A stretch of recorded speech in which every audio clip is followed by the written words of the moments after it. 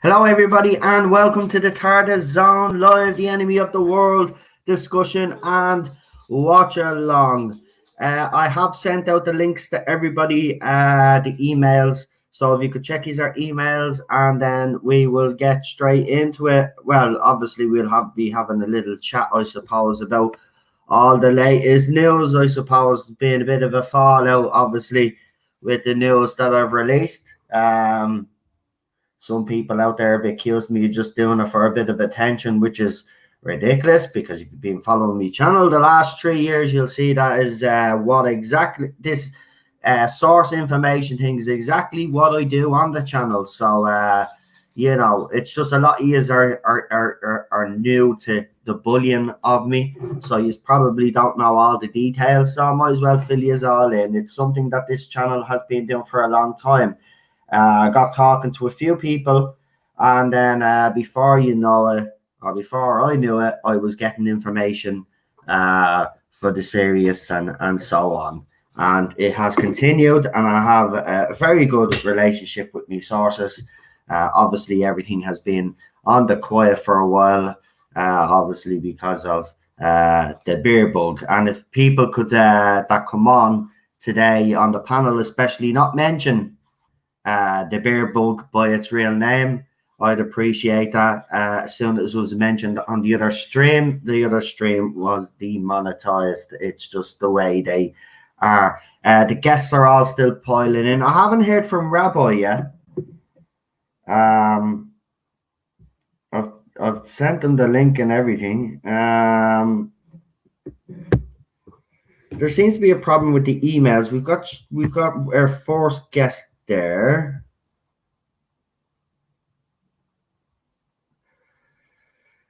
But this is what happens when I change it around, but I had no choice, you know, because, like, you know, I'm not going to stream on the wife's birthday, obviously. But I, you know, maybe I should cancel.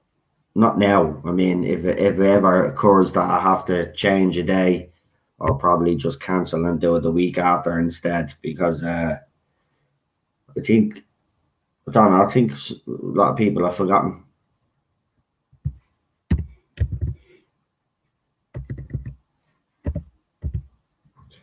So just give it a second. Some of you might get an email now in a second. I've sent a second round of emails to everybody just to make sure. Oh, there you all are. Look at you all. Look at you all beautiful people there waiting. Well, we got a couple of more people to join us, but we'll introduce you all one by one, and hopefully the rest of the guests join us. Lee, I have sent you that email again. I'm just going to text the other guest on Twitter real quick to see if they're actually going to show up tonight.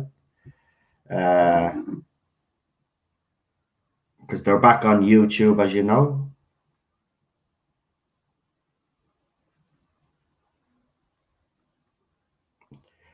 We're nearly done. Enemy of the world. Right, let's go. We've got, oh, look at this. Look at this. All these beautiful people in the, there we go.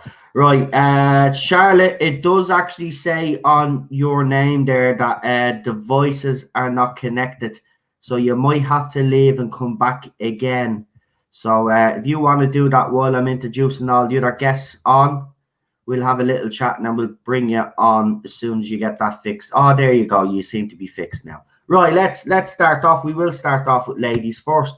So I've already gave her name away. So you all know she's here. So it's Daniel's. No, Daniel is our sidekick. That's what I would say. So it's the other half of Daniel and Charlotte. Charlotte, welcome to the TARDIS Zone. Is it working? It is. You're working perfect now. Welcome. Oh, Rabbi, just because I knew you weren't now. It was after 6 anyway, but I forgot to tell you. Charlotte is joining us, so if you could send her the story so she can watch along with us. I forgot to actually say that to you. Sorry, with all the stuff that was going on yesterday, with the birthday and drinking and stuff, it literally slipped out my mind. So I'm sure Rabbi will sort that out for you, Charlotte. But welcome along to your first. I think this is your first classic who stream along. It is, because I'm usually doing new, aren't I? Yeah. So it's nice to have you here. So it'll be interesting to get your point of view on a bit of classic Who, and it's a good story as well. So let's bring on our next couple of guests, and we will be having our special guest joining us. They said they will be popping in. So I think you all know who that is. Right, let's bring him on. He hasn't been here in a while, and I'm delighted that he actually is here because I have to say the classic watch-alongs are great, but it's always great when you have someone like Retro Doc that does have some nuggets of information, and I'm delighted he's back. So I have to be honest, this guest, I'm really I got a big smile on my face. It's nice to see you, Gary. Welcome, Retro Doc. Pleasure having you back on. How are you doing, pal? Oh, you've no sound. You've no sound. You've no sound.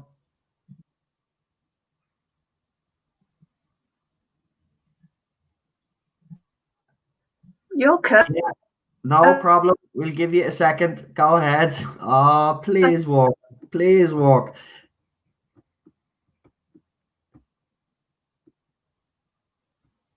Right. We'll give Gary a second to Start you, mate, when it comes to get his sound started. So we'll keep bringing our guests on because we have everybody waiting. So right. So let's bring him on.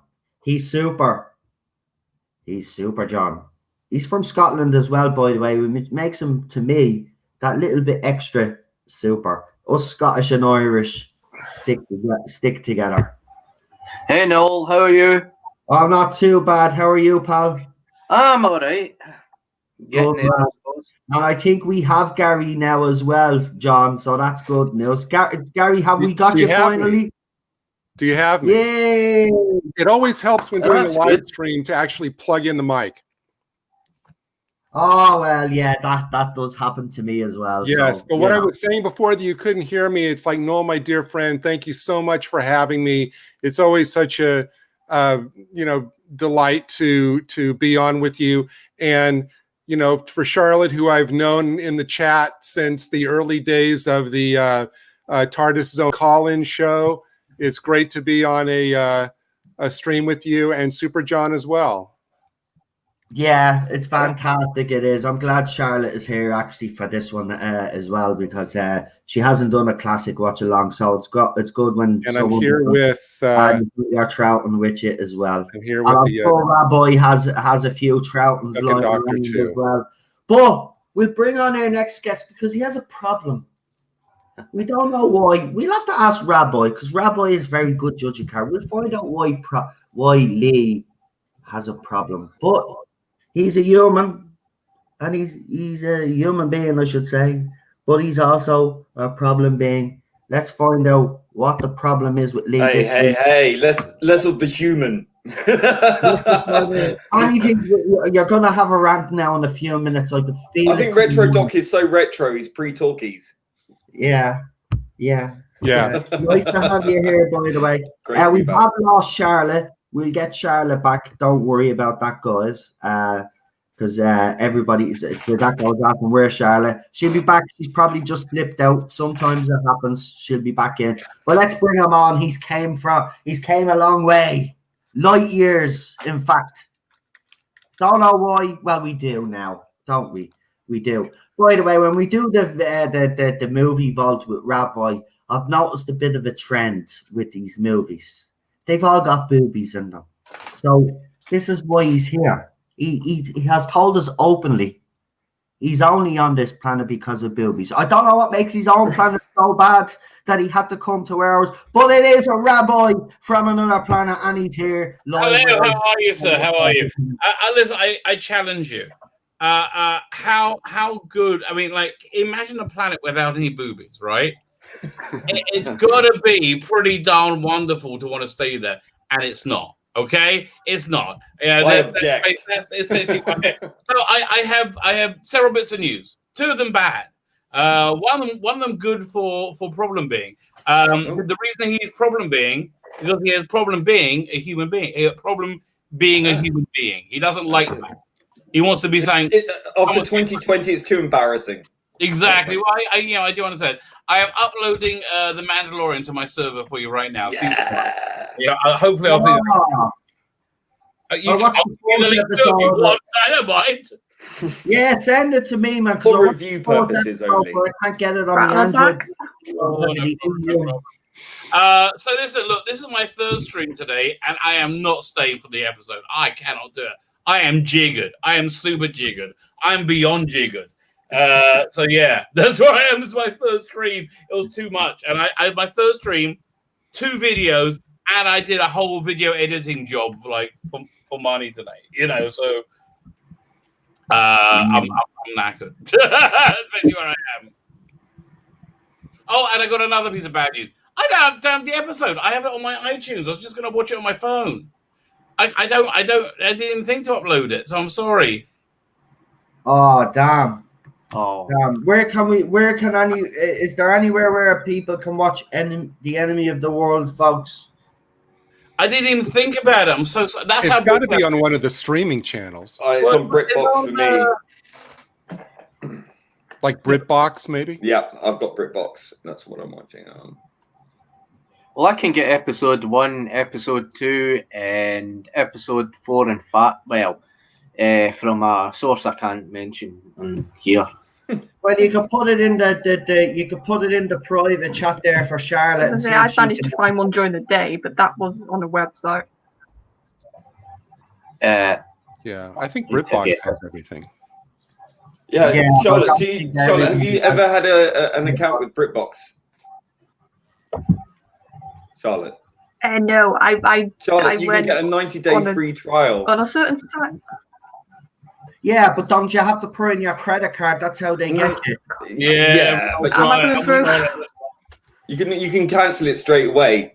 Yeah, but and it's still Hey, Charlotte, Noel will text you his credit card number, and you can and PIN. No, I watched the episode, so I can talk. I watched it during the day. There you go. Well, no, everybody agrees with your rumor/theory.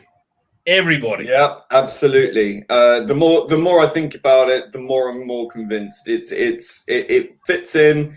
Listen, Tim Davie is a hatchet man. He's there to do the Michael Grace shit. Yeah, and we want a tree cut down, baby. Century. He's part of the BBC commercial wing. Okay, he was put in place. I guess under duress, because no way would they want him to be in charge, but he is. That must be why they brought him in. Because look, BBC's in big trouble. Yeah, and he is a capitalist. He knows how to market the BBC because he marketed Doctor Who Top Gear. That's the thing, he will, and that's what we want. Though we want someone in there that we think the license fee is going. Okay, that it's going, and the fact is, they are going to become a commercial arm. This is all set up for the commercial arm. And don't forget, he's not going to be on his own. So all this stuff about Lineker and all this stuff. Listen, the government, the Boris's government, is set to appoint the chair for the BBC as well. So he's not going to be on his own. Yeah, exactly. Bear that in mind. Honestly, I think this is curtains. My guess is they put the Revolution of the Daleks out on not a huge traffic slot on New Year's Day, like earlier in the day, regenerate her, and we're done. I came up with that theory last night on Twitter because I put the 2 pieces of information together. Yeah. We have been told now there is denial from the other side, obviously. That extra scenes were filmed. We know this for a fact because some student in a student complex actually took photographs of Manip Gill, Bradley Walsh, and Tolson Cole walking in the snow. Right? Walking in the snow, that was an extra scene. We also know that John Barrowman's cameo was actually added in after the fact. We do know for a fact, because multiple sources last year spoke about it, that there was a regeneration scene filmed. Now, this is my theory, right? What Rabbi's just had to say. I actually think there is a possibility because of the beer bug. Just because of the beer bug. And this is why it's only happening. The beer bug has actually given the BBC the opportunity, believe it or not. Right, and I know it's not what we want, and not the way we'd want it, but they have an opportunity now to get rid. They can get rid if they want, or they can get rid of the show. Right now, people say, "But what about the contracts?" Listen, contracts can be broken. BBC can pay back money. Yes, their reputation. You know what? No. They can still fulfill the contract. They can still fulfill the contract. She could regenerate the special, is what I'm trying to say. Yeah, exactly. No. Even the BBC boss, the Wales fella, the boss in Wales has said, under the current restrictions, you wouldn't be able to film Doctor Who They wouldn't be able to give you the quality of product that they want. Now, for anybody that knows anything about the HBO Max and China deals, all they have to do is, right, it doesn't matter how good the quality of the show is, though, but all they have to do is produce Doctor Who up until a certain time frame, right? They are going to actually break that contract because of this beer bug. The contract is going to be broken because they're not going to be able to produce. I hear it, but this is what I think they could do. They could, rather than break the contract, they could very reasonably delay it a year, which will give them time to get a whole production team in. They reboot for the 60th. Yeah, or renegotiate the contract. See, they're in a position now where before they wouldn't have been in the position to renegotiate, but now they can be because of their beer bug. It's much easier for them to keep the money if they get delay the production for a year. It's completely reasonable. The simple fact of the matter is the BBC is in massive trouble. I mean, they're in fits of chaos over there. Listen, if the BBC was not in absolute chaos, there's no way Tim Davie would be placed as the Director General of the BBC. He's already come in and said we're losing the license fee. It's inevitable. That was his first day. Well, I have to ask the question because I have to play devil's advocate here, but someone has actually mentioned that if you're by bringing him in, though, and he has given a warning about all these radical left shows and stuff like this, but some people are saying if he goes out and bans them, right, and says, right, you can't make them, is that not like denying free speech? Are they not supposed to? Well, where's the free speech for the other side? I mean, it's not balance. He's saying he wants balance, and you have to have balance of opinion. Okay. He's saying quite rightly the BBC should be making output for the entirety of the country, not your tiny champagne socialist sect. Twitterati, yeah. Now, I have to say, the news obviously has caused an awful lot of controversy, as I said before. I brought you change, my dear, not a moment too soon. And I've been accused, obviously, of just doing this because I want attention and stuff. But you guys have been following me a while. You know that this is. You know how cynical I am of rumors. Now, in fairness, I just want to say something though. If we've gotten to a point, and I wrote this up on Twitter, we've gotten to a point in the fandom where YouTubers, I don't care whether you like me or not, but there'll be other YouTubers out there that will actually do the same thing. Source information, rumor, speculation, whatever it is, right? So you need to tell me we came to a point in the fandom where that's not allowed, because you should see the reaction to when I put that video out, the fourth video, and then we put the stream on it. It's been absolutely diabolical. I love it. They just can't accept, right? They'd rather believe, right? Here's the thing, though. They'd rather believe a rumor from a fake account, which we all exposed, including the other side, this Doctor Who official account, which turned out to be fake, right? By the way, I've got another whopper for you in a minute, which is going to send you most of you over the edge. Okay. But what you call it? I lost my train of thought. But going back to this thing, yeah. So here we go. These accounts, right? You're not going to believe this. Apparently, Donna Noble is a lesbian. Is she? No, she's not. Okay. married. Yeah, Donna Noble. I'm just going to say this about Donna Noble. Donna Noble in the show was married twice. She was married to the man. What's his face's name in that? Yeah, Wayne, wasn't it? Right, and then she married your man at the end when what you call him? Yeah. So she is was this the big finish thing? Right? She's flirted with Jack. She's flirted with other men while she was with the doctor, and you're all telling me she's lesbian. By the way, I want to show you this because this person is claiming that this message came from BBC Direct themselves. Right now, here's the thing. I've looked at the official account. It's obviously coming from Twitter. Here's the thing. Two things that strike me about this. Number one, the Twitter Doctor Who account doesn't have a little envelope on its account, which means they don't send private messages, right? But this person is claiming that they were sent a private message. Now, because this person is well known with a few of us here, and I've had run-ins, and this person's nasty, sent a whole pile of people. Oh, you know who I'm talking about. We won't mention their name, but it's this person. I've covered their name anyway, but it was this person that actually wrote this, right? And they actually show a screenshot. So I have the screenshot, and this is supposed to be from BBC's official account, Twitter. Now, which can be hacked. It can be, Gary. I agree with you 100%. It can be. But I just found this. I don't know what you guys think. I'm just going to show you. Hold on, I'm just searching my name here. Well, those looking for that.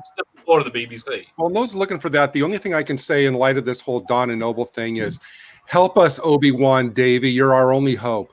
Oh yeah, I was going to say. Because of your thing, I put this out there. I just want to show my thumbnail. I like my thumbnails. So you know what, Rabbi? I don't like your thumbnails. I love your thumbnails. They are always so imaginative. I think they're the best thumbnails out there on YouTube. I really do. Yeah, I agree. I agree. The more you know you're doing something right. I agree. Listen. Anyone who's got a source within BBC in Cardiff, you can probably disregard anything that they say because they are losing this war. Yes, they are. It's the commercial arm that's taking the lead now because BBC is being forced now into being a commercial they have to enterprise. It's the way it's run now. It's archaic. They need to drag themselves into the. And this will spell disaster for these people that have agendas because BBC will be looking at this from a financial point of view for a change, and they're all about making money, and they should be, which means that the quality of stuff that we get off them will improve greatly because, there's no way that they're going to, make these changes and not start making good content. Tim Davies already flexed his muscles by overturning the Land of Hope and Glory and all that kind of stuff with the BBC. He did overturn. Good for him. Yeah. So I mean, he's already saying, "I'm here, baby." Yeah. Right. And don't forget, he was the one who marketed Doctor Who to America. Right, that was the point that Dan was making when I was on the stream with him earlier. He said that Tim Davies was the guy who oversaw the growth of Doctor Who in America, which was massive, and saw the exact moment and knows exactly why it imploded. He must be livid. He's got to be keeping an eye on what's been happening. Well, listen, since you guys earlier drew the parallel, to the 80s with. Davey kind of being a hatchet man, kind of similar to the role that Michael Grade played. Does that mean that we can all look forward to a new version of Doctor in Distress with Chibnall, Jodie, and all the J-bots? That'd be funny. I look forward to it. I'll even buy it. Right, so there you go. There's the tweet in question. In the middle. From? I can't tell you because the person will go and accuse me of bullying them. They'll accuse me of sending them. Why is it a screenshot? Why does it look like a screenshot? Can we actually confirm this by going onto the Doctor? Well, I went onto the Doctor Who official and it was 22:38. So, of course, being a bit of a brain box myself, I went and had a look. There is no sign of but this looks like an official message because that's don't be silly. Lee, when you send messages to me on Twitter, and send each other a love heart or a thumbs up or something, that's the way it's What does the BBC care about a character from a show that hasn't been on air for years and it has nothing to do with the current production? I'm just trying to highlight. I know. Listen. I know this is bullshit. Listen, I know it is, but it needs to be highlighted because this is the type of stuff that they're doing. They're blaming us for being toxic, but yet they're doing all of this crap. Right? They're only doing this crap because they know someone out there will react to it. Every day, another same person. Some poor little fella or girl that doesn't like this era actually reacted to this, and that's what they want. Then they send our bullies to them. Oh, look, they're harassing them. No, you're missing something. Every day, the normal people are seeing their cities on fire, and they're seeing who's burning them, and it's not us, and it is them. Yeah. Every day. Yeah. Exactly. One by one. Forget you don't have to do anything. They know they're crazy. They're shitting on their own doorstep. And then wondering why it smells. And it's like, look, people are noticing this kind of thing happening and they're not impressed. That's one of the truths that is them. Another thing I want to highlight just before we do start the watch along today. Another thing that was highlighted by this account that's taken screen grabs, which I find hard to believe. So do you know the way that account that takes screen grabs of me, you, Rabbi, Liz, Super Johns, whoever has an opinion? Well, they're accusing these two accounts of putting those nude pictures up of Jodie Whittaker, right? So they came to me basically to give out, because I'm not highlighting this or whatever the crap, right? So I said to them, show me the evidence. I said, show me the screen grabs and blah, blah, blah. That's a scary word, evidence. Right, you'll see it.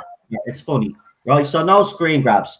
So then it was like, well, they must have deleted them. So I made the point then. So you mean to tell me that an account that goes around taking toxic fans screen grabs, as you say, or people send them to you, not you or one of your people that grabbed these screen grabs never thought to grab the screen grabs of the two most toxic accounts by the sounds of it, but you took all the screen grabs of our accounts, but you forgot to take screen grabs of that account. You don't need Sherlock to see what's happening here. Listen, bloke. Not very impartial. Let's put it that way. You can't trick someone that's smarter than you, right? If you have any evidence, show. If not, shut the fuck up. Simple as that. Pretty much. You're going around saying vile stuff, and you're not even actually showing any evidence. And by the way, another thing as well, I will say, no, they don't have anymore. Last dying gasp. You're not toxic accounts. You're not targeting toxic accounts at all. You might the odd time, but what you're clearly doing is you're targeting anybody that has a different opinion. Now, we've got someone waiting in the background. He hasn't been on social media in a while, but as far as I know, I think he's back now for good. Take that what song would say. I want you back. I want you back. Right, so he's back. The Trigger Train. Yeah. Oh, great. The man himself put the ball strike. Yay! No offense, but I was gonna leave anyway. I'm knackered. You're leaving? I come on. No, Rabbi, don't leave. We got a good Brady Bunch thing going here. Yeah, I know. I don't want to do the ironing. It's a shit celebrity squares. Listen, it's what we should do. Honestly, I'm going. I'm knackered. Good night. Yeah, Rabbi is Rabbi. Paul Lind in our Hollywood. Bye, Squares. Rabbi. Bye, Rabbi. Oh, right, okay. Right. See, it's all your fault. How have you been? I have been busy, Noel. Yeah. So I overheard, were people being dicks on Twitter again? Yeah. Oh, really? That's never happened before. Well, of course, to be dicks. No, Bolt Trek, we were talking about the Twitter post that you put up about Donna. Huh? Just Oh, he doesn't know, does he? Bolt, you know the latest thing. So apparently, one of these. Just show him. Just show him. Just show him. Do you want me to show him again? Just show him. Just show him. Right. Okay. Well, say nothing. Just show him. Yeah, then we'll get just unfiltered reaction. Actually, yeah, we'll just get his fresh reaction. Yeah, that's a good idea. Right now, whatever you do, right? Whatever you do when you react, remember that we all feel the same way. Right? Okay. So I am part of the representation and I can concur. Right. You're not going to believe this. They must have pulled this out of their asses. Because you don't know who the they is. So to speak. Yeah. Well, I do know who the they is. Oh, okay. I've censored them because this person is Lee will tell you. Okay. You can't even put one of their tweets up on Twitter and they accuse you of all sorts. So I have really, they do that on Twitter? Oh well, I've never heard. I've never heard tell of that. Just for safety reasons, because I don't want another wave of J-Box because I'm getting them every day anyway. But they forgot about me, Noel. I was gone for 2 months. Yeah, I know, but well, they kind of did. They were still bringing up the conversations. You're still wait until you do a video, mate. Mr. Tardis reviews the usual gobshite. He couldn't help bringing your name up a few times these last couple of months, mate. He can't. Citation. Right, there you go, Ballstrick. Knock yourself out there. I'll let you read it. Just a minute, I got to move this over to another monitor so I can actually read it. Would you like me to read it? Okay, Doctor Who official, I cannot answer much due to spoilers, but our team can confirm. Jesus fucking Christ, I've been back for one goddamn day. Donna is not a lesbian. She's married to a fucking dude. Right, but I must point out that we've made a few observations here, right? Number one, if you go onto the Doctor Who Twitter account, you will see that they don't actually send personal messages. And this is a personal message. You can see the date stamp or the time stamp there. It says Doctor Who official, because when we send each of our messages, send thumbs ups or love hearts, that's the way it goes. And it shows the string there, which means that there's 4 people in that conversation there. So yes, while it might still have the official Doctor Who picture that they use and might say Doctor Who official, this account is an account that's accused me of all sorts, so I would say that this is allowed. Do I know who this lovely account is? You do know who this account is. Yeah. Is it by chance run by a little man, or sorry, I guess I can't call that sits on a Game of Thrones chair? This one is run by a female. Oh, she's the one that said she couldn't believe people like us exist. Well, I'm glad you're wishing me out of existence. Thank you. Here's a question though. Why would the official Doctor Who account put out any announcement that starts out, "I can't say much"? Yeah, I mean it's ridiculous. Not only that, but in a private, knowing that this could get leaked like that. Yeah. It's nonsense. Anyone who did that would be fired on the spot. She was married twice in the show, as I said. Silent in the library. Married in. She did have The Office. Yeah. But here's the thing: we're reacting. I'll be right back. Here's the thing: we're reacting exactly the way that I think whoever created this fake tweet want. Because how do you do it? You take a well-loved character.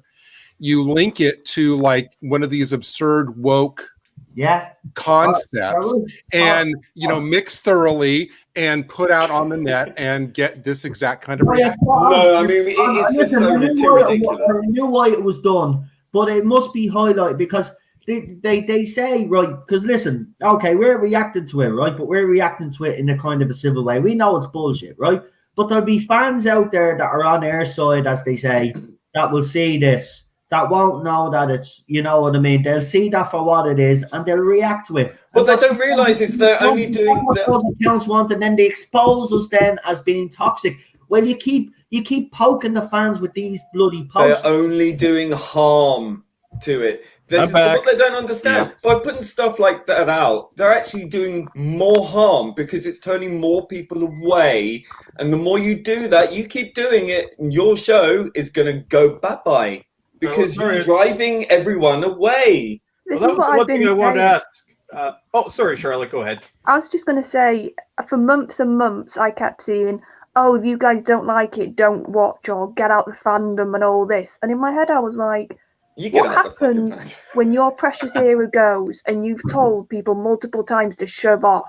Do you think they'll come back for the next era? You guys don't understand. Oh, they won't care because they'll be gone with her.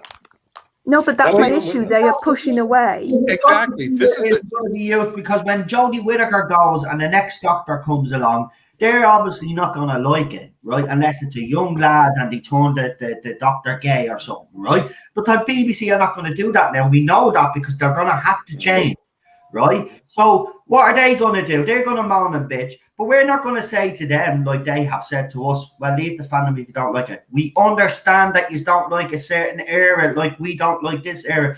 The fact is, you don't understand that, and if we don't like it, we're, as you said, we're labeled sexist, bigots, racist, whatever it is, or, well, get out of the fandom. And Charlotte is right. You hear that a lot. Well, if you don't like the show, leave. But that's not what a fan is. Fans don't just walk away when the talk is going, you know?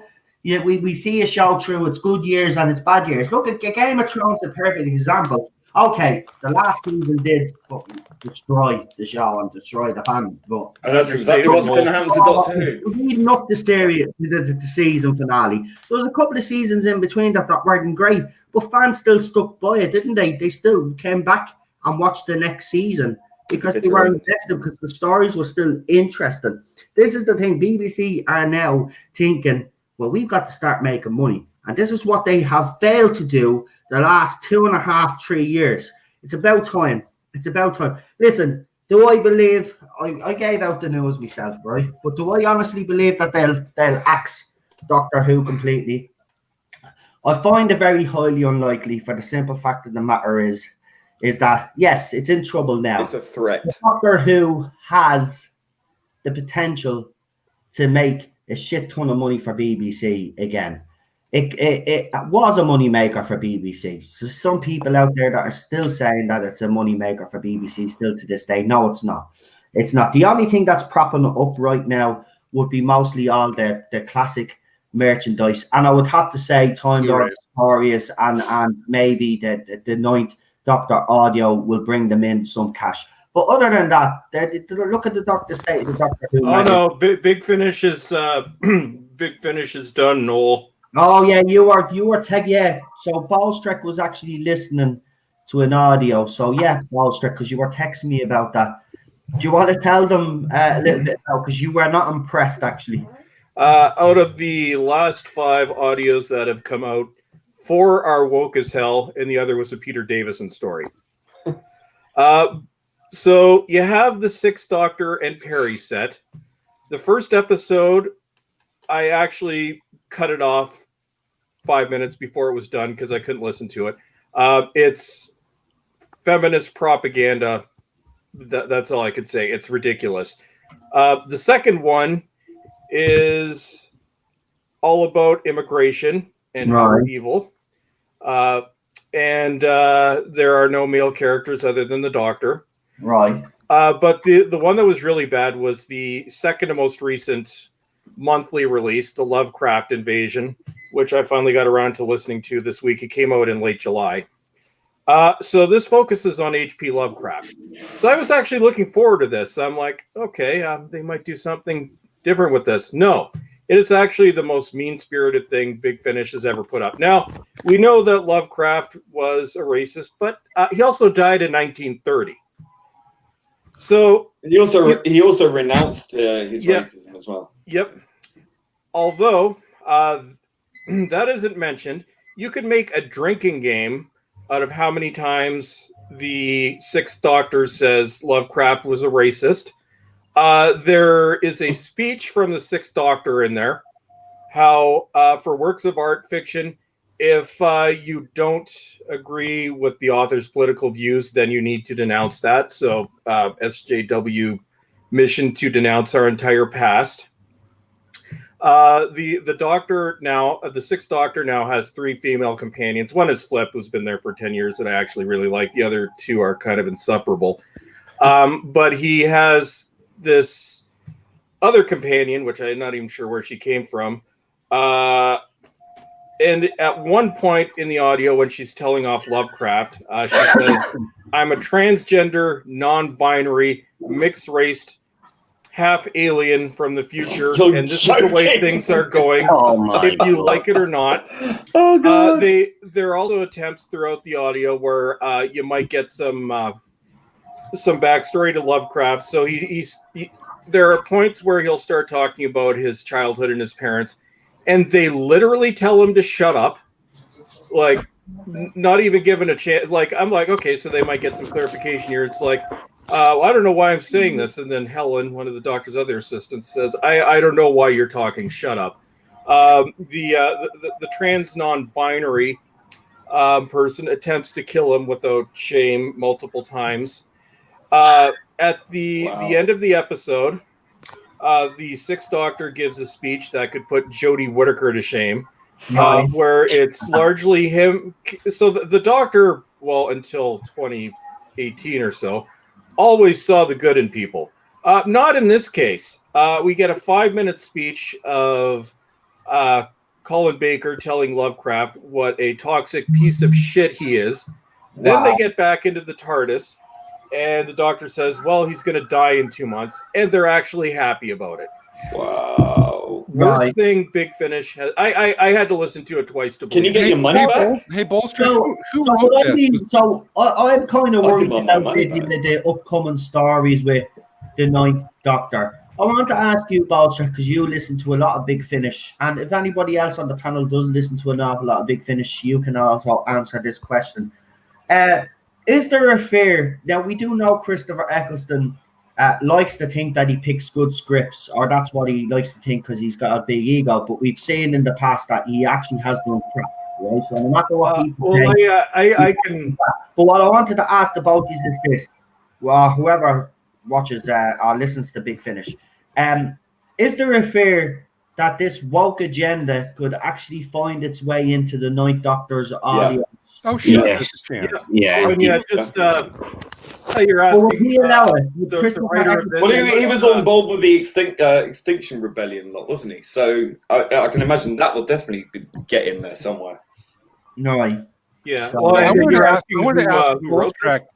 ask Bullstrack, who do you know offhand who wrote the Lovecraft one? Was that one of the long established Big Finish writers, or was this like a new writer? It was a guy by the name of Robert Valentine.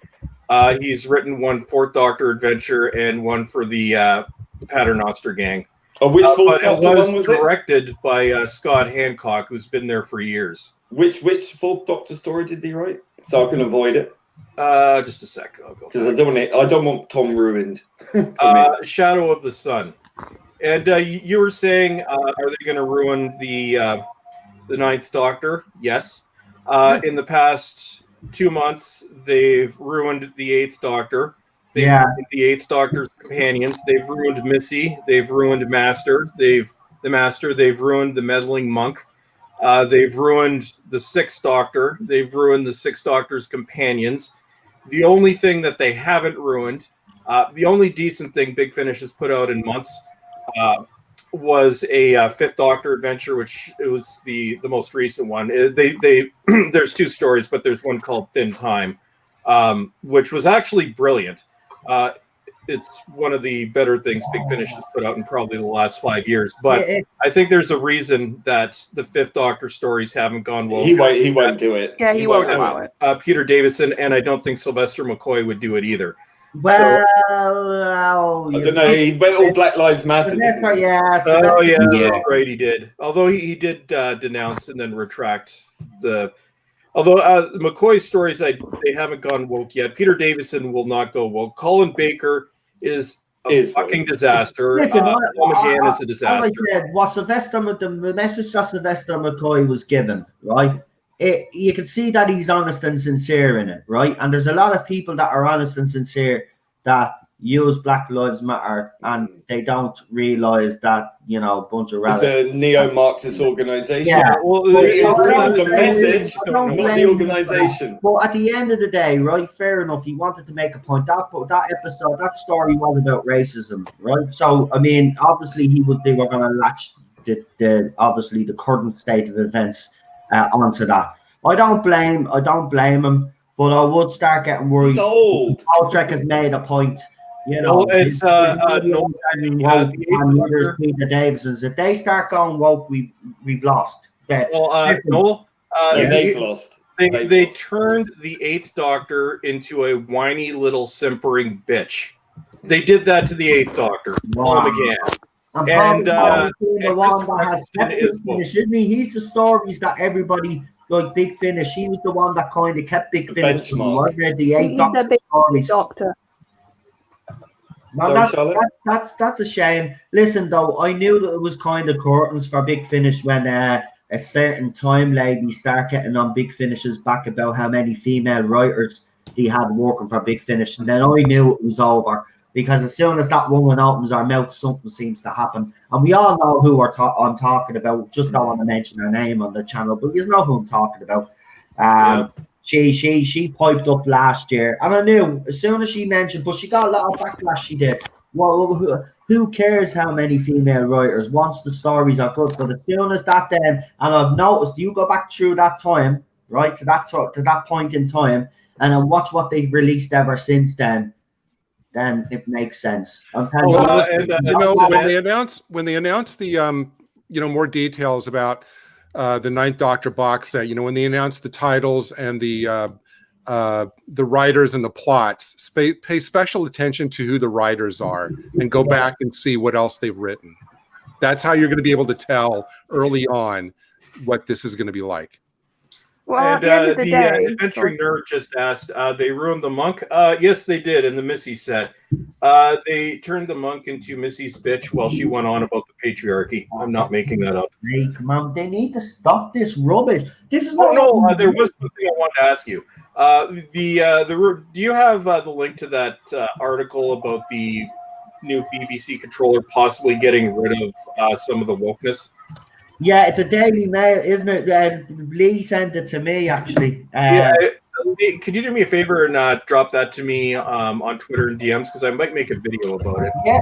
So I couldn't find it. I'm not on Twitter because I'm still under suspension. Okay. You're suspended again? What? I got suspended this time for defending William Shatner from these crazy people who insisted on calling him a cis white male.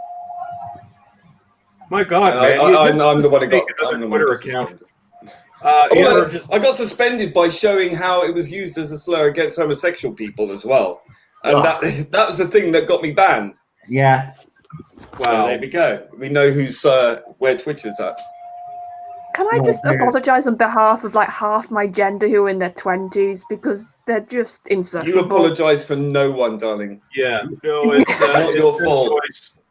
You don't need to apologize for idiots out there. At the end of the day, the morons, right? That's what they are. The morons. They pander. BBC being pandered to them long enough. They've gotten a little bit of power. The power has gone to their heads, but it's finally all starting to come apart. At this, they could see it. They could see it slowly going. The power slipping from their hand. This is why we're getting this backlash. And the adventuring nerd says he's also apologising for his generation.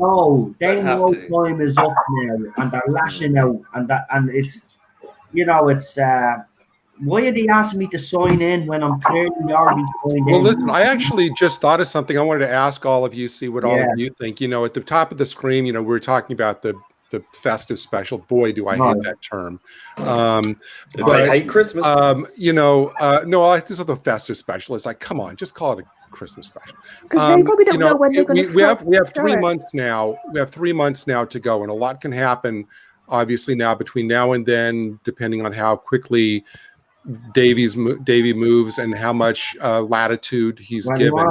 So do you think my question is this, do you think that depending on how all of this shakes out, that there could be some re-editing to the ending of the Dalek special to either, make it more of a definitive end, or, you know what I mean?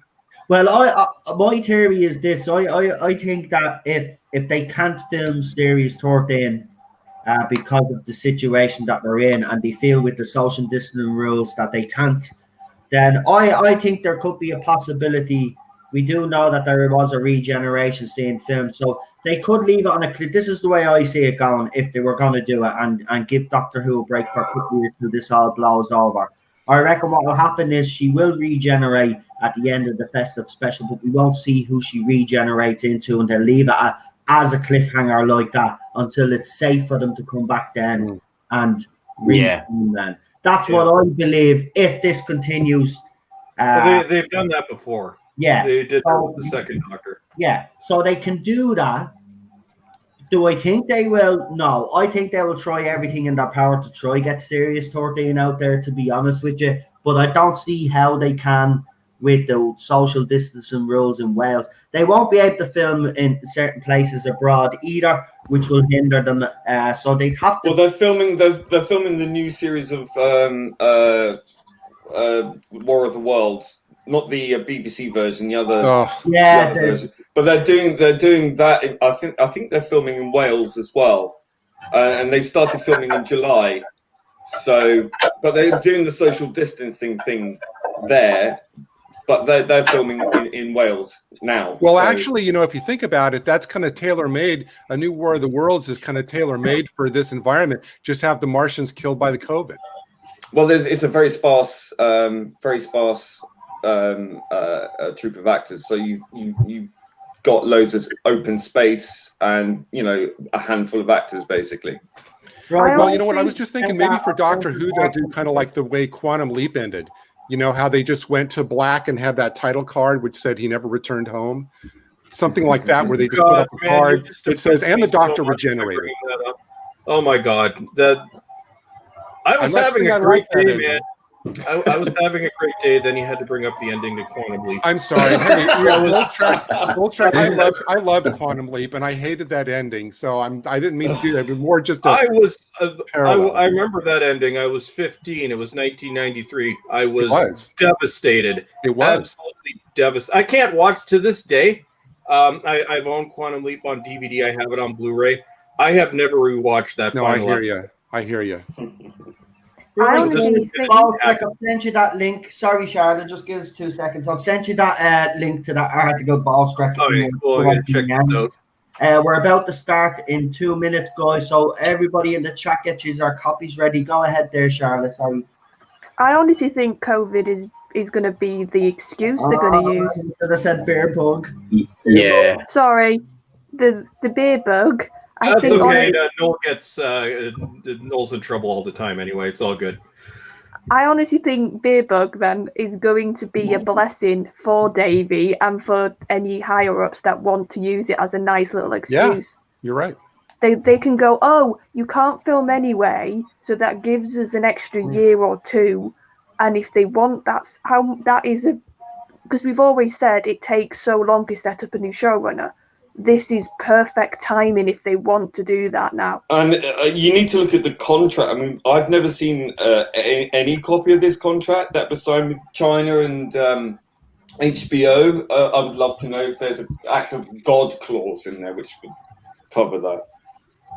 Well, here's the thing, though. They're still going to be in breach of their contract anyway because they can't film on times, which means they're going to be late with the first part of their deal, which is to give China and the HBO Max the new series of Doctor Who, and they won't be able to do that. So, in fairness, as I said, this gives the BBC a bit of breathing room to actually renegotiate this contract, which I don't think anybody on the other side has really thought about. That the beer bug would actually. Well, the claim is that they've already got the money.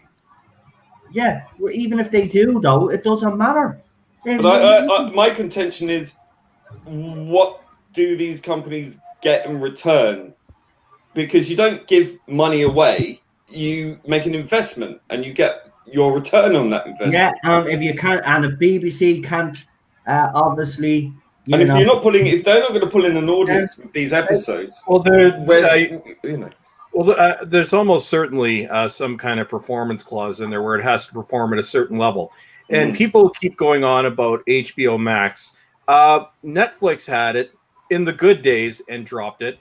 Amazon Prime had it in the good days and dropped it. HBO Max, which will be a much smaller streaming service than the other two at launch, is picking it up just after the show has died. Yeah. Yep. I mean, they could just shift it to like other upcoming, BBC productions. Just kind of do it that way. Yeah, do another deal we'll give you something else instead. It's like we'll give you exclusive rights to like Good Omens 2 or something like that. Yeah. Well, we'll have to see what happens anyway. I think it's interesting anyway, and I have been in contact with these sources, and I've said, listen, if there's any follow-up information or any more details that you can give me, let me know. So I will be kept, I've been told I will be kept informed, so there will be more news to come out from this channel. And as I said, and we've made it very clear on this channel to what, I don't know how clear I had to be, but I put a disclaimer on, but half of the morons out there don't actually read the disclaimer because, you're going around spreading lies. I put a disclaimer and said it's all rumor and speculation until either verified or dismissed. What do you not get? I think you need to bang your heads against the wall and shake up the sawdust that's in your brain. All you have to do is look at this logically and look at, the fact that you didn't know about this current article that was 3 days prior to your source coming out with this, it rings true. It's got a ring of truth about it. If it's coming from a source and it's coming from the papers, yeah, I think there's definitely a wind of change coming, and that fog is rolling over the hills. It's beginning, and bearing in mind as well, we've got the new chair to come as well. The point that I'd make is this, though.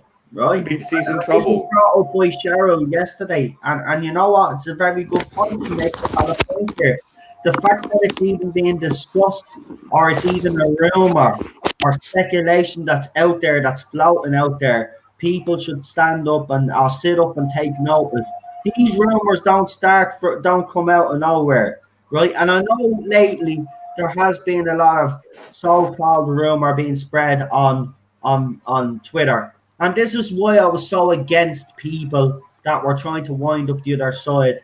Because for the simple fact is that when someone comes out like me that actually has a nugget of information, we're automatically going to be classed and put in the same label as the other people that have been spreading malicious rumors. And yet that rumor of Donna being a lesbian, I bet they celebrate that one. They say, oh yeah, that's definitely true. That's fine. That's okay. But if you come up with something you actually have a source that's been proven to have been true in the past, and they dismiss it and get angry about it, it's like, well, that's the double standard right there for a start. Yeah. And the thing about it is I've always kept those screenshots of the proof. I've got a video up of the proof that BBC had a video. Bearing in mind as well, if they've got a BBC source, which source in the BBC? Because the BBC isn't one entity.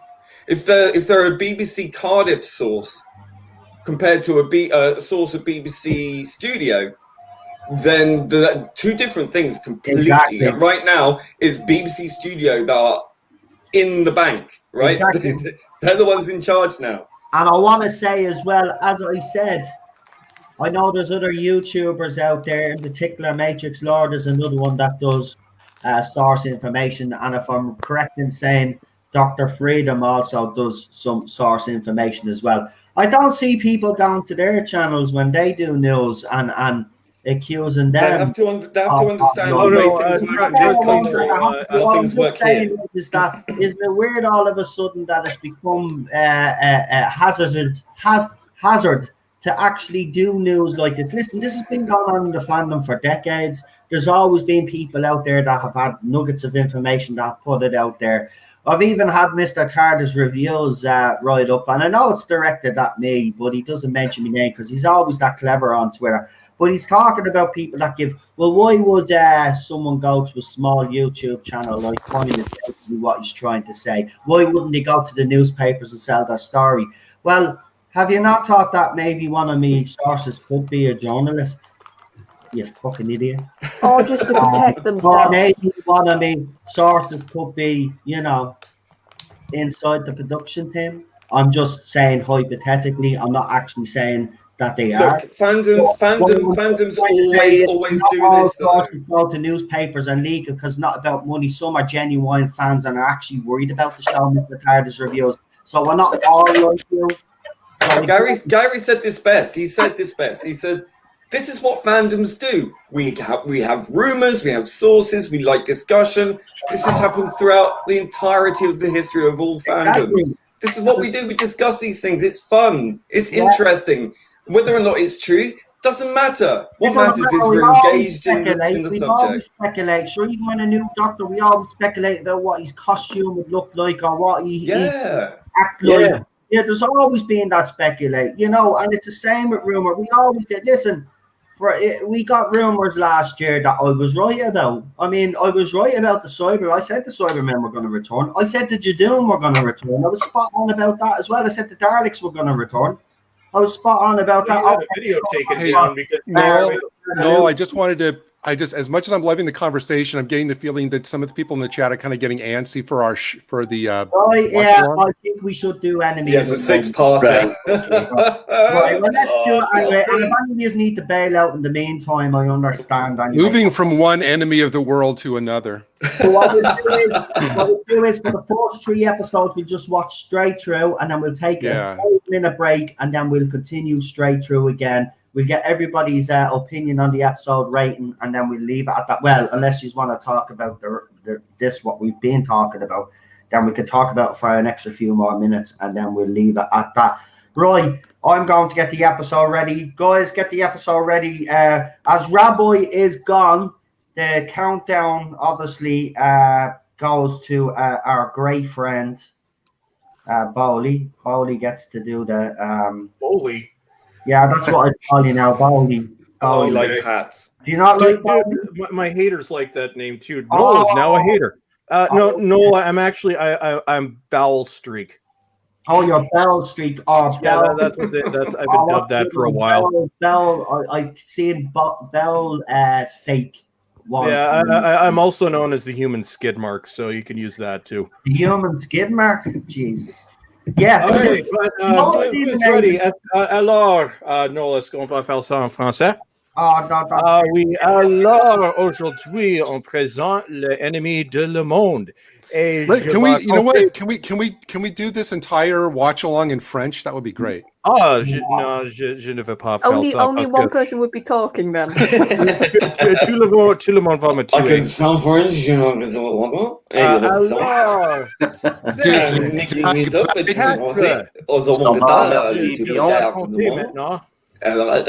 Je vais compter. Alors, 5, 4, 3, I'm just realizing something. Qu'est-ce que tu veux? Did Rabbi not send any of us the link to Enemy of the World? I haven't. No, because he said he hadn't uploaded it. He said he hadn't uploaded it, so I've found something alternative. Oh, so it's in the chat. We have to go looking for it then. Oh, shit. It's in the chat, private chat. I love the organization. Yeah. You know what? I want to say that the only French I know is "Does you dag bet?" I know Inspector Clouseau. I know Inspector Clouseau French. That's the only French I know. Well, for you guys, this was my first ever Troughton episode I watched. So this was my first experience. I'll get it. Don't worry. I'll get it in 2 seconds. I actually have a site that here because obviously Europe is a little bit different. But I know a site. I have an actual site where I can get all of the complete Doctor Who classic, including the telly snaps and the reconstructions. So I'm going into that site now. So, and you know what? I actually could I throw out that we kind of dedicate this stream to Mr. Philip Morris, without whom we would not be doing it? Yes. Yes. Actually, he's away. He has said he will come on to the channel. So we will have Philip on at some stage to talk. Obviously, Classic Q, and maybe go into. Oh yeah, Ballstrick, you've obviously been missing. So the J-Bots had a pop at him, accusing him of keeping an episode of a Troughton story to himself and not giving it to I'm assuming the enemy or the Web of Fear missing episode. Yeah, they're on crank. Yeah. They just stir up drama to create drama. Well, he's Chris Person in the chat is suggesting Daily Motion. Yeah, that's where I the usually problem with Daily Motion is you get an ad every bloody 30 seconds. Oh, that's a problem. No. Even with ad blocker, it doesn't work. I'll get it. Trust me. I know. I know a bloke who knows a bloke who knows a horse and knows a bloke. I know. I can get this. Just give me a second. The problem with this is that on my phone, because I'll have to watch it on my phone, right? You have to put in keywords, right? Which I've done, but if I put it on my computer, basically I get it straight away. But for some weird reason, when I do it on my mobile phone, I need to get Noel a new computer. Yeah, no retire chance. The goddamn Chromebook. Monetizing him. Hey. Oh, by the way, just because I was telling a few people. So, as you all know, due to me accidents that I've had, I've been on disability. But the Irish government have decided that I don't qualify anymore and have taken me money off me. So we're literally living off Cheryl's money now the last week and a half. I've obviously appealed it, but yeah, they've decided to take me money off me. So I've paid.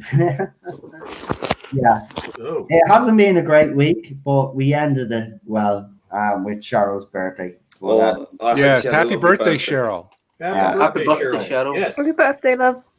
Yeah, she's actually in the other room, but because Ted is fireworks. Oh. Yeah, again, they're idiots. Guys, just give me a second. I know you are. That's all right. Knowles' CompuServe account isn't really working too well today. Like, where is it? Come on, it's No, I'll just Someone quickly tell him say. Napster doesn't work anymore. No, I'll just quickly say, as we're waiting, it was very interesting to see Troughton for me because I adore Matt. right. And it was very interesting I can see just after watching one episode, Yeah. the little sort of the way Troughton spoke at times and his sort of demeanour. I can see Matt in him just after one episode, which I found quite interesting. Oh, yeah. And, I actually think that, between, between this and the other one that was recovered at the same time, Web of Fear, I actually think Enemy of the World, as much as, with all the wonderful work that the Loose Cannon guys did on the reconstructions and all of that, the Enemy of the World really shows that until you see the actual complete story, that all the telesnaps and all of the audio in the world, can't give you all the nuances and all the great little bits that having the actual story gives you. Oh yeah, it's since become one of my favorite episodes, or one of my favorite stories. Because we had the one episode, which we had episode 3 that was on the Lost in Time set. I'm pretty sure it was episode 3. Yeah, well, it's the weakest episode of the 6. Right. So that was the only representation that we got. And then I'd seen the Loose Cannon reconstructions. Also the BBC reconstruction with narration. And when I watched the actual episode, I was absolutely blown away. And this is definitely Troughton's best performance by far, with the dual role with the Doctor and Salamander. Yeah. Oh, absolutely. Did they put a question for Salamander? Did they put like stuff on his face? So he looks slightly probably. darker. Well, he wore a wig. For the hair wasn't his actual hair, so he always wore a wig. So I'm sure. I think they put some. It's black and white, so it's hard to tell. But I'm pretty sure they did use some makeup just to distinguish him a little bit. No, they definitely did. They actually They definitely did. He was wearing makeup, which kind of gave the appearance of like a heavily suntanned complexion because, Salamander, was Mexican and would have that. And they also increased some of the shading on his face to give the appearance of different bone structure in his face a little bit in order to further distinguish the Doctor from Salamander. They tried as much as what makeup could do. They tried to give that. Yeah, and the Salamander hairstyle is his own hair, isn't it? That's his own hair. Yeah. Yeah. And it's funny with you as you say that now. Let's enjoy it while we can because this episode is going to get canceled. I had that thought. I was like, oh, even me watching it now, I was like, have they put a bit of something on him? Just obviously physical media all the way. Yeah, it's you can't even change shade now without being canceled. It's not. This is not blackface. It's makeup, but I guess you can't even wear makeup anymore. No, you're not allowed. I'm surprised they haven't cancelled Al Jolson yet. Give it time. Yeah. I think though, do you feel like that was like a fever thing and now it's died down a bit with like movies and stuff? I felt like it was one like every day. If you're gonna cancel all that stuff, cancel white chicks as well. And actually, True Identity what's his name again? I forget his name. Jimmy the talk show. Lenny Henry. And cancel Cloud Atlas as well, the Wachowskis film, because that's got it's got some questionable makeup in that as well. It does. It actually does. But like we don't. But even though that movie was a bit of a distraction, let's be honest. Did we really care? No. It's Holiday Inn. I guarantee we will never see that at Christmas again, even though that scene has been edited out of TV versions for years. One of my favorite Christmas movies too, and I'm not afraid to say it. Which one was that, Bullstrike? Holiday Inn, Bing Crosby. Okay. Now, keep in mind this was the 40s, but it does have a blackface scene, which is a little over the top. Yeah. But again, people, 1940s historical context, which we don't understand anymore. We just destroy the history. Yeah. So the scene, even by the standards 20 years ago, was pretty over the top. But there's if you have the Blu-ray or DVD, the scene is still in there. I have a feeling it won't be in future pressing. The original White Christmas. Isn't it funny? People want to cancel history, not for the violence, the religious wars, the endless bloody raping and pillaging. No, let's cancel it because it upsets me because someone's wearing makeup. Really? Right, Paul Streck, I'm gonna ask you to just start on you, because I'm finding it hard to find. Just do Daily Motion. I will. Yeah. Yeah. Do you have the link? I can send it to you. No, I have it. I'll put the links in the private chat. Here in Daily Motion. Believe it or not, I've actually found the volume that I need to find, but for some weird reason, it just doesn't have the episodes there. See, it's my phone. It's actually my phone. See, I watched them on my phone so I could talk on my computer, because if I watch it on my computer, it interferes for some weird reason. It's because you have a Chromebook. Yeah, so I can't. Can you download a different browser? Browser? No. He can use Chrome, and that's it. They're the worst computers ever. Even Apple allow you to use different. I mean, you can't use Firefox. No, you can't use anything. That's crazy. I can't even download certain apps. It's actually you can't download any apps. You can only use programs that are compatible with your browser. It's a completely web-based computer. Yeah, it's a lock-in job. Chromebooks. Back when I was a retail manager, I'm like, yeah, they're cheap, but there's a reason they're cheap. They're useless. Yeah. Like they're great if you're looking for something to just browse the. That's Google for you. It's perfect for that. But as your primary computer, it's a nightmare. There's a message from DSB in the chat. I'm not really sure if it's relevant to this or not about finding possibly this. That's where I'm going wrong. Thank you. That's exactly what I need to do. Yeah. And then right in 1963. Thank you. I know. Can we say the internet can't be helpful? Sometimes it is. Yeah, but until the helpfulness gets censored. There, so we got. No, Yeah. actually, internet help will soon be banned because it makes people feel dumb. That's what do they call that one? Smart privilege. Yeah, that's coming up next. Your IQ. The higher your IQ, then the more hated you are. Yeah, you're racist.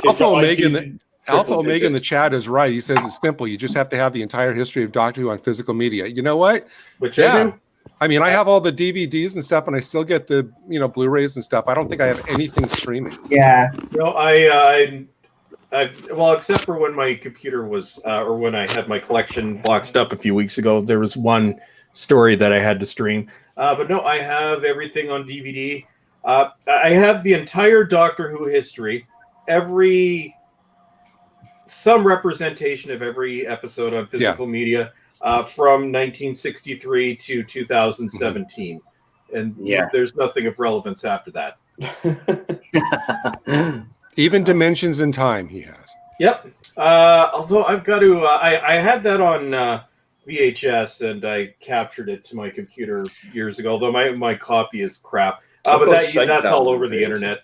And actually, the adventuring nerd in the chat asks, isn't Fury in the Deep really close to coming out? I think it's coming out on the 20th. I ordered my copy months ago. I don't think they're releasing them in Region 1 anymore. No.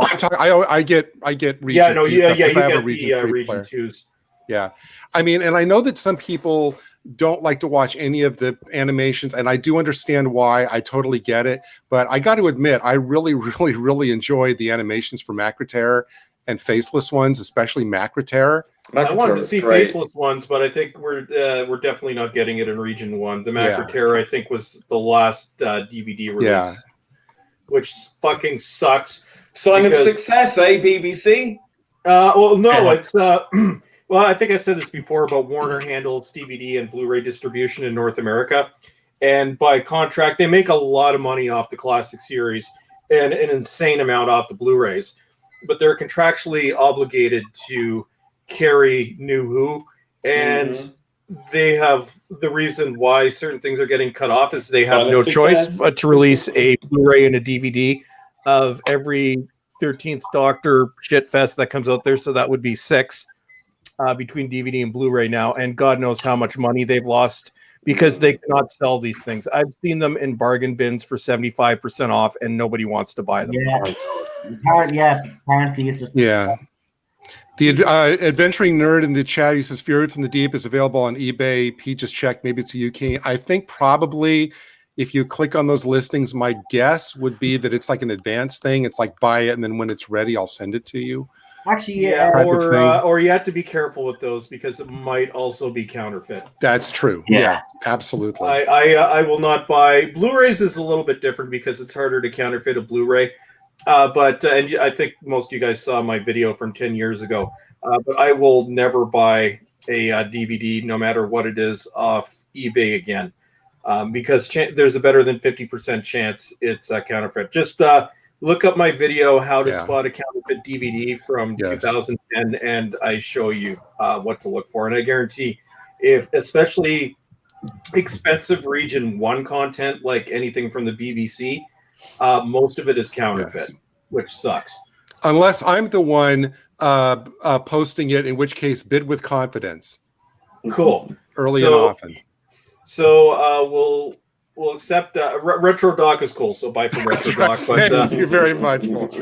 But the other ones, no, because the retailer that I got ripped off in that video had perfect review, or his reviews were perfect. And I think it's because they were good counterfeits, and you really had to know what you were looking for to actually be able to tell they were counterfeit. And obviously, I'm a DVD and Blu-ray. How much were they? So, they were. It was keeping up appearances because I had temporarily lost the disc, and then I found it, which is why I was able to make the video. Oh God, this was 10 years ago. It was less than half of what they were going for normally. I think each individual release at the time, BBC usually went for between $30 and $35. I think I got them for 11 or 12. No, that's a markup and a half, though, because I mean that would cost pennies to make. Oh well, yeah, it's a DVD-R. That's why you don't have issues with Blu-ray counterfeiting, because Blu-ray, burnable Blu-rays never took off. They just became a niche thing. So your burnable Blu-ray is going to be close to the cost of the Blu-ray anyway, if not more. And what was the quality of the actual video? The video was they obviously had the original disc, so it was a perfect rip. Mm-hmm. But I'm a collector. I don't want counterfeit merchandise. No, of course not. But and my dad's done this too. I told him to stop buying from eBay, but he's got this whole collection of counterfeit things. So I'm like, and then some comments I got in that video. Well, why do you care if it's counterfeit or not? I'm like, if I was into counterfeit DVDs and just getting a price break, I am more than capable of making this Blu-ray or this DVD myself just as good or better. So, darling, I like diamonds, not paste. Yeah, exactly. Thought you were a cheap date, though, Problem. Hey, that is cheap. Cheap for me. Sorry, what was that, Charlotte? I was going to say Problem's joke that he's a cheap date before. Oh, yeah. Yeah, but for keeps, diamonds. Oh, so if somebody really wants to, like, keep you actually, fuck it, tied down, it's that. Just give me lots of cash, and that's fine. Right, I've figured out where I can actually watch it, and I never thought. So here we go. 20 minutes after I did my countdown, Noel is ready to go. No, I'm not ready to go. But You're not ready to go, Jesus Christ, man. Okay, we joined the enemy of the world in progress with episode 4. Now watch. And now some tap dancing from Bolstrake. I'm gonna get it right now. I don't know why I never thought of this, because I'm an idiot. You really want to see me tap dance? You don't want to see me tap dance. Oh, we could bring the goat out. Come on, Mommy. The goat has to come out of retirement too. Oh, I know. Yeah. I so miss. Seriously, I'm being totally serious right Professor now. Dinkles I so miss Professor Dinkles. I really do. But just hypothetically, Professor Dinkles may not be a real thing, and hypothetically, I'm talking hypothetically. Creating the ghost, the voice of Professor Dinkles may be the biggest pain in the ass on earth, and the most difficult videos to make. Because I'm just talking hypothetically here, and I'm not saying I do the voice. The individual that may potentially hypothetically do the voice for Professor Dinkles, it's a bitch of a time to get the Professor Dinkles voice right, if it in fact is not true, right, but it may not be hypothetically. Well, I would just say to that individual, just think of the smiles on the faces of countless and then children. There's then hypothetically children. There's the pitch shifter, and if it's off slightly, hypothetically, the voice for this goat may not work that well. So it's a bitch just to get the sound right. And then there's the editing. Oh yes, and then there's the voice that makes fun of people, which is the voice of Angry just do God. it already. The voice of Angry God is groaning. Oh my God! So look, he's whining. Just do it. Professor Dinkles always one. Yeah. He does. Well, no, he was canceled. They canceled Professor Dinkles because the most triggering animal rights. Well, no, the most triggering I've ever gotten on my channel to this day is the video of a talking goat making fun of Jodie Whittaker's stupid costume and Ryan's leering. And that was a year and a half ago, and they're still triggered by that video. They were triggered by a talking goat, and they tried to cancel Professor Dinkles. I'm sure you all saw the posts. I don't know if you'll all agree with me. I just want to tell Bullstrike one thing. I want a Funko Professor Dinkles. I would like that too. Yeah, but what accessories would Professor Dinkles have as a Funko? Well, Professor Dinkles doesn't really need well, I guess he could have a pen. Hats. Hats. Oh well, yeah. We need to get Professor Dinkles a hat. Yeah. We have to get your holes. A nice straw hat to eat on. Chew on that hat. Well, what the fuck? I think they've taken all of Patrick Troughton down off this. Dude, just do Daily Motion, and we'll have to catch up, and we'll give you timestamps. Yeah. But I think at this stage it probably is going to be the only. I'm actually surprised at the PlayStation, because the PlayStation can get it straight away, but for some weird reason they just have a problem with bleeding Troughton. They have Pertwee, they have Hartnell, They had all the trout and even the telly snaps, but now they've decided. What about the links that Super John sent on private chat? Yeah, I've got Daily Motion. Yeah, it's just okay. So, well, when you get halted by an ad, we'll just give you the. Or how about we just do this? Let's find a transcript site. Bull's Trek can be the Doctor. Charlotte can be Victoria. Problem Being can be Jamie. I'll do some of the other characters, and we'll just read the transcript. Super John should be Jamie. He's got the. I was going to say you've got an actual Scottish person on the panel. Oh well, there you go. Cool, you do. If anyone's doing the Doctor, that's me, mate. One more try, and if this doesn't work. Okay, so 24 minutes after my countdown. Chaos at the BBC. Yeah, right. She found it, but it's in color. Color. Right, I might have got it somewhere. Bear with us. Technical. You know what? I got to say, when it comes to color, even on the when I first get the DVD or the Blu-rays of the animations, I always watch them in black and white first. Oh yeah, I do too. I never have my first pass be color. I'll watch color later. Yeah. See, I'm hoping we'll get full Blu-ray sets of the Troughton stories when the last of them are animated, so I can watch them. That Vanessa Law in the chat says she has a link.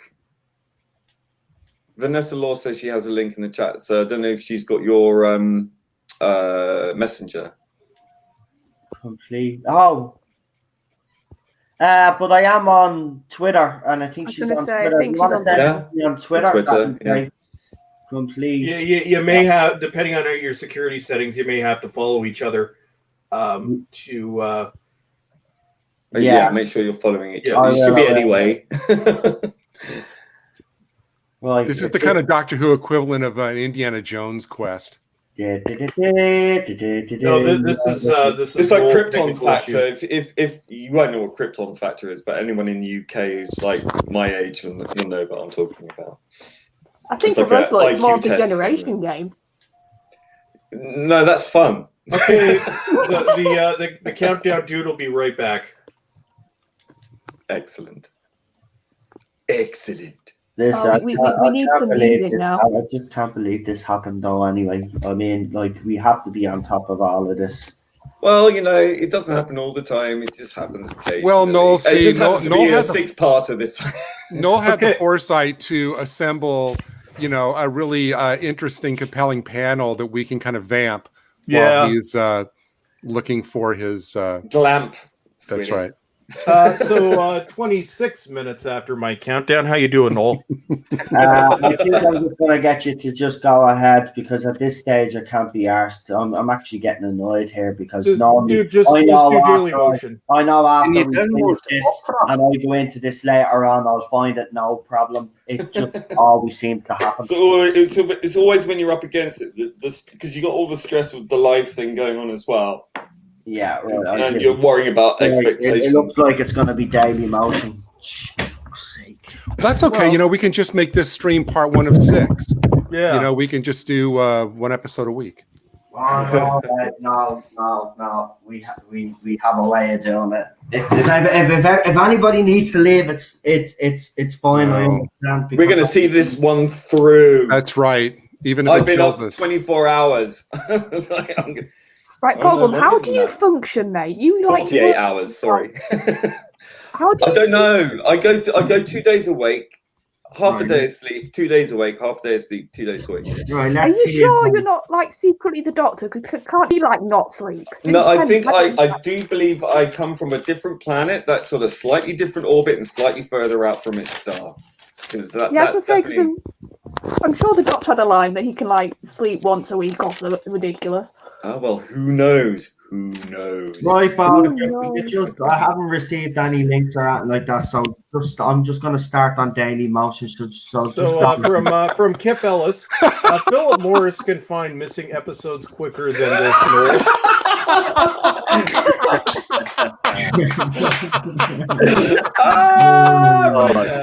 Mic drop. And Chris Chibnall can technically produce 10 episodes. Right? Yeah, that's brilliant. The adventuring nerd says problem being photosynthesizes. Right.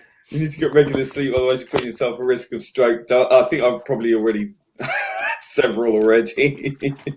So, are we ready for the countdown, Noel? But I'm left-handed, by the way. I'm left-handed people. Going into the motion now. Yeah, I have it there. I just have to wait for the yourself the. No, Funny thing is, no way. I think I'm at the after all. Here's what we're doing. So to give Noel a couple extra minutes. Last week, I don't know if any of you watched the Blue Bonnet, the Chibnall Bash. But one of the things I did for that, in addition to some skits and stuff, I actually wrote a couple of song parodies.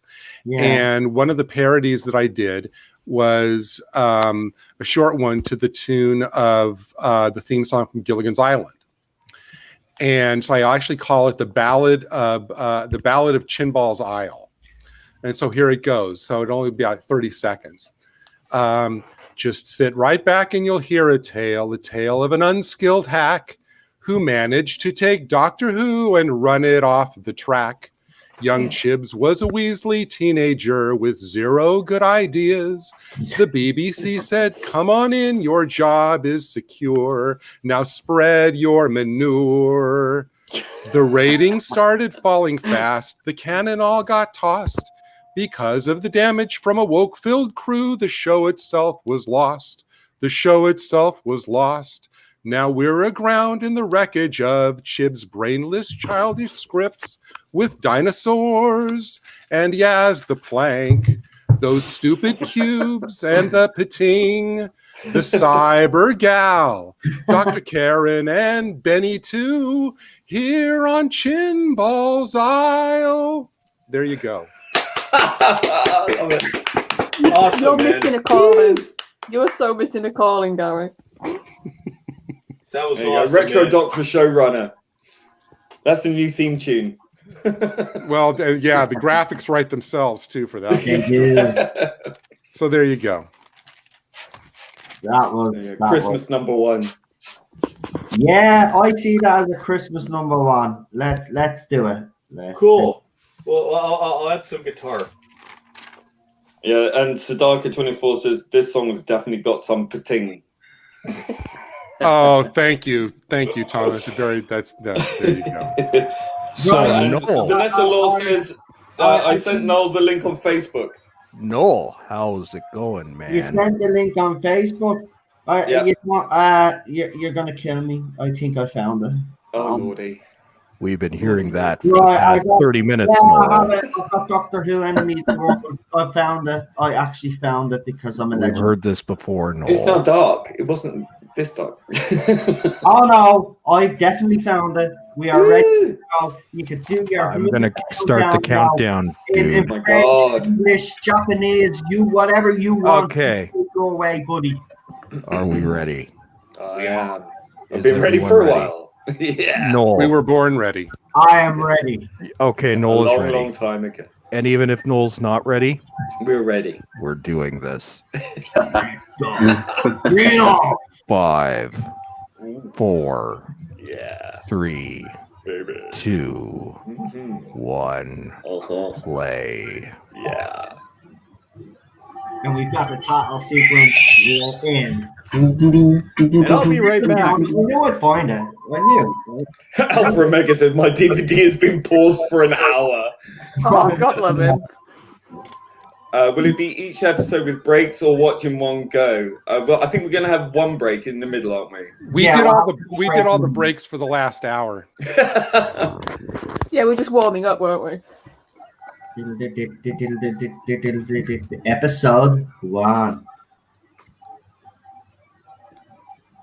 Right, just to know that I have the right episode and I haven't made a fool of myself. They've landed on a sand dune. That's Yeah. right. Yeah, that's that. Yay! I found it. Woo! I love the way you can see the back of the TARDIS.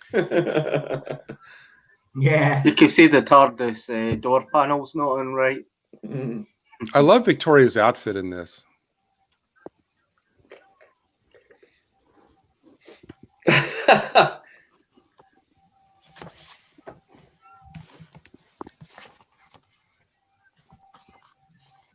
that little run. I think where he clicks his heels is probably my favorite scene in the episode. Oh, he's so jolly. It reminded me of Chitty Chitty Bang Bang, this.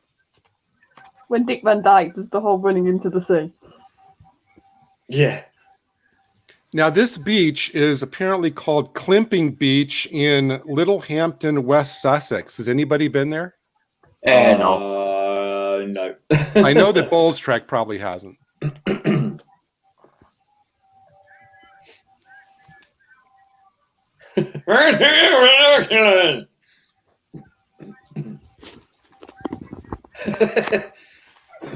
Same crazy nut dancing a jig. Crazy nut dancing a jig. Thanks, John, for that. But in fairness, I should have said the thing is that I've gotten too reliant on Rabbi to send it to me, which is my fault. I should have actually looked for it to be quite honest with you. So yeah, I forget what next week's classic one is. Actually, what is next week's one? It's John Pertwee, Inferno. Yeah, no, Inferno. Inferno, like a couple months ago. Inferno. So you've done that, haven't you? Not Inferno. Oh dear. Oh dear. We are so well organised. Well, we gave them to Rabbi, so we'll just have to wait. Because I forget, because I know whoa, we did. Whoa, hello. Kinky boots. Yeah, well, anyway, whatever it is, I will find it and I will have it ready. Now listen. Yeah, listen. See. Why couldn't the camera have been frozen? Why couldn't the camera have been frozen on that shot for an hour? I wouldn't even mind. I'd find it on my Chromebook, no problem. It'd all be there by writing the site that person said and Troughton and the name of the episode. It comes up in order. On my phone, it comes up in there. Part 1's down the bottom, part 2 is up the top, part 3 in the middle, 4 and 5. It's ridiculous. Yeah. One interesting fact about this actress, Mary Peach, who plays Astrid Ferrier. This was filmed in 1967, and apparently earlier that year, I should say, she was actually considered as one of the potential replacements for Diana Rigg in the Avengers. Oh. Wow. She's quite glamorous, isn't she? Didn't happen there. I would have felt about that now, to be honest with you. You know? No towel. Yeah, no kidding. Just wait till his hair's dry in a few seconds. Troughton's doctor going back and watching them because as you all know, I've been watching Classic 2 over and over. Doing different doctors, but the stories of Troughton that I have seen on this particular site that I was talking about, I mean, by just looking at his doctor, highly underrated, I think, personally. Yeah. Highly underrated. I think it's because of the next 2 doctors that we get, and obviously he came before the first doctor.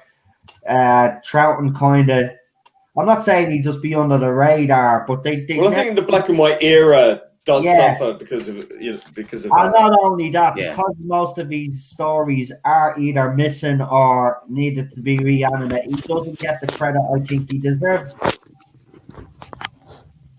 Yeah. You know, actually, a few weeks ago, when in preparation for the Troughton Honors stream on Bluebonnet's channel, I went back and through a combination of animations, the actual episodes, and reconstructions. Watched like all the Troughton era from beginning to end just to see how it develops. And I mean, it's, his first season is my favorite, and it's unfortunate that so many of those shows are missing, but no, he's just an amazing actor. Yeah. And I think his pairing with Jamie is gold, really. Yeah.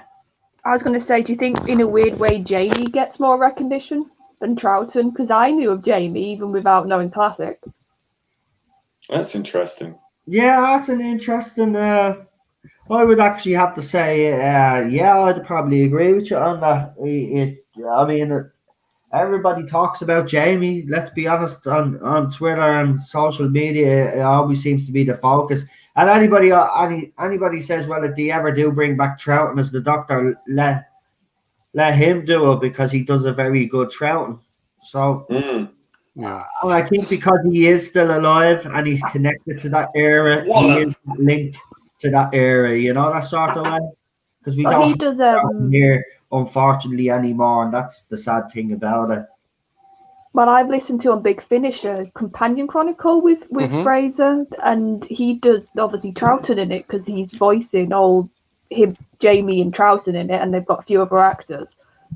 And even without watching Troughton, I got a lot of the essence just off Fraser Hines doing the voice. Yeah. So he obviously knows Troughton very well and his sort of quirks. Well, and you know, I think after the fact, you know, in much later years, you know, the whole trope of, well, you know, the doctors, you know, the actors just need to kind of, you know, play yourself. Like Pertwee, you know, is famous for saying that he didn't really know how to play the doctor until he was told, play it just like yourself. And he says, well, I don't know who John Pertwee is.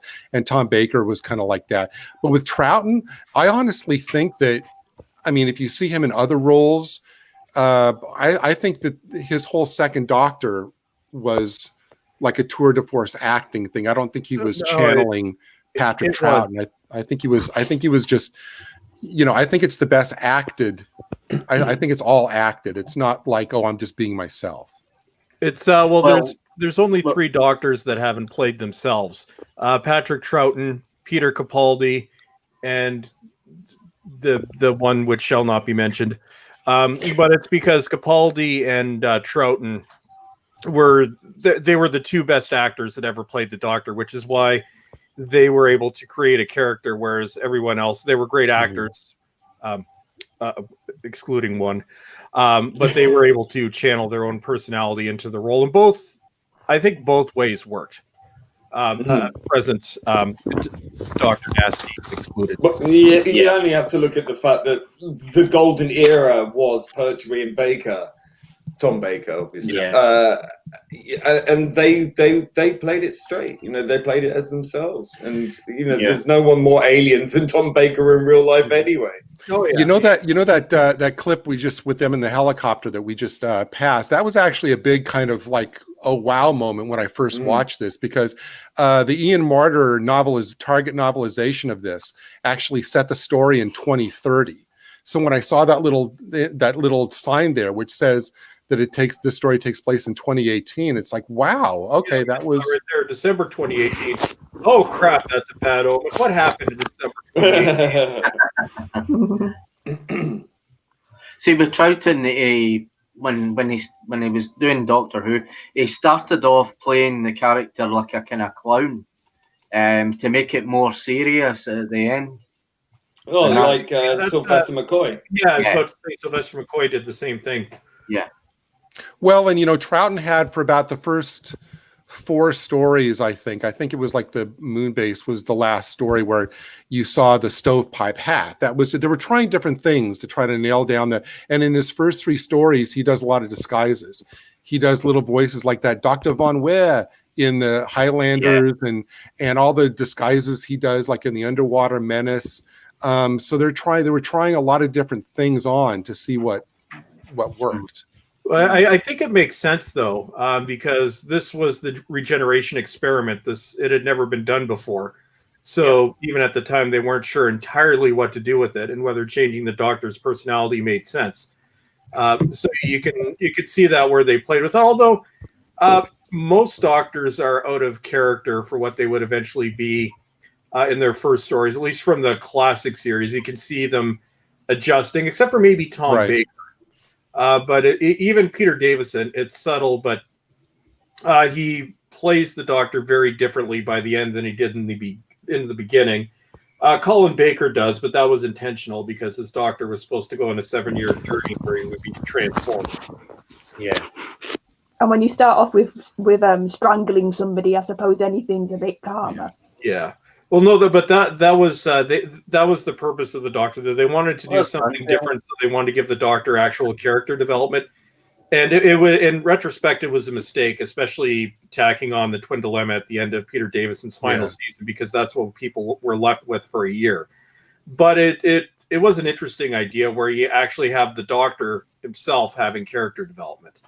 Yeah. And if you listen to Colin Baker and Big Finish prior to when he went completely woke, so up until maybe about 2 years ago, if you listen to Colin Baker and Big Finish, you can see what his doctor was eventually going to become. Because I love his Big Finish doctor.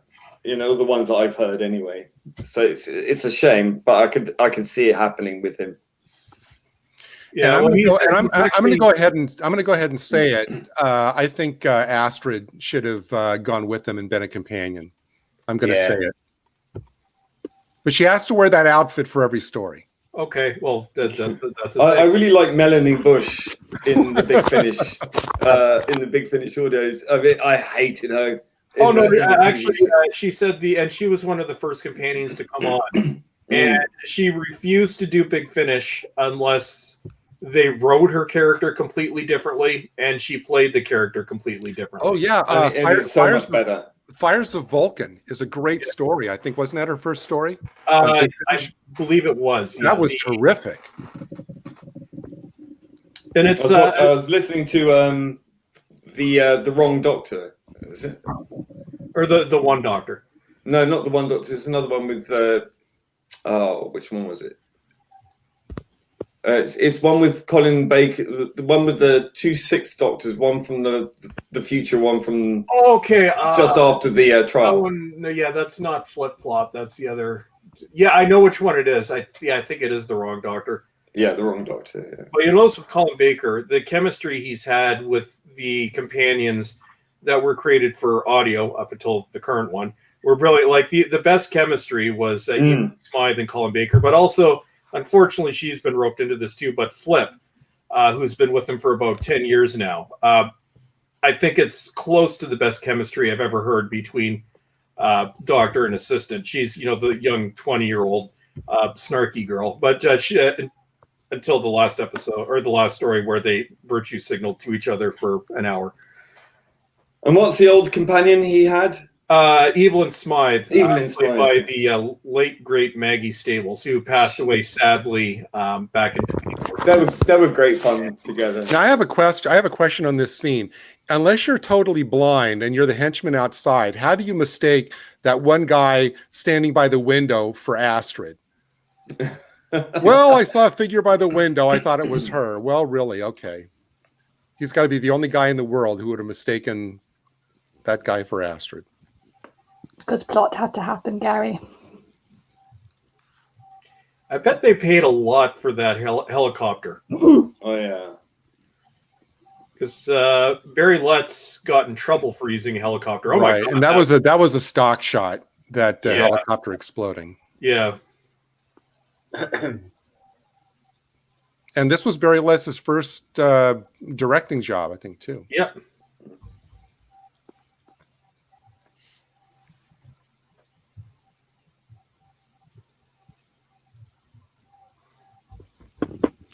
I do love her outfit. It really does have kind of like an Emma Peel-ish feel. It's kind of like a fox hunting outfit combined with like a Emma Peel kind of leather accessories. I wonder what color it was.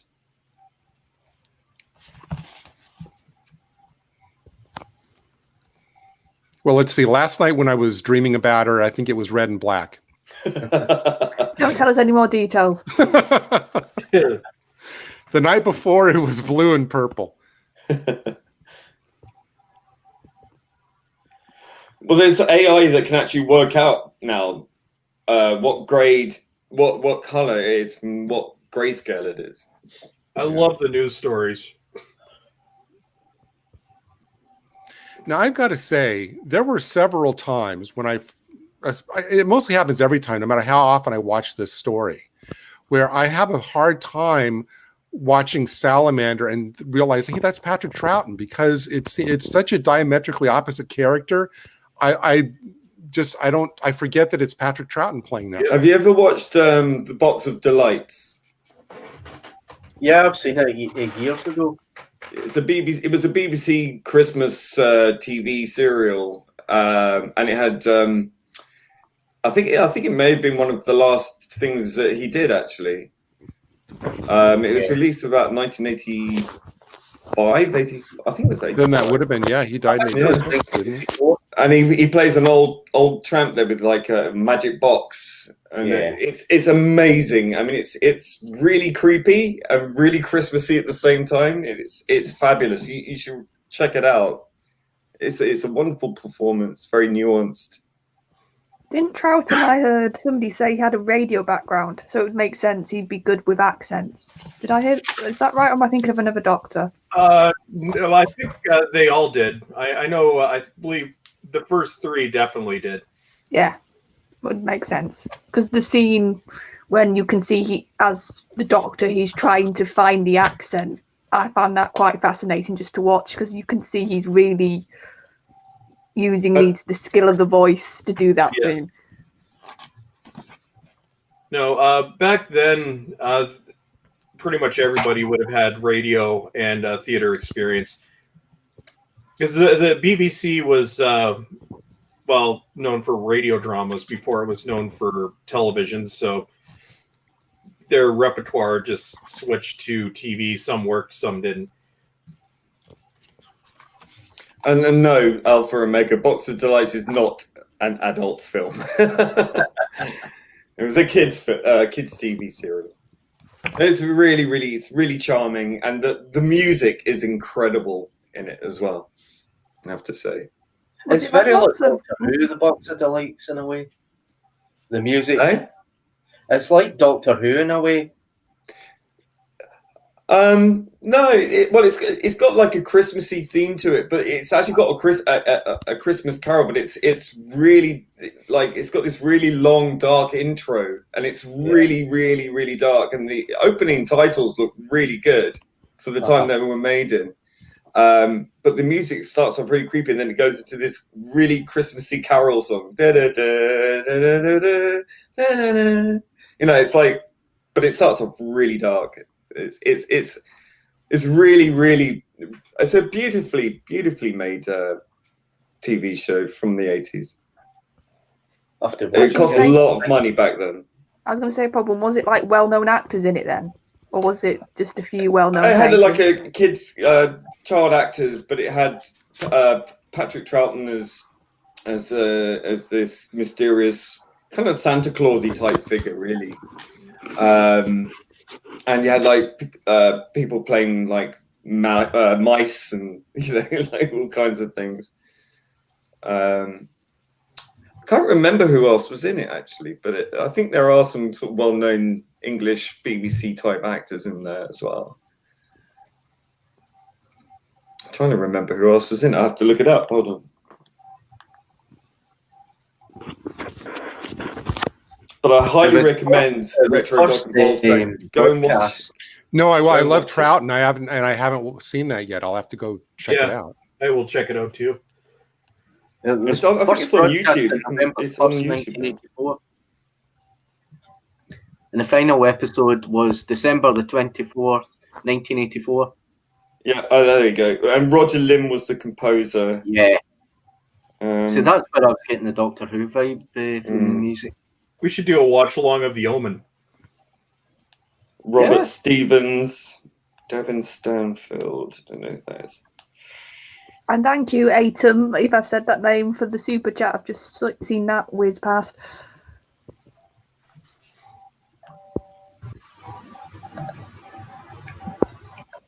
You know, I think if this is the episode of the 6 that had existed for so long instead of episode 3, I don't think the reputation of this story would have been so low for so long. No, I don't think it was necessarily low. I think it was just viewed as average. Right. It wasn't like The Underwater Menace where, my God, what the hell is this? It was just kind of like, meh. And then The Underwater Menace, even with one added episode, didn't improve. And, you know, for so long, it seemed like the received wisdom on this story was that, well, you know, it's the one non-monster story in this season. It's kind of like a James Bond pastiche, but it's really not, because, I mean, it's missing most of the elements of Bond things. I mean, it's not like a Cold War thing, because this is like an apolitical one world, you know, set up, just split into zones. There's no real henchmen or gadgets. I mean, people think, well, it's got a helicopter and a hovercraft in it. It must be like a James Bond thing, but it's really more of a political thriller. Yeah. Did James Noel read Bond out the super cast. chat? I think he's muted at the moment, so I said I'd just quickly said thank you for it. No. We'll remind him. No, you've got a super chat, my friend. Yeah, it hasn't come up on the screen yet, so I'll have to wait until it Okay. comes on the screen. I can't see it because I'm actually. Oh, the old lighthouse keeper. You can read it in the. Makes an Can you appearance. read it in the comments? That's what I'm waiting on. I'm waiting for it to come up in the comments in StreamYard. I'm on StreamYard. It was in StreamYard. I can see it in StreamYard. Yeah, I can You say have to I scroll saw up. it on StreamYard. 349. Right, let's see. Hold on. Maybe I have to. Yeah, 8:49 in the UK. Oh yeah, sorry. Oh, there it is. Okay, 4.99, is it? Yeah. Yeah. Right. Yeah, it's Adam. Welcome, Adam. Nice to have you. We're at a 4.99 super chat. He says with Tim Davey taking over BBC, Peter Davison's Fifth Doctor should be the new showrunner. Who better? Yeah, well, yeah. And he can write. In my humble opinion, I'll be honest prob. with you, I don't think he wants drama. I think that's why he left Twitter in the first place. I don't think he wants the drama. And no, actually, do you know what? There has been talk by everybody, including myself, that we should get someone in that, understands Doctor Who. That's all well and good saying that, but I think what we need right now is someone to come in with a fresh new look at this. Yeah. As a fan, remember, and that's what we need someone to come in with a fresh new look, but also understands the fandom and understands what the fandom wants. And somebody completely separate from the BBC. Exactly. I would never be in favor of an American Doctor. As long as they've got someone on tap. American showrunner. As long as they've got someone on tap who understands the lore and the canon that they can refer to and say, I want to do this kind of story. What's your advice? Because they need to have step on toes. They need to do what John Nathan Turner did and have an Ian Levine that knows the show inside and out and backwards. Exactly. Except he apparently likes the 13th Doctor now too. So what the hell happened, dude? Are we going to do another?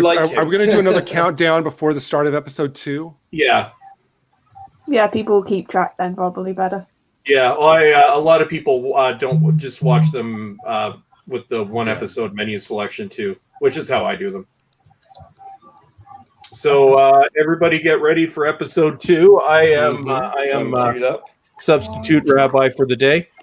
Okay, so we'll do. We'll have to have you circumcised. You have to do the laugh bowls track. I don't laugh. Nothing to laugh about. Somebody else do the laugh. I did laugh in a video once. It's because it was ridiculous. How about that? Was that any good? Oh, you know what? If you want to watch somebody on film who did a good rabbi laugh, go watch the Great Race with Jack Lemmon. As he laughs when he does that, it was kind of like Rabbi. Yeah, none of us can do the booming thing as well as Rabbi, can we? No, he's so unique. It's completely unique. No. Okay, are we ready to go? We are. Yes. 5, 4, 3, 2, 1, play. And if you don't play, you are gay. Canceled. Oh yeah, Noel, I wanted to tell you this. So how much time we ended up killing prior to the episode. So just before we went live, I started my dishwasher. It did an entire cycle before we started the episode. Brilliant. And how long does an entire cycle take? It's about 2 hours. It had been running for about 10 minutes when I went live, and it had about 10 minutes left. Well, okay, I will take the blame for this week. Oh, there's no blame, Noel. It's all good, buddy. There's no blame. You know that. It's all right, buddy. You know your fan club's going to now clip that, what you've just said. Yeah. All the super chats today will go toward kind of speeding up the internet search, though. No, they're going towards getting Noel a computer. Noel, you know, we love you. We love you, man. But when you get things sorted, we need to send you to Tesco or wherever you buy laptops and get you a laptop. Or Every little helps, as they say. You know, it's funny. You know, with the actor who's playing Bruce, I guess, who showed up later as Ruben in the Horror of Fang Rock. One of the things I always just get a kick out of, especially in watching like 60s Doctor Who, is seeing the actors that'll turn up later in like the 70s and 80s in different roles. So it's like Where's Wally, but without. It is. I love that. Oh, Alpha Omega, how privileged am I? Well, get this, man. So when I bought this house, it came with new appliances, and most of them were cheap. But for some reason, they put in a brand new $2,500 Bosch dishwasher. I love this thing. You can't even hear it run. Mine's all Bosch. When I bought my house, it was all Bosch. The mighty Bosch. Oh no, this thing is absolutely amazing. You can, and it's like there's like a torrential storm going on there, but you can't hear a damn thing. I've never used my dishwasher. I'm too stingy. Well, it's all well and fancy for all you having a dishwasher. I've never had a dishwasher. I don't even use it. I still do the old-fashioned way. I do the old-fashioned way. It just sits there. I've still got the original packet of whatever you put in there. Trust me, it wouldn't even fit a dishwasher in their bleeding kitchen. It's weird. When I rented, I had a portable dishwasher. It was small. I gave it to my cousin. I love Jamie's lines. Like, what did I do? It's like, welcome to the TARDIS Zone, where you'll hear talk about dishwashers. That's right. And you know what? If there's ever a testament to Troughton's skill, I mean, he not only plays the Doctor and Salamander, he has to play the Doctor pretending to be Salamander, which is kind of different from Salamander. And then, kind of toward later in the story, you have the Salamander briefly pretending to be the Doctor. And it's like each one of them, there's like subtle distinctions. And that goes into what you were saying earlier about, even though we'd heard it's in audio form for years and screen caps, when you actually saw it, it's like, holy crap, he's playing three people. Yeah.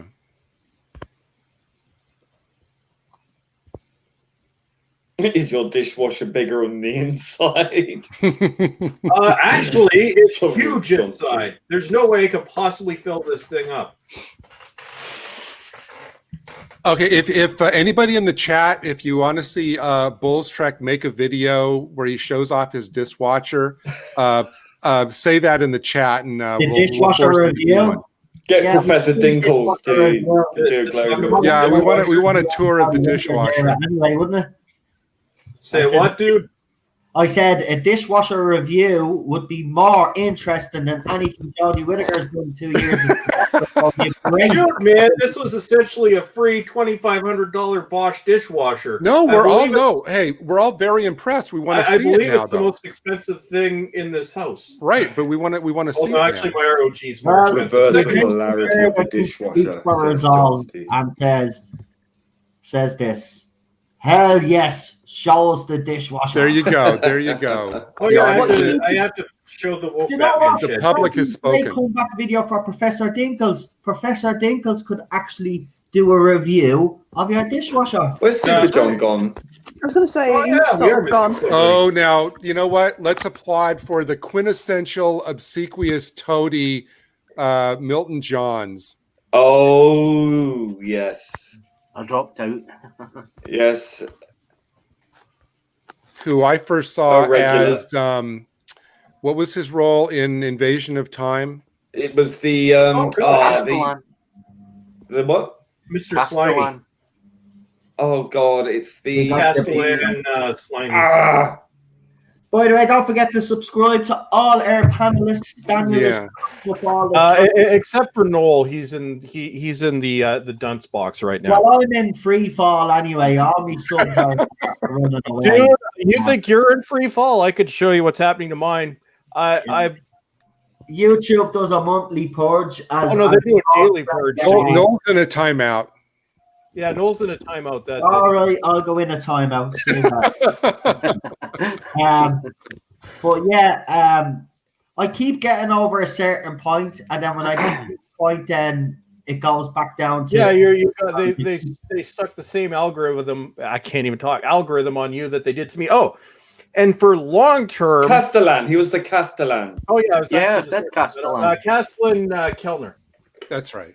But I was going to say, Noel, so anybody that's been a YouTube partner for a long time, they did something really annoying this week where they've always had AdSense where you can't tell ahead of time what you're going to make, but you can see what the ad rate is for the day as it adjusts so you can get a rough estimate. Well, they just took that away. So you now have no idea how many ad clicks you've had. You have no idea what your click rate was per ad. It's like a surprise the next day. Yeah, because what they're doing is, I guarantee you, is that they're siphoning off more money for themselves than they did originally. Because they are. It was, and I sent a message, which they ignore anyway, but I'm like, so how are we able to tell what we're making? We now know, because we could tell how many clicks we'd had to the second, and it's been like that for 12 years. So now it's like we have no idea how many clicks we've had. We have no idea how much we're getting paid per click. And this can be just to give you an example, and then I'll stop yammering on about how much I fucking hate YouTube. But just to give you an example, you could have, say, 1,000 clicks over the course of the day. Depending on the time of year and the click rate, just using Canadian, that could be anywhere from $5 to $35, $50. That's how much of a variance there is. And you can no longer tell what that variance is. So thank you, YouTube. I hate you. Yeah. Oh my goodness. Yeah. And Adventuring Nerd says I keep getting Durex adverts and Bolstrex videos. You're getting Durex? Awesome. Brilliant. If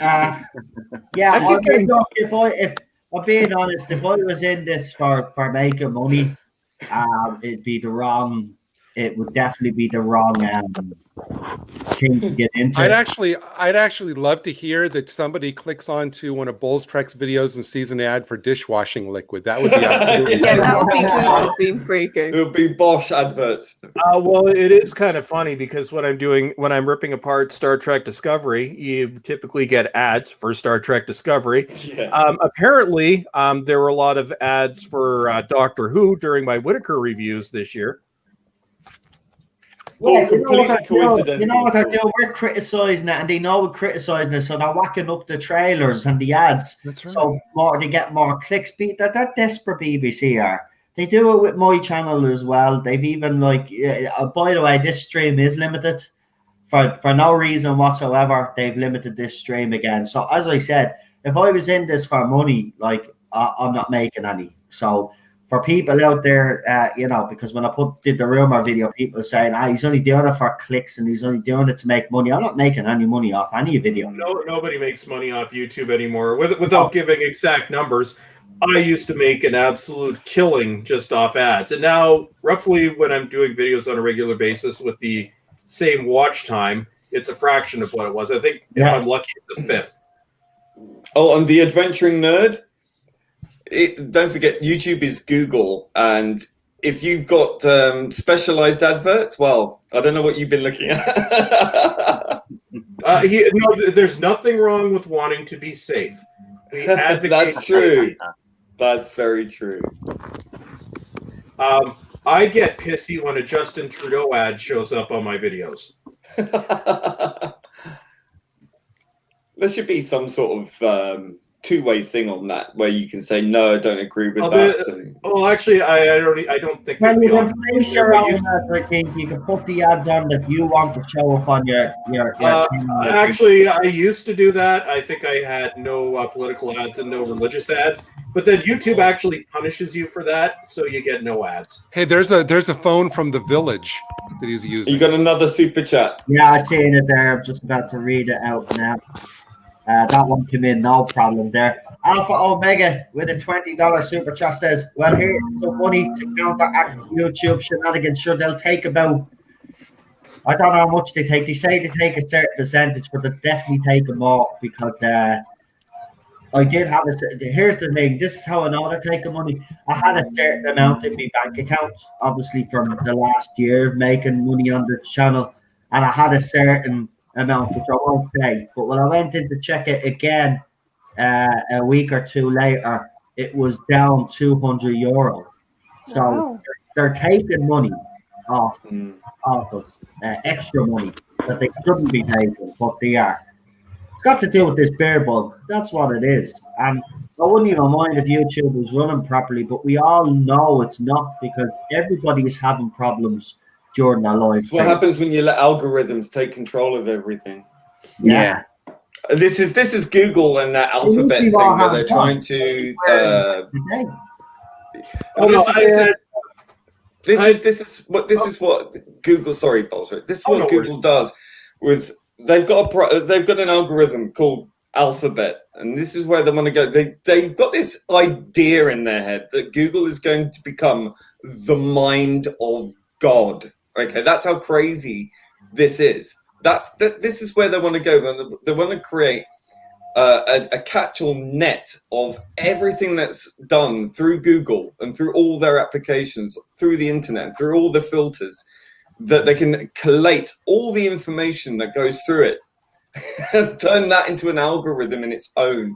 So like they think it's going to become like sentient, and it's going to create its own language, hence alphabet. So watch out. This is transhumanism in progress. Just quickly, sorry to put it. I wanted to, since we're on this scene, to kind of basically talk a little bit about this actress here. Her name is Carmen Monroe. She plays Faria. This, unless my research is mistaken, was the first speaking Black female role in a Doctor Who story. There you go. I think it was. Yeah, and I think because the 10th planet, obviously, that's Hartnell's story.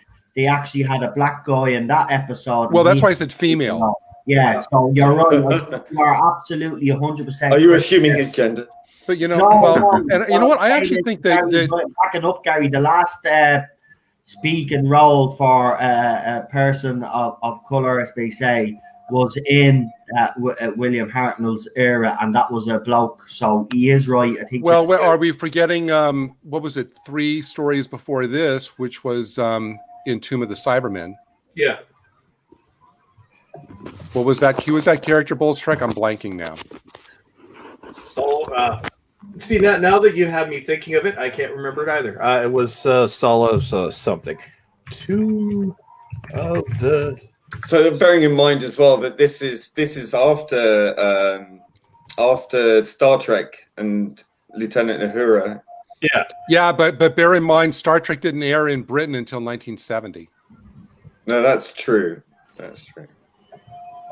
Was Toberman. But they would have known it probably within the circles. I guess. I don't know. And actually, it's really interesting. And I think clearly this is more of I don't know if you want to use the pejorative term adult story than some of the monster stories, more mature maybe story. But the hinted at relationship between Faria and Salamander, which is never defined, but you can tell from the way, she looks and the little snatches of dialogue, if it's like a relationship or like a sexual subservience or something like that, because clearly she hates him. One of the early drafts of the story had Salamander being responsible for the death of all of her brothers, which wasn't in the final script, but but you're never really sure what exactly is their current.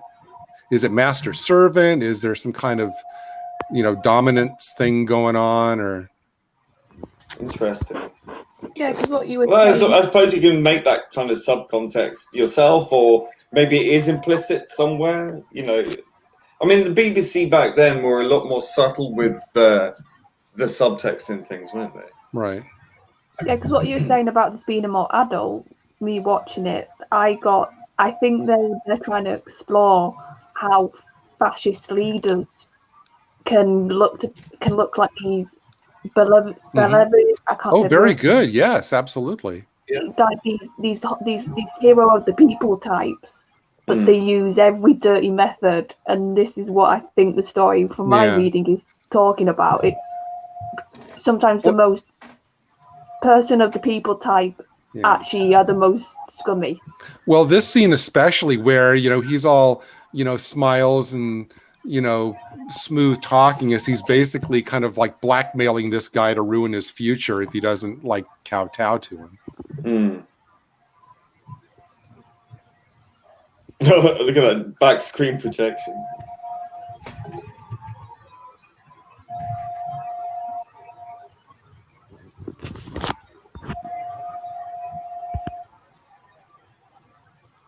It's moving. It's not that bad. Bless him.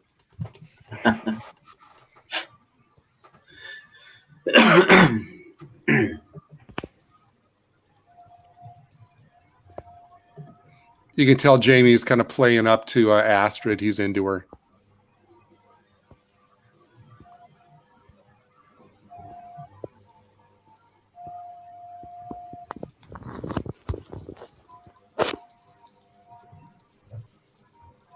She's great. She reminds me of her as well. She's got the same kind of attitude. Yeah.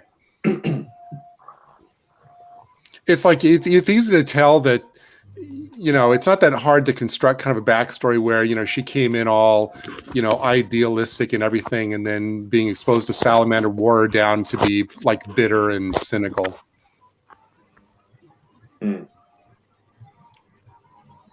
Oh, she's fat.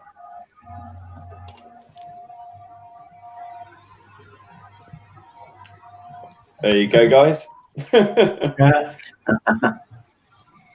I do quite like that the Doctor, for a good chunk of the story, is like, I need you guys to give me something. Like, I'm not going to just jump on the fact that this guy's evil. Like, that's a real, I think, another big part of the story. It's like, don't condemn. Let the Doctor's basically saying, I'm going to wait and I'm going to take my own judgment until I just follow blindly, do your scheming, sort of. And just like with Milton Johns, there's another future Time Lord, who's George Proctor, who played Castellan Spandrel in Deadly Assassin. It always throws me off seeing his hair. I'm used to the Time Lord hat. Yeah.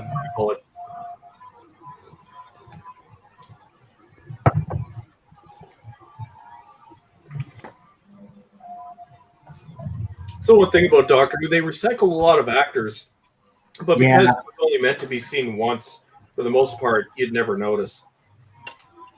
Well, yeah, I mean, there was no video, so barely any repeats as far as I'm aware. Yeah, I don't think this was ever repeated originally, was it? None of them were.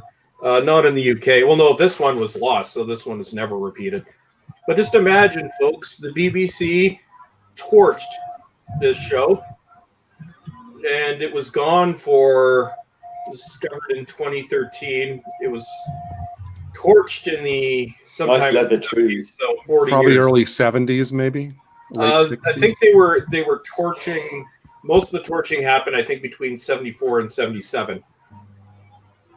So when, for instance, probably when John Pertwee left the role, the entire collection was still intact. Yeah.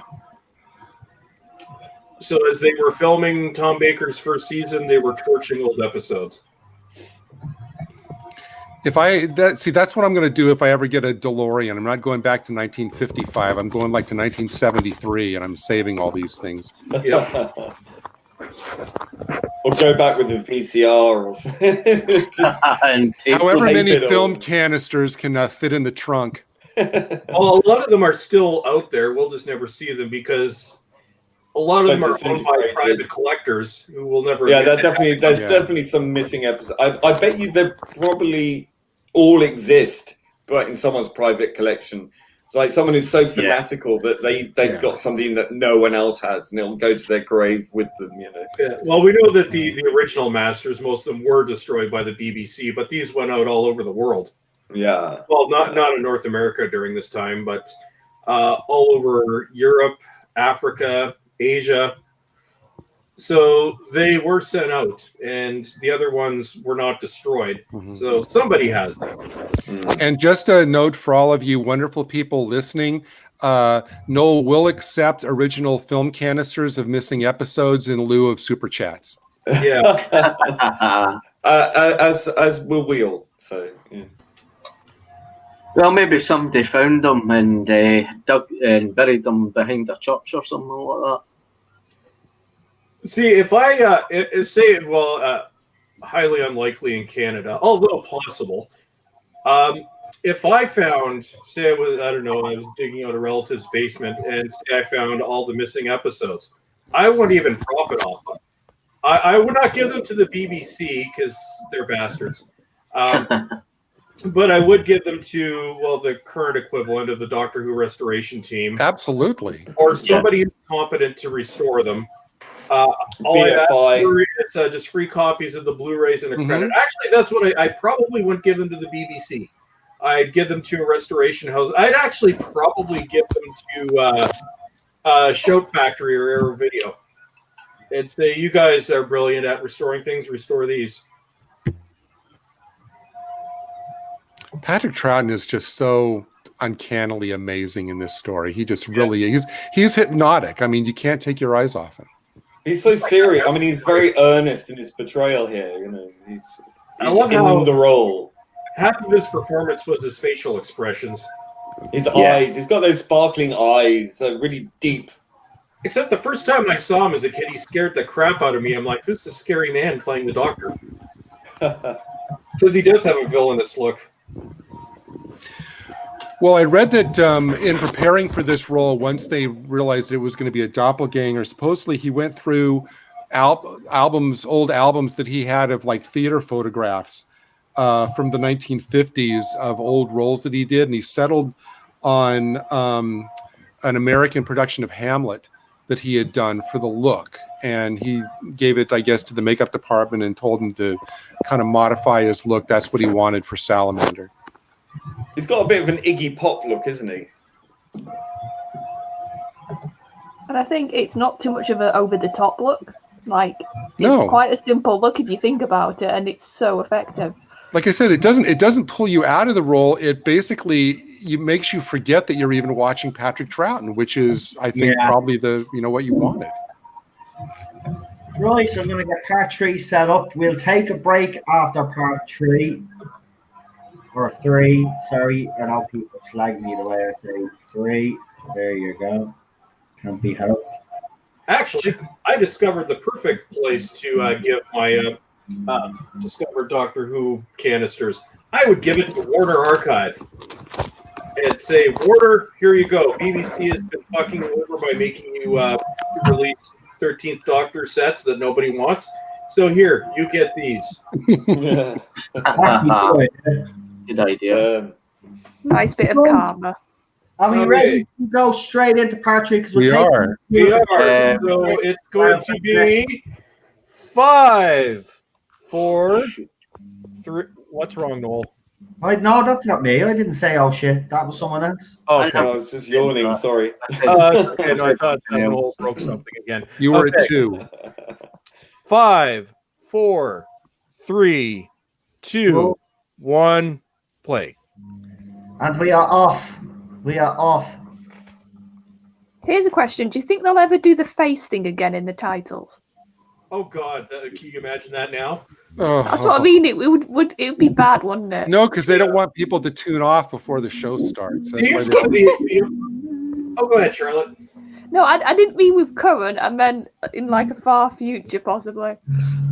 Well, they did it for Capaldi and Matt Smith. One of the only things that was great because it was just like a snatch. Yeah, I mean, it was so well done under Capaldi. Although one of the only ththings about current Doctor that isn't crap, I do like the opening titles. That's about the only thing. Yeah, but then you hear the music. Yeah. It's again, although it is the best rendered title sequence we've had, although it's also the newest, so that makes sense. So Daco24 says, I need a toilet break. Unfortunately, the toilet break was going to be for the next one because we started late and we ran over with the chat. Yeah. So we just decided to go straight, but we are taking a break after the third episode. You can wait. Well, you know what, Thomas? We'll promise not to say anything interesting for 5 minutes. So go ahead now. Actually, no. We don't allow toilet breaks on the TARDIS Zone stream. We allow buckets. Cross your legs. Yeah. We view it as a sign of disrespect. Are we not men? We're offended, and we're going to cancel you. Yeah, but are we not 40-year-old plus men? I was going to say, Gary, hello. I'm offended right now because you've just said that. Well, that was my Devo reference for the day. Okay. It is a six-parter, yes. But one interesting thing is that when I was doing a couple of weeks ago my Troughton binge in various forms from the beginning to the end, I was really kind of struck by how many of the Troughton like six-parters are easy to take in one go. I mean, a couple you have to break up, like Ice Warriors, you've got to break up. Even some of the I'm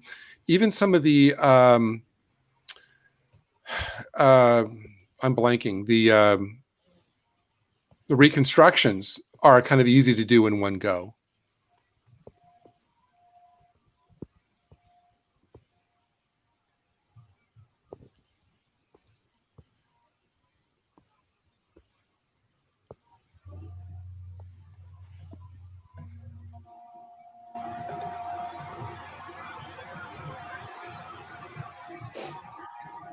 I love his jacket.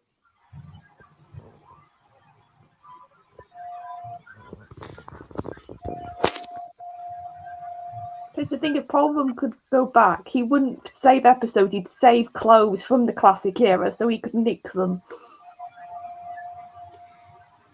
I really want that jacket. Yeah. It's so cool.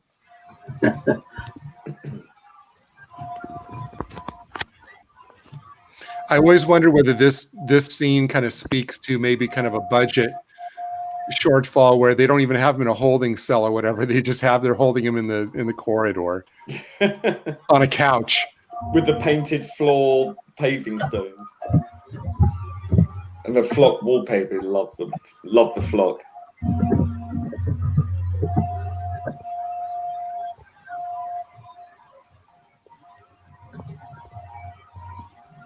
No wainscoting. Now, Bull Trek, you're still here, right?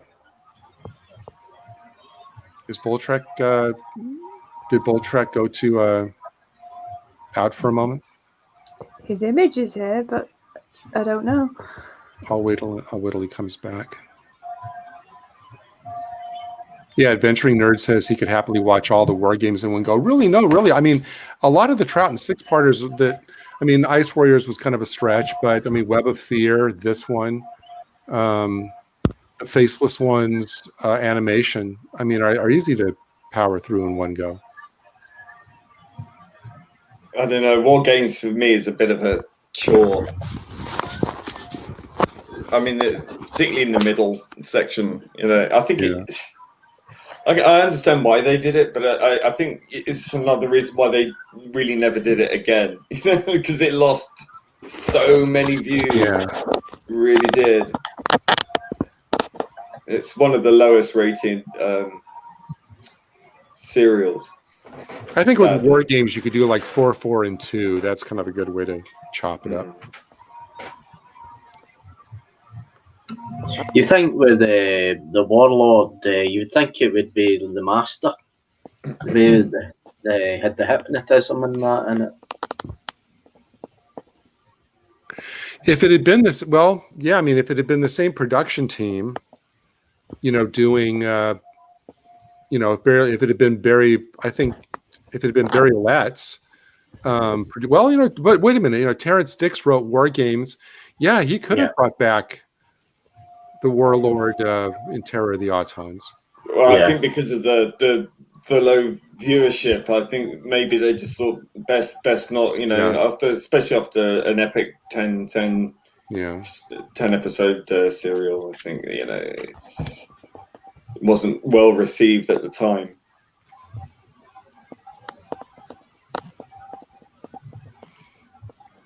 Hindsight's a wonderful thing, isn't it? But really like the chef. television. I really love the chef. The chef is great. Yeah. Early. Oh, he's a proper grumpy character, isn't he? Yeah.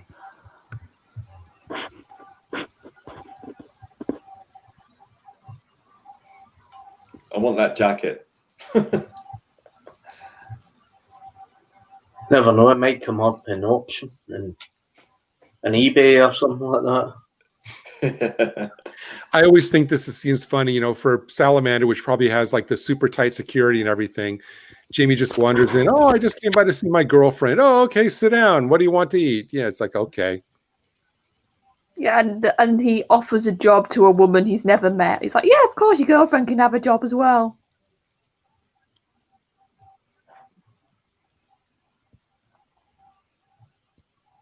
Keep the belt, but I'll have the jacket.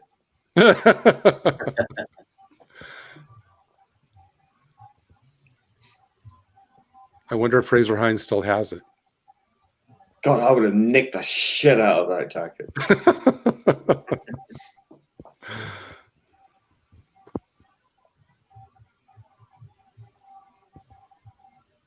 And I actually think this is one of Debbie Wilding's better stories because,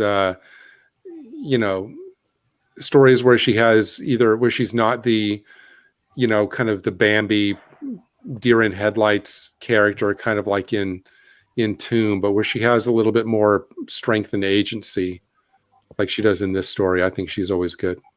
Yeah, we get some stock footage of a volcano erupting. I always wonder, I'd actually like to see that footage in color because that reminds me of the stock footage they use over the Inferno titles. Yeah. It looks like that same, it looks like that. It really does look like that same lava shot. Well, they use a lot of stock over and over again for Doctor Who. Yeah. In the 70s and the 60s.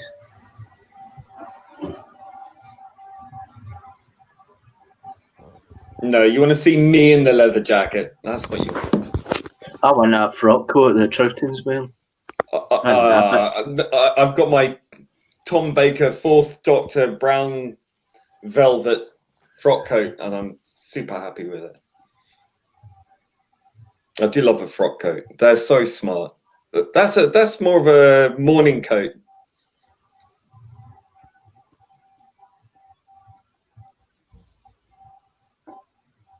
I would wear that Troughton's coat in day-to-day life. I would.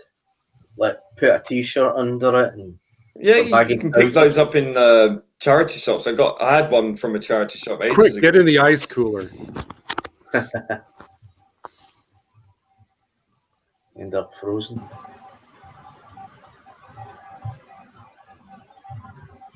Yeah, just look up morning coat on eBay. Morning is in, funeral. Not as in, good morning.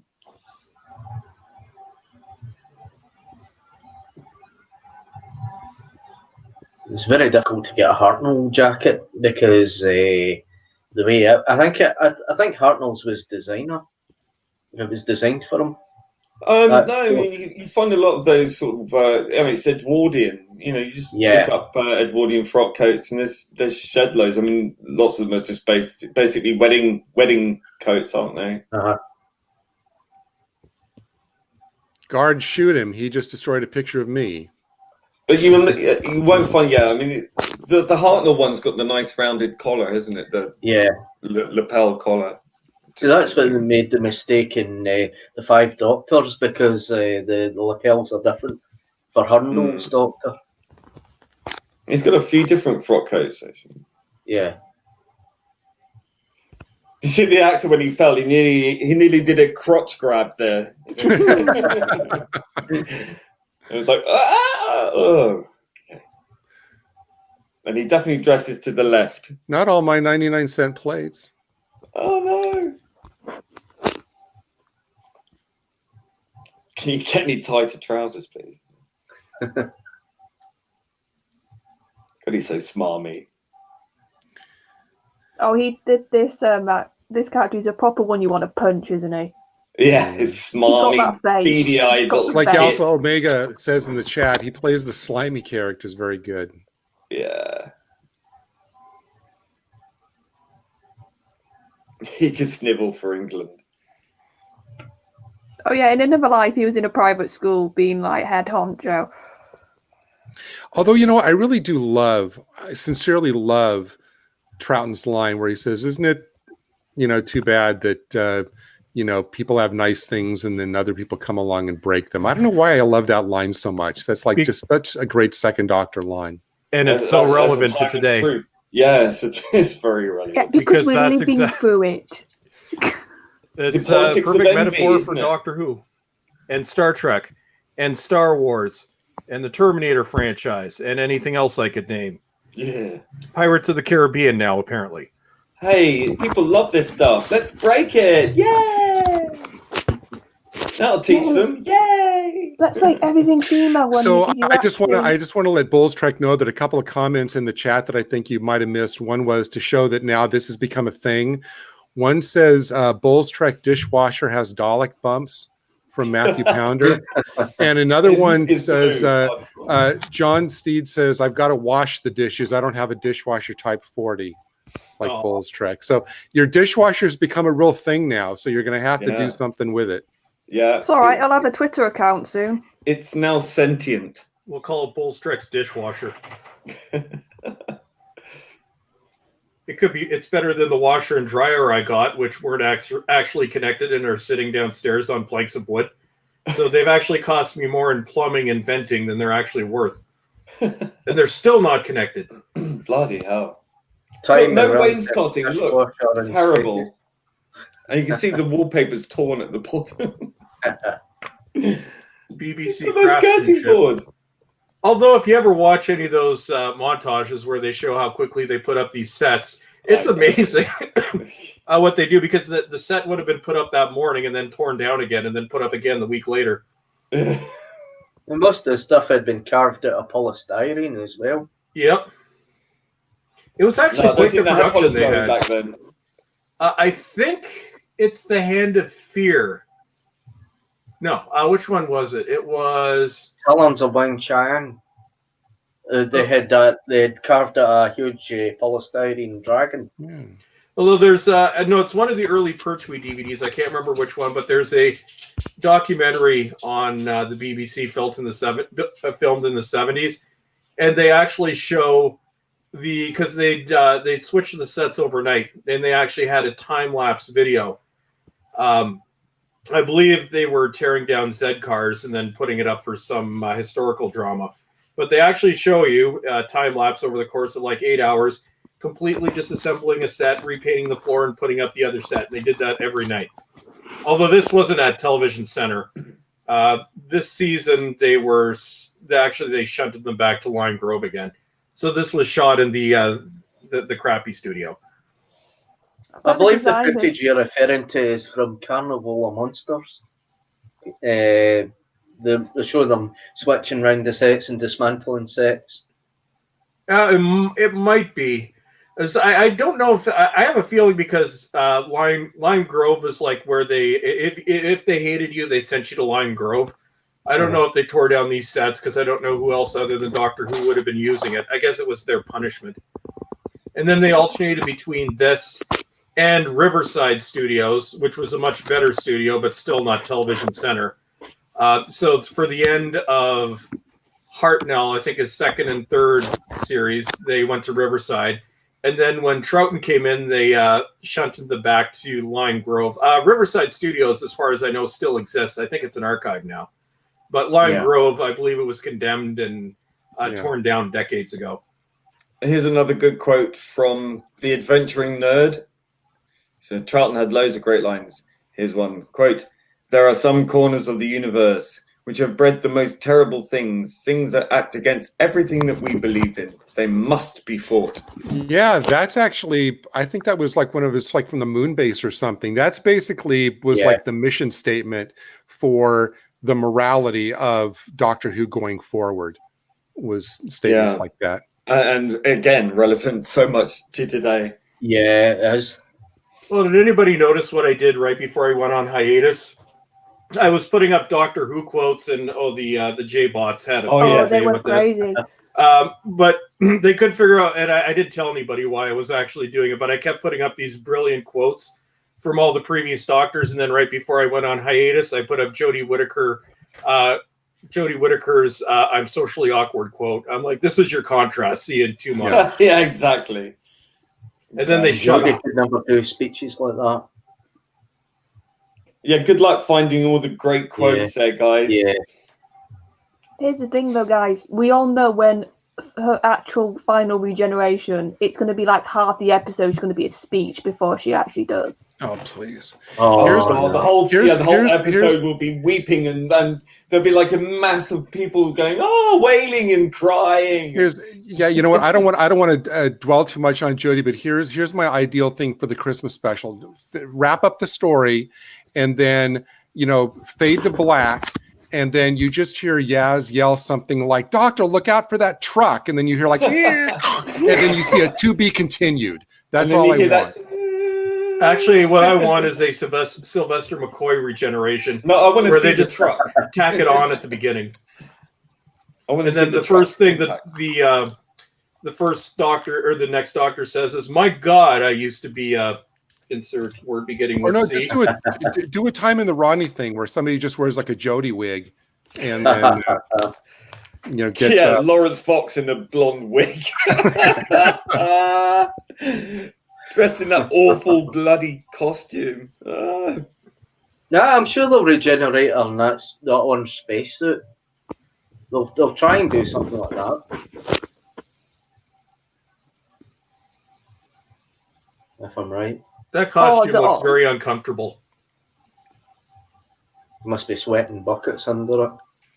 Can you imagine that, like regenerating as a man from into her costume? It's like, oh God, you'd have to be pulling that crutch down and busting out. Just go the Austin Powers route. After the Doctor regenerates into a man, he gets up and his first line is, "I'm a man, baby." Change, my dear, and not a moment too soon. See, I think they might show the regeneration, but I don't think they would show the change into the other actor. I think they would just leave it at that, and then have the new Doctor on the scene 2 years into it. So do like an Eccleston sort of thing. Yeah. Do you know what? Fuck her. And we're not talking about it. Now, if this guy, if this guy, I guess, I want to say that's not Danish, but what's the name of this character who's about to be gone in about 15 seconds? If you're dumb enough to take a drink from a guy who's like blackmailing you that wants to get rid of you, then you kind of deserve whatever you get. Yeah, pretty much. Well, he was designed to be a sap, wasn't he? I regret nothing. And he wants to take another sip as well. It's like, yeah. Oh, no. Oh dear. Plus, it's a very understated death. Like, he dies very peacefully, considering he's just been poisoned. Yeah, it wasn't like over the top. It was like, "Oh, I'm dead." Yeah, it was very, "Oh, I'm dead now." Okay. None of that. It goes on for like, I'm milking it for all it's worth. Just give me that fucking jacket. I want that jacket. Well, go around on eBay, type in, search for Doctor Who Jamie jacket. Yeah, that's never going to happen. Never.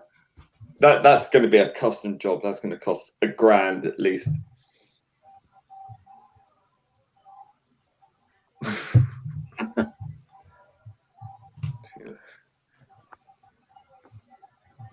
Oh, there's with an Emma Peel chop. Yeah. Do you think the costumes were kind of remodeled for the War Games? Wow. Because they kind of look similar in a way. And actually, I've always thought, I only just read recently that, and I'd always thought when I watched this story that was a weird cut. It's like he gets shot quickly, the guards are still there, and then they do this smash cut to that's really jarring. And apparently, it said that the original, there was a scripted scene that was dropped, I guess, after it was already had been filmed, which I guess they get away from the guard. She drags him away, and he dies, telling her, get away before the guards find you. So it was a little bit extended, but I guess they decided just for whatever reason to chop that scene out, which is why it appears so disjointed. And I noticed as well that one of the guns that were pointing at him, the light caught it at the end, and the tip doesn't have a barrel. It's just solid. It's got no hole. I'm here laughing to myself like a moron at your story day, thinking that the sound is on. Going, ha ha ha. Yeah. I know. How he is? Welcome back. You've been muted, mate, for like the last half an hour at least. I know. I was thinking you were quiet. I thought, well, I better not interrupt. So problem being, John Steed in the chat may be the answer to your prayers. John Steed says, I'm sure my sister had a jacket like that in the 70s. So problem being, I would contact John Steed and get in touch with his sister and see if she still has a jacket. It probably won't fit me now.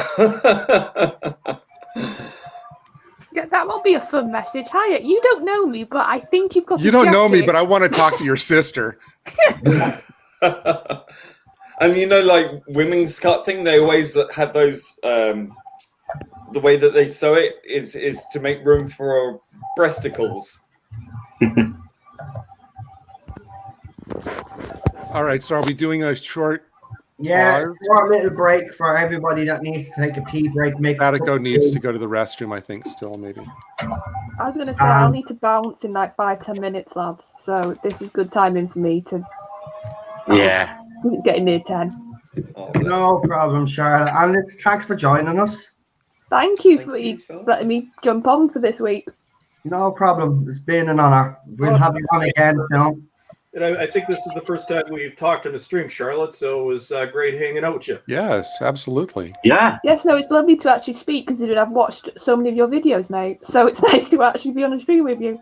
Oh, well, awesome. Well, thank you very much. I don't yell as much on live streams. Did I? Oh, no, I did yell in this one. Okay, but I didn't yell the whole time.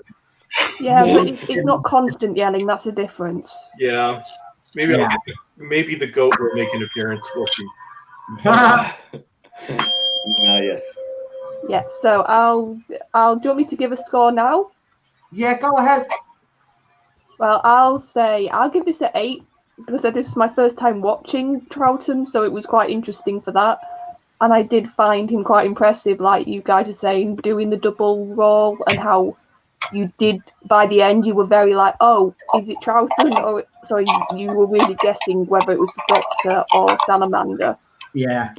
And I agree with what Gary said. I think there's a lot of politics, and it's done well, and it's allegory, and you have to really pay attention to pick it up.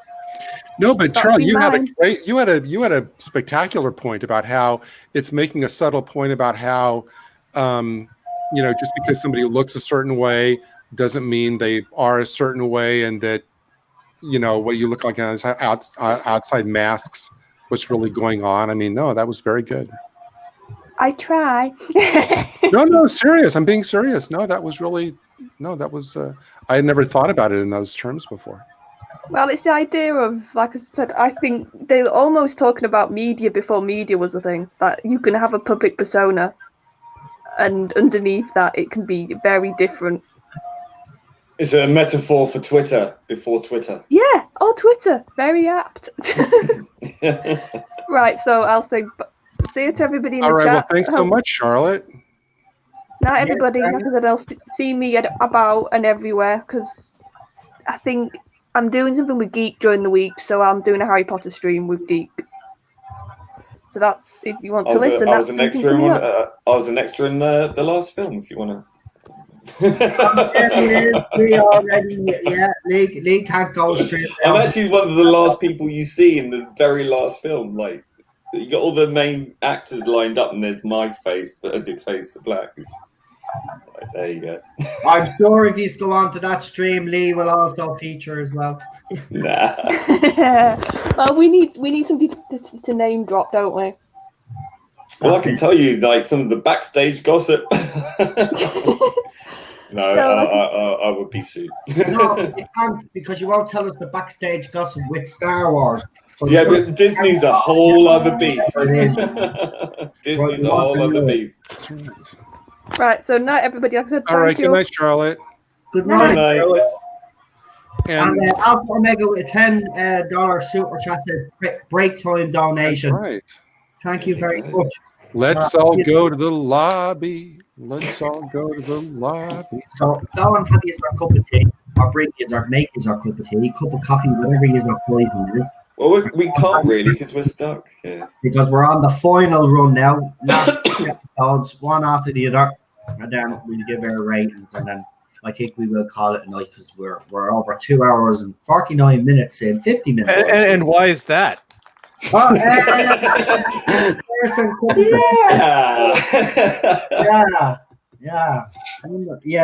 I did already apologize. Like, not good enough. You gonna cancel me now? Yeah. Hashtag cancel no. You know what? Hey, look at it this way. It didn't take him years to find it. So in a relative sense, comparatively, Noel's speed is pretty good. He's doing better than Philip Morris. It's all relative. That's it. time and dimension in Philip, space. Don't mind them. I know you got through a lot of hard work to do what you do. He's currently away at the moment. He said that I was speaking to him. Well, hopefully, he was here at the beginning when I said we really need to dedicate this stream to him because we couldn't be doing it without him. Yeah, that's very true. Exactly. It's just a pity certain members of the fandom out there are call themselves members of this fandom. Yeah, they've done nothing for this fandom. Nothing. Joy to this fandom. So yeah, it's these people who do that. They've done nothing for this fandom. They're just leeches. Yeah, true. Absolutely spot on. I have other words to describe them, but I won't get Noel in trouble. Well, he's already in trouble. The stream is already limited, so go ahead, just fire away. Ass wank tits. There you go. It's all sorted. There you go. That works. Yeah. Yay. Never See, even Ted's joining in. Our special guest. That was doggy swearing. It's the fireworks, unfortunately. Good Lord. Oh yeah, it's the celebratory Labor Day weekend where we celebrate labor. He's going in now with Cheryl to listen to Kiss. No, we're listening to Barry Manilow. Oh, yes, I'm listening to Barry Manilow. Coming for him. No, hang on for a minute. Don't you dare corrupt my dog. Barry Manilow Writes the songs. Right. He writes the songs. He wrote a song called Mandy when he came. It makes the whole world sing. No, I think it's a song called Teddy. Really, it's the original lyrics. Right. He should have. He should have named the song. Barry Manilow is amazing. I'm a fan of. You will not disrespect him at all. She's a fan of. He should have called the song Mandy Barry. It's all good. I can identify. I'm a Britney Spears fan.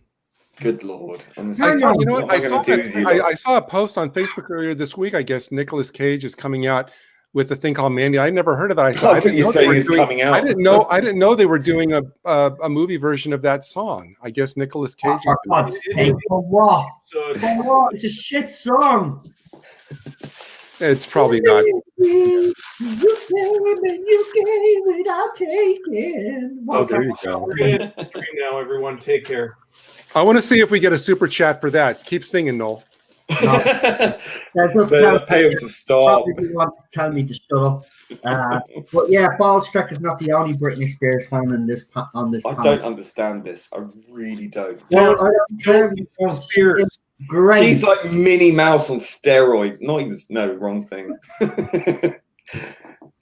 She's on helium. I just don't get it. Alpha Omega with a $10 just says, thank you for helping Noel to improve his abilities. I still don't like Barry Manilow. By the way, this is the same woman that lives Grease too. Whenever I think of Barry Manilow, all I can think of is the Kenny Everett sketch where like he's singing at the piano, being Barry Manilow. He's got the face, like his face is entirely made up of the cone of the Concorde. Yeah. This is like the What was that movie he was in? Can't Hardly Wait. Don't know. It was a late '90s teen drama comedy thing. Oh, there's Gary. Gary's back. I thought we lost Gary there for a second. Oh, we're here. I'm here.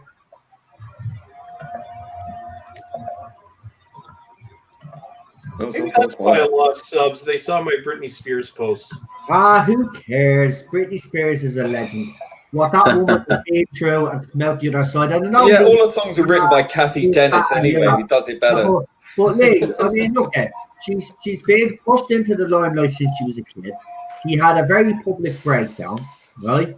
So have a million others. Stolen off her from her father, yeah. And so she's trailer trash. So what? You don't make trailer trash people famous. She's well again, and she's doing her thing. You have to give a woman credit for doing that. I love it when you go all falsetto.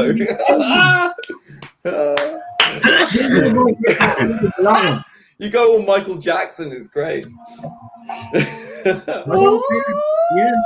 like Britney.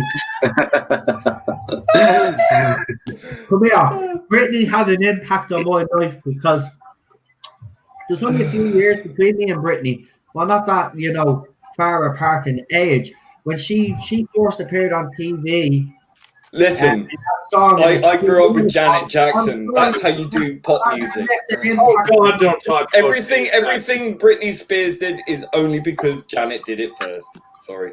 No, Janet who? Oh yes, she did. Oh yes, she did. Janet who? Janet Jackson. Janet Jackson. The Jackson that had a second-rate career that actually did nothing. Get away.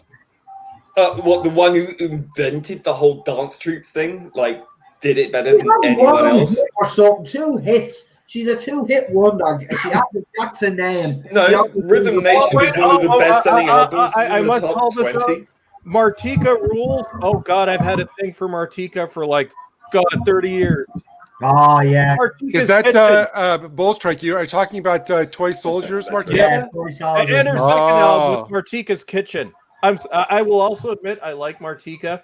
Step by step, inch by inch. So the actress did the. That's a good video. I like that video. Check out Martika's Kitchen, the second album that flopped, and the last thing she did, but it's awesome. I like Tanita. What's it? Tanita Tikaram. It's just a twisted my sobriety. All right, so should we go to episode 4? Sure. Yeah, on that video, I think we should. Yeah. Okay, so 5, 4. Wait. Is everyone in the chat ready? Like people will have gone to make tea. Oh yeah. You're right. Sorry guys, got the ashes because we're jumping the gun a little bit. Are you all ready in the chat? Just give us a thumbs up or a quick yes. Give me Shakespeare's sister. Alpha Omega asked, Bull's Trek, are you a Loverboy fan? Let me get. What's the right word to say about Christina Aguilera? Have you seen her video, Dirty? Yes. That's all you need to know about Christina Aguilera. Shakespeare's sister for me was okay. pinnacle. Attico says ready. Oh, we're getting some yeses now, Noel. Right, well, let's do it then. Okay, 5, 4, 3, 2, 1, play. And we're off. I love that. Serena was my crush as a kid, says Matthew Pounder. I'm low rent. Sabrina was my crush as a kid. I love him. I actually like Tiffany. Oh God, yeah, I could create Tiffany. Yeah, Tiffany was nice. Sonia. Yeah. Remember Sonia? Yeah, Sonia wasn't too bad either. Yeah. My crush as a kid was Linda Carter. Oh, Linda Carter. Oh yes. Oh yes. There you go. Belinda Carlisle. Oh yes. Didn't she have like a really ridiculously thin waist, like 12 inches or something? Belinda Carlisle. Can Britney actually sing? Yes, she can. Although she ruined her voice. She yeah, that's what happens when you suck on too many helium balloons. No, but this is the thing. Brittany can actually sing, but the type of music that she does, it doesn't suit our actual voice, believe it or not. That's why she does the kind of baby voice, you know, the baby kind of Spears voice. Our real voice, believe it or not. No, I think Problem Being is dying. Yeah, there you go. Britney Spears. For without real, auto-tune. it's actually really deep. You should actually hear her live. There's a clip of her where she's. I've heard the live. Oh dear. Well, she's better than most actors out there. Oh God, Belinda Carlisle. Yes. Janet ruled. Heaven is a place on earth. Yes, she did. She was a class act. No, she wasn't. She was. We're going to have a debate on this one time. What kind of television monitor is that? I want to know. It's like in the middle. It's like an old oil can. Yeah, right. They've converted into a television. Oh, Daniel had a crush. Doctor Who related though. This is one now. Have to be honest, Daniel. Who are you people? These 40-odd-year-old men talking about hey, not me. Hey, we're not Aaron and Gary talking about Kylie. There's Britney Spears is 37 or something. So Britney Spears is 3 years younger than me. Martika is 10 years older than me. Have you heard? I didn't mention Kylie Minogue, although she's fine. Gary and Az singing Kylie Minogue on their channels. Fucking hell. Oh, there you go. John Steve says Joe Grant was my crush. That's good. No, Madonna. No. I love Madonna. Early Madonna. No, 90s Madonna. Old Haggard Madonna. Only 90s Madonna. Old Haggard Madonna needs to understand that old Haggard Madonna has to grow out gracefully and stop dressing like a 20-year-old. You're going to think I'm joking, but I'm not. My favorite Madonna is Dick Tracy Madonna. I remember that. Oh, the Hanky Panky. Yeah. I liked her. I think her best album though was the Ray of Light album. I don't think she's ever gonna reset that. Perfect production. William Orbit, top producer. Great songs, great videos. One thing about her, she's able to reinvent herself. She's always doing it, but now she's just copying other people rather than setting the trend. Her edginess kind of ended when she did that song about Pilates. Next week, Noel, I think we need to do a watch along of that Madonna movie, Who's That Girl? See if we can. That's a good movie, though. God. But everybody remember when Dick Tracy was supposed to be like the biggest movie ever, and then it flopped. Yeah, it flopped. Horribly. But you know what? I gotta say, I think that the art direction, the style on that, I think that as a comic strip movie, not a comic book movie, a comic strip movie, I actually really liked it a lot. I think it's underrated. I think it gets. I do. So do I. But yeah, the music score is great in that movie. Give me Who Framed Roger Rabbit any day of the week, though. Why is she wearing a bin bag? If I'm not. They ran out of. Well, keep in mind the budgets were very low. So yeah, that is literally a garbage bag. Well, you can actually see. She's like an S&M vicar. No, this scene was filmed during cuts at super cuts. She just didn't take off the. She just didn't take off the thing while she's getting her haircut.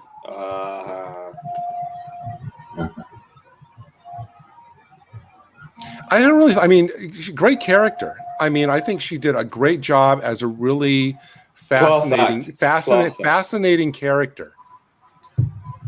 Because where it's all like under the surface, and the fact that every single time, like Jamie or Victoria are not totally condemning salamanders, like, well, maybe he's misunderstood. She goes off. And I think that's really telling right there too. It would be interesting if she was a companion. Yeah, can you imagine? That would have been great. Yeah, I think she would have been brilliant. Such a wasted opportunity. And not because of the color of her skin, but because she's a good a good character. 99 red balloons. Yeah, that's a great song as well. Yeah. My band nearly supported her, but we said no. Oh, the Luft balloons. Yeah, no. Yeah, it's 99 red balloons. Don't be going with those fancy schmancy. That's the way it was. I love that. No, I love that song. But we just said no because we weren't kind of in the same thing. You're an arrogant little twat sometimes, aren't you, man? Like, I'm not supporting you, even though you're a multi-platinum selling artist. Probably, we're not going to support you for out there. Sometimes you have to sell your soul to the devil, Lee. Well, can't help it. Imagine though, that would be a weird concert though. I think we supported gay bikers and acid. And people there are saying, "Oh yeah, this is good," and then they come on and say, "Yeah, I think we want the other fella on instead. Could you bring back on problem B?" I have a quick question, kind of off topic about the show, kind of off topic to the panel, but on topic to the show. Right. What do you think about the doctor kind of holding so fast the whole, I'm not going to do a single thing until you give me they're not asking him to kill him anymore. So what is this whole thing about, I'm not going to do a single thing until I get incontrovertible proof that he's, you know what? I mean, why doesn't he just trust that all of these people know what they're talking about when they're so passionately against him? Yeah. Good point. So I'm not saying I'm right. I'm just saying it seems weird for him to take such an extreme point of view. Do you see it as a plot hole, really? No, I'm not saying it's a plot hole. I'm just saying it's more of, why can he say, but okay, clearly there's something going on here. I'll give you some little benefit of it. I'm not going to stand here in a room not doing anything until you give me absolute proof that you know what I mean? There's like a middle ground. Yeah, so Dago 24 has an answer to that. He says that he doesn't want to interfere in Earth's history, and maybe that's the reason why he needed 100%. I suppose too much at stake in the timeline. Yeah. Because remember, as they say, even if you squash a butterfly, the butterfly effect. Well, but if they do give him proof, he is going to interfere. True. But then, that's because morally that he has to. Oh, go on, kick ass! Yeah. Break it down. Now, what was she just shooting at now? The bottom of the door? Yeah. And yet she doesn't hear the guy coming into the window a foot and a half to her left. Bless him. Well, I suppose limited space, Yeah, no, I know. You got to give. Aha! I have you now. Oh, she could have done a lot more damage with that kick. Give him the splits. That's it, girl. There you go. It's clear. Isn't it? It's clear her character was based on Emma Peel. Clear. Yeah. This is her audition, wasn't it? Really. You know what? It could have been. I can see why they would want to consider her for that role. Absolutely. Although she reminds me of Una Joyce. I don't know if you know who that is, but there was a sitcom called oh God, what was it called? Oh shit. I haven't heard that. Una Joyce. If you look up Una Joyce. Oh, she was that blonde girl. Yeah, in Maud. Father, dear father. Harold and Maude, wasn't it? Oh, I can't remember. Oh, but I've seen quite a lot of the old sitcoms. I regret nothing. Not Harold and Maude. No. Oh, fuck. Alpha Omega has a great point.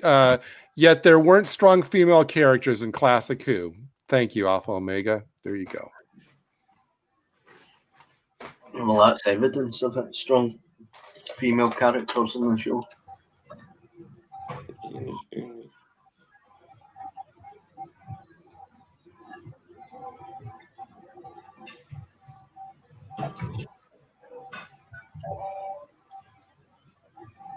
Uther. Sorry, Uther Joyce. Not you, not Joyce. Uther.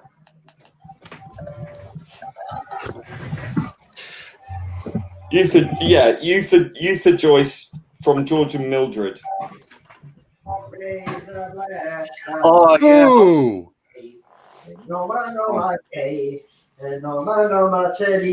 Does he know he's on mic? Probably. Probably not. All right, 1 for, 1 against. Look at that. What is that haircut? That is the worst right? haircut. Terrible. Oh. No. Buddy. Buddy. Mute. No. Why? Because I'm singing a song to myself? No, we're just kidding, buddy. By the way, I'm just having an L whiskey now, so expect that explains it. Singing. I drank all my Jack Daniels last night. You know what? That really was. I got it. Who is this in the chat? I'm sorry. It was Thomas. He said that was a strong death scene. That really was. I mean, the whole clenching her stomach and falling over. Yeah, but the fact where he's basically interrogating her as she's dying, she has enough strength to slap him in the face. He wants to shoot her in the head for that, but then has to be dissuaded by the guard. Yeah, that's a little bit. That's pretty intense for. It is this show. It's a good all-round engaging story. I mean, it is. I haven't spoke much because I'm so invested. And Troughton is amazing in this. Yeah, absolutely. Rabbi wasn't here for. I know he's tired, but Rabbi, I know he's watched it before. And you know, for those watching along for the first time, I'm not going to spoil it. We're still like a couple of big shifts in the story, which seemingly come out of nowhere. And yet, I mean, so this story is constantly evolving, you know, and becoming more than what you think it's going to be. Yeah.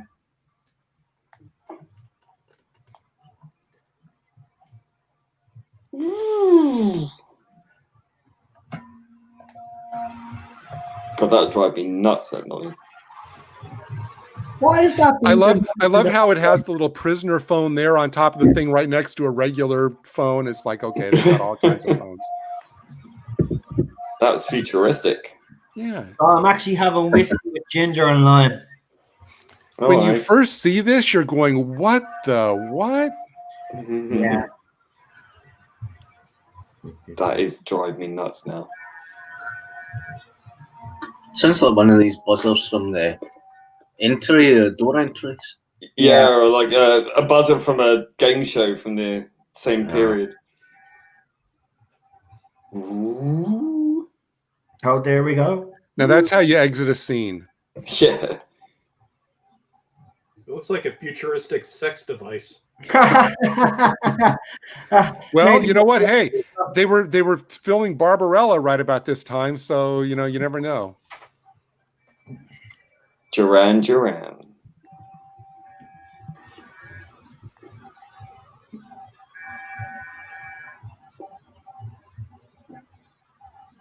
That's a heck of a. I mean, what a weird way to build a lift.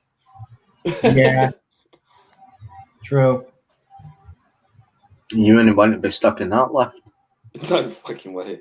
Whiskey and ginger is nice. It is. It is. Add a bit of lime to that mix, and you've got your. I always love scenes like that because my first thought is like, where do you who built that? It's like, do you call workers and says, okay, I want you to build me like a 2-mile long tunnel into the earth, but don't let anybody know about it.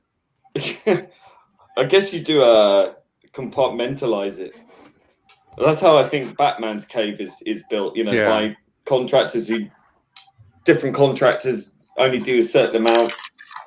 Well, with Batman, the TV show, I want to know, first of all, who he got to make all those signs, you know, for all of his equipment, like bat this and bat that.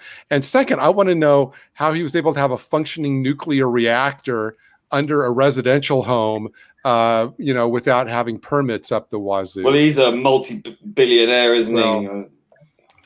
Get away with basically anything. He can pull a Nancy Pelosi.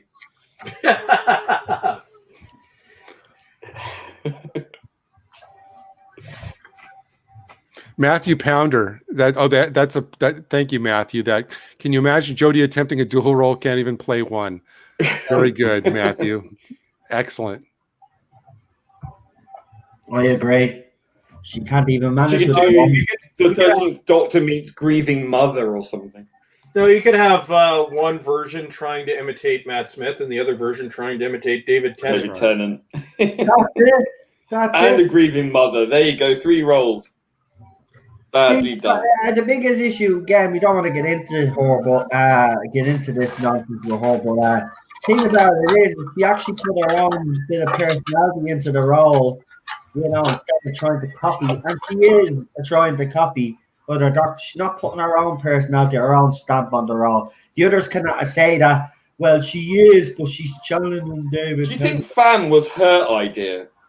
No. No, that was a Chib's thing. You reckon?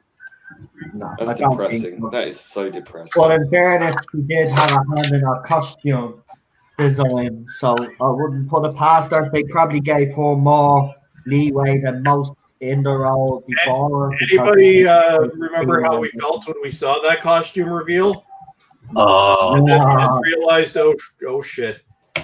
That was though. You're right. That was when the fandom all started to kind of look at this and say, "Okay, what's going on here? The costume seems a bit of a." Wasn't he in another? What was he in? Wasn't he Jamie replacement? Was he the Mind Robber? Oh, you mean no? That was Image Wilson. Image Wilson. I'm sure I've seen him in something else in Doctor Who.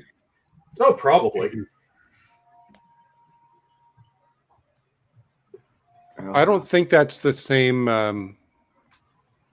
Because he looks familiar. I have the actor. The actor is an actor named Adam Verney, but I don't think that was the actor who played in The Mind Robber.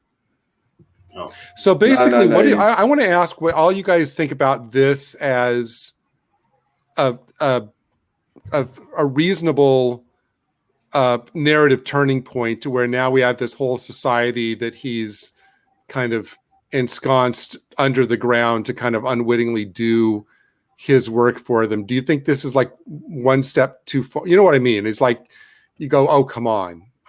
Even for a show, you know what I mean? Gone full on James Bond villain now. Facebook groups were banning people for criticizing her costume. Yeah, they were. I was banned from a few, like yourself. Look at the video I made when it was released. Look at the hate. Actually, the most hate I ever got was when I criticized the logo. I think that's the only video I have with a higher dislike than like ratio. Well, in fairness, Matrix Law gets reported for making videos about donuts.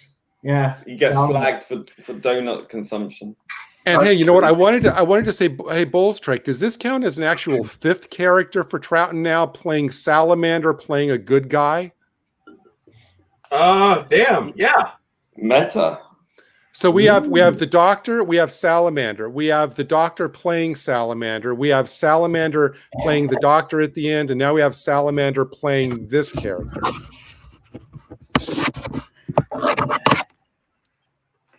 That's pretty impressive.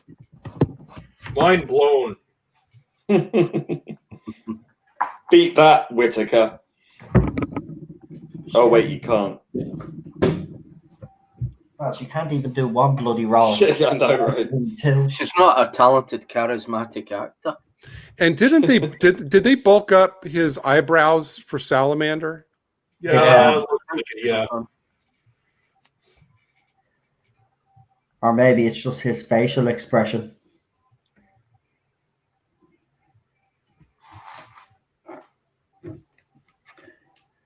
I say Troughton loved doing this.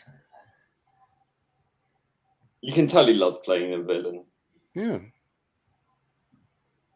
See, they put the hair in the middle of the eyebrows.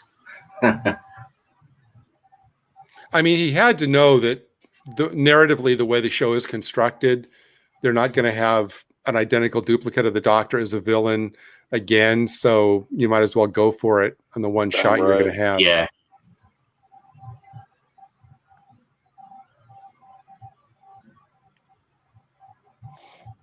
Although that's why actually I would like to see it's not the main story I would like to have completely recovered, but I would love to see the final mind battle in The Abominable Snowman, where he and Padma Sambleva are having that kind of mind war, because the still shots is like Troughton has these anguished expressions and these kind of almost evilish expressions as he's in that. I'd kind of like to see what that looked like too.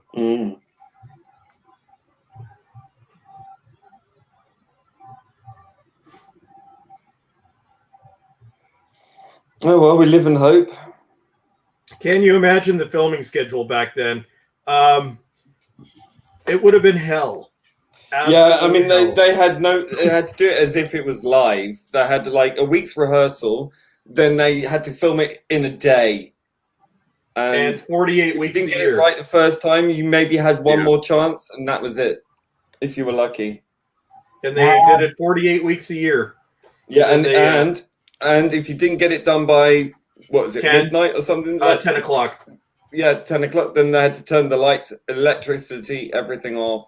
Well, that's why they had to give the main actors vacations sometimes. Like Jamie and Victoria aren't in this episode because they're taking the week off, while their characters are in jail or something. Yeah, it's you'd also notice you had episodes where Patrick Troughton or William Hartnell were gone. Like the episode where William Hartnell is invisible. Yeah. Celestial Toy Maker. That's because he was ill. Or, for example, episodes like, according to the reconstructions, like Evil of the Daleks, where basically the few shots of Troughton in one episode is just him at the desk trying to figure out the calculations, which you can shoot like maybe in 10 minutes and then just farm out for a whole episode while they give him the week off. And that's why Troughton had so many companions, because especially as he got older, they had to pick up the slack. Yeah. Or is not necessarily older, but as his illness took hold and he couldn't do it. As you'll notice, as Troughton's years go on, you see less and less screen time with him. Are you talking about Hartnell or Troughton? Hartnell. Did I say Troughton? Yeah. Hartnell. You see less and less screen time with him as his run goes. Well, I mean, even especially in 10th Planet, I mean, he doesn't. I mean, he's not. It seems like he's in it, but I mean, for like the last couple of episodes, he's not even in it that much. No, and apparently he was really sick. His illness had progressed greatly, and he got out just in time. Chances are he probably wouldn't have been able to film another story. Yeah. But are we ready to go, folks? Yeah, just want to read out an Australian $5 super chat first. Patrick Troughton also played the baddie in an episode of Danger Man with Guggen. Patrick McGowan, yeah. Fantastic. Thank you for that super chat as well. Really appreciate it. Yeah, Ballstrick, I'm ready to go if everybody else is ready to go. Okay, 5, 4, 3, 2, 1, play. And we are off. I actually, speaking of the Prisoner, I actually watched again Fallout this week, the Prisoner finale. That is just that is a wacky episode. You said the Prisoner finale? Yeah. Fallout. Well, that is an acid trip. Holy crap! The whole thing is an acid trip. No, but that final episode, that last episode is just like, what were you on? Like literally, you have singing and dance routines. Oh, I know. And he pulls off the mask, and it's like, it's the Planet of the Apes. All of a sudden, it's like Patrick McGowan. What are you thinking? He got a lot of flack for that.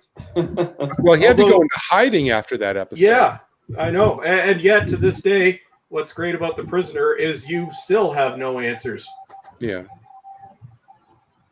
I think the best part of that episode for me is that when you realize that, when they get in the little truck and leave at the end, that basically the village must have been maybe about 20 miles outside downtown London, because they basically just get on the interstate right after they... while doing a dance routine. Yeah, I think you got Beatles in that, and yeah. And the Them Bones song. That's right. Which you can't hear without seeing that. As he just sits there on the throne, not having any dialogue at all. It's like smart move.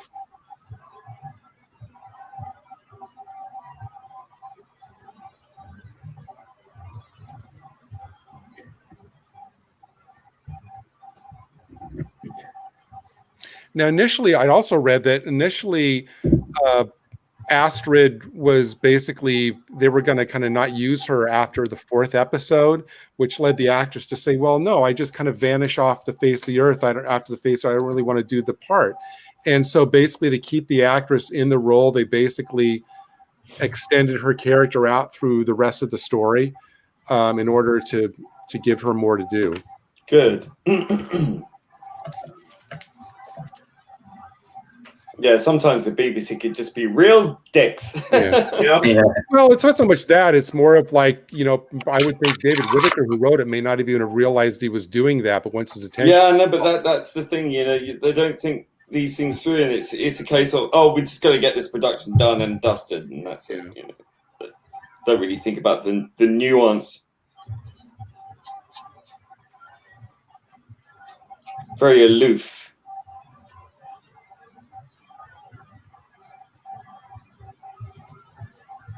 And I'm not going to give a spoiler by any means, but I'll still say that I'm not sure I completely buy the last big twist, and I'm not going to say what that is.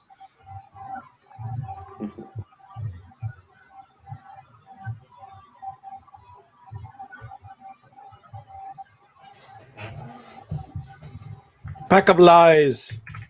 I love the way very dramatic.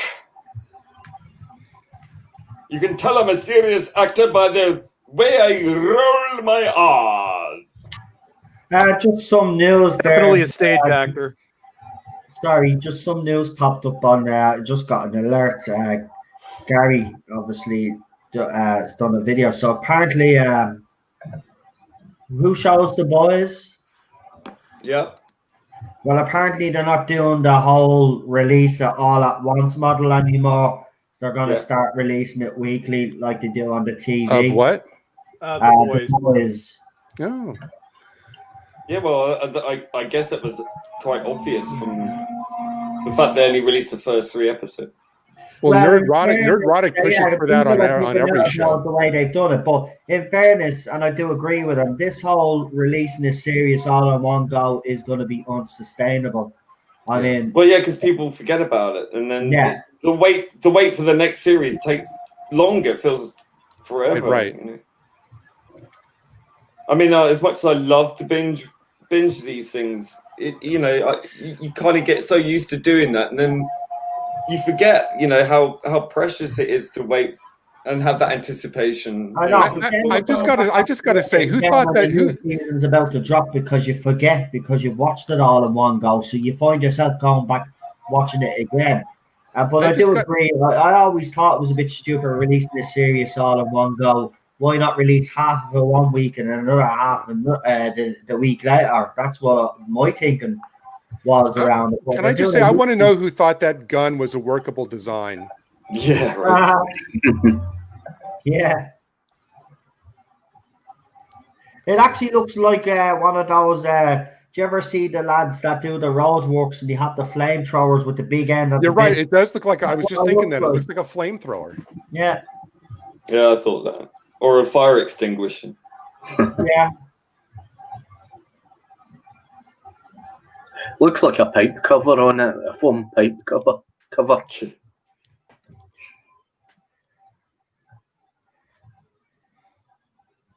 I can't look at this guy without thinking, oh, it's a foggy night tonight. No, you know what he reminds me of? He reminds me of what Colin Baker looks like now. I see what you mean. And don't forget, Daniel is putting everybody's channel into the chat there. So don't forget to like, share, subscribe to them if you haven't subscribed to everybody on the panel, except for me, of course. Ballstrek has said that I'm in the bold corner, so No, you're temporarily. When it's up, Ballstrek will let everybody know when it's up, and then Yeah, I'm a Thomas Thomas in the chat, Statico, I'm not really sure what you're talking about with your comment. He says, what is the fourth Doctor story we're doing? By the way, I'm not really sure what that refers to. Oh, what's the fourth Doctor story coming up? Yeah, that's my choice. It's not Inferno. I know it's not Inferno. No, because that's the third Doctor story. Please don't say Monster of Peladon. Please don't say. It wasn't. It wasn't. No, it was. Oh wait! Oh no! It was the demons. Oh. Yeah, what we're doing. What? The demons. The demons. No, it wasn't. No, it's the fourth Doctor. Oh yeah. Oh, the fourth Doctor. I thought it was the Face of Evil. No, the fourth Doctor is. Face of Evil is the fourth. Yeah, Face of Evil is going to be the fourth Doctor. Oh. No. We did Face of Evil. Right. It's Planet of. Was it Planet of Death? Isn't it? I don't think there's one. Do you mean Planet of Evil? Planet of Evil. Sorry, yeah, I always get those things confused. Planet of Evil. Yeah, it's Planet of Evil. That's the one. It's Planet of Evil. Or did we do? Sorry, I haven't slept. No. See, we last week I thought I was being clever that we'd get them all. We'd all pick ours ahead of schedule, but we've all forgotten now. So yeah, I think it's Planet of Evil. Next week's one is the demons. That was my choice, guys. Which way you want to pronounce it? It's up to ourselves. That's next week's story. Which one? The demons? Yeah, that's for next week. Yeah, next Saturday. We're back on a Saturday now, though. Do you have the hashtag for that one yet? Not yet. You should do hashtag #QuiQuiQuad. Well, you should say that to Rabbi. Yeah, good luck with getting people to type that out. He's very when it comes possessive. To hashtags, he's very picky. Well, I think hashtag #QuiQuiQuad is pretty good. So yeah, suggest it to him. He's off now. He's obviously tired. God love him. Well, he'll hear this when he re-listens to this stream. If he can be bothered. He won't watch. How dare he? No, he doesn't care. He doesn't care about us anymore. He doesn't have to watch. He's too busy being all highfalutin with God and shit, so he's not interested. But seriously, when I'm watching back on my own streams, I find it difficult to watch. I just like watching other people myself, but I hate watching myself back or listening to myself. Wait, why is the meat thing? Question. Why is a box of meat called fragile? Because it's it bruises. Yeah. Fragile meat, yeah. So you're available next week, Gary, yeah? Sure. Yeah, cool. That would actually been a good hashtag for this one. Hashtag fragile meat. Nobody would have figured that one out. Yeah, that's robots would be great. We will do that eventually. But apparently we did robot in the early when I start doing the original live streams on days. We did robot already. But we'll do it again because I didn't do it with Rabbi or Atten. So any of the old ones that I did don't count because I was on my own. So we'll do. And don't forget, obviously, we've got to do time slip. Oh, don't you start. Here's my question about that ad. Why would that be on page 9 of a newspaper? It's slow news, big news day. I think I'm being too picky. Probably being an amnesia pill. I do have a question about the set design for this. Are all those kind of like glass balls or metal balls? What do you think that I know they're plastic, but you know what? The fruit comes in oranges and apples. They put them in. They used to put them in packages like that. Or they probably painted them silver or something. Okay, that's pretty good. You know, I mean, they used anything they could get. Some molds. It looks great. I was just curious. Which makes it. That's why I always love classic hero. That's why I'll never sit there and laugh at it, because I know the work and the effort that would have went into to make it as best as they could at the time, and I really appreciate that. They really cared about the stories that they were doing, and they really put a lot of effort into the set design. Yes, sometimes it didn't work. No, they put the effort in, and that's all that matters to me. Absolutely. And they didn't have that money to use to get expensive stuff.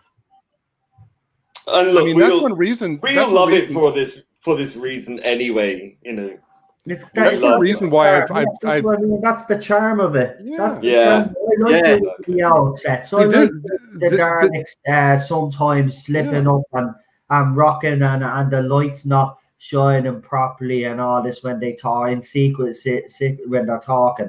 That doesn't bother me. All of that stuff is irrelevant because I'm sucked into the story. Exactly. And, I think, Noel, I've said before, I think I'd said before way and on one of your call-in shows, where one of the reasons why I've always been more in love with the classic show than the new, not only because I kind of grew up with it, but because it requires me to meet it halfway in terms of they'll bring the acting and the story, and I'll bring my imagination to cover up some of the effects, the less than stellar effects sometimes. But basically that makes me more engaged with the story because I have to kind of extend my own imagination to kind of fill in those gaps. That's why I love the classic show much more.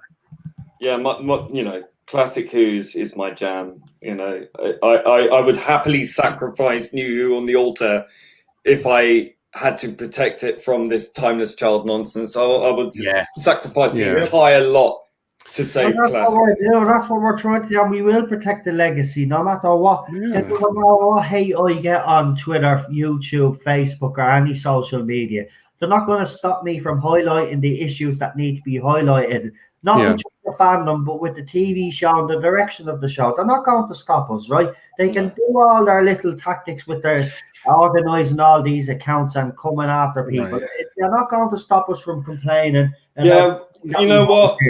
When we're old and still watching Doctor Who, they will have moved on and forgotten all.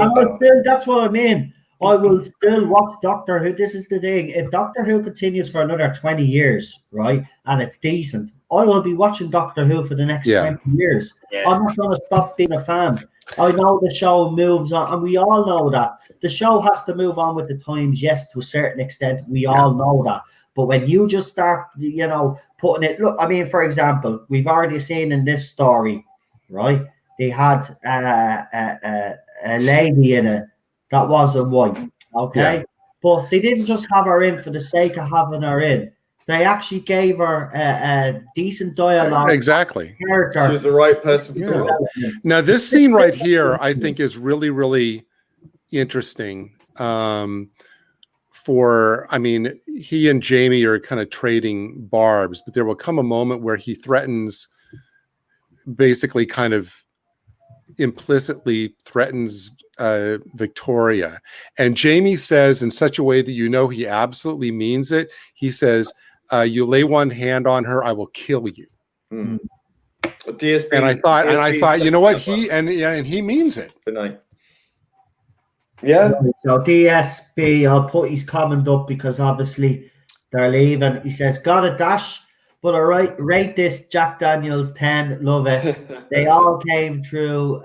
You got this. Respect the Pat plus Streamalong is so much fun. Thanks for this night, folks. Now, good night, and thanks for joining us because, as I say, without you guys actually coming in and listening to a grumpy old Irishman, a grumpy Canadian, a couple of grumpy Scots and Englishmen, and Gary, a grumpy American, without you watching us, we wouldn't even be here. So thank you. We really appreciate all the support and all the super chats as well. Seriously, guys, thank you. And good night, DSP. Someone asked, take care, my friend. And yes, I am still here. I'm just doing various things. You're here. I'm working. All that counts. So I'm doing stuff as well. So don't worry about it. I'm doing stuff. I'm reading. I'm watching this. Sadako came up with a great hashtag for the demons. Hashtag Pa Osgood. I love that. Yeah. But there's one thing I will say about me. I might be grumpy. I might have a rant. but you'll always get an honest opinion from me. It's not exactly. It's not manufactured me opinions to cause. Yeah, at least you're not faking it. Like, oh yeah, totally love Judas is amazing. Yeah, you only said it because you don't want to be ganged up on because you see what you buggers do to Noel. Hey, I just noticed Jamie and Victoria have the same skirt. Yeah, look at that. Oh yeah, it's probably one of Kilt. Sticking up for my Super John friend there.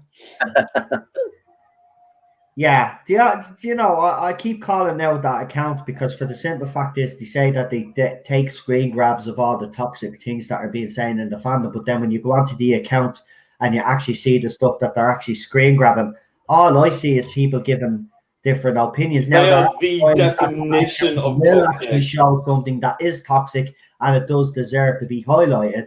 But you look at the majority of the tweets that have been screen grabbed, and it's from everybody that just has a different opinion. You cannot say anything bad about Whittaker or the show. Nothing at all. Even if it's light and not as militant as me, you get dry. That's toxic, according to this person. I don't know who gave them the moral compass or thinks they're the Twitter police, but you know, you don't realize, and probably being already explained this to you, but you obviously don't care the amount of damage that you're doing to people's mental health. Because what you don't realize is that anytime you throw up a screen grab, there's people coming onto our accounts then and harassing us because of what you're doing. But Lee explained this to you. You obviously don't care, but you will if someone goes that one step, because the way it is in the fandom, all it'll take is someone to say the wrong thing to one person, that person will end up taking their life. And then, you know, then you'll all reevaluate what you have done. So why not actually stop before it actually does happen to someone? Because I guarantee you it will, because the amount of harassment that people are getting from your account alone from putting screen grabs is unbelievable. The amount of people I have to block every day. You. I'm just watching the scene. I love that scene where Troughton pretends to play the flute to identify himself. That was great. Yeah. I was listening to you, Noel. I was just kind of focused on Troughton as well.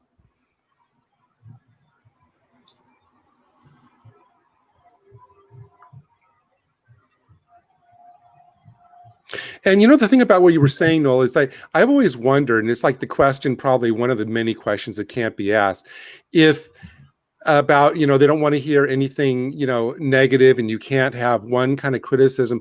It's like, well, why, you know, why do you consider, you know, her or the character so fragile and, you know, unable to withstand examination or questioning that you want to shut it down? They say it was so good in quality and there was like a substantial amount to it. Why can't it withstand, you know, any kind of an examination? They treat it like it's like, you know, inside like fragile glass. Yeah. I wonder how many of these people actually write, I mean, creatively write, not just tweet, you know, or understand. Oh, no, like, I mean, you can objectively point out all the plot holes, all the flaws, and the only thing they can do is, but what about isms? And it's like the false equivalence. You know, you're talking about comparing something that's supposed to be modern day, you know, on point and, you know, up to the beat, compared to something written in, you know, the 1960s and 70s. You know, it's not fair comparison of quality of you know, I mean, everything's supposed to be sort of hyper real and all the rest of it.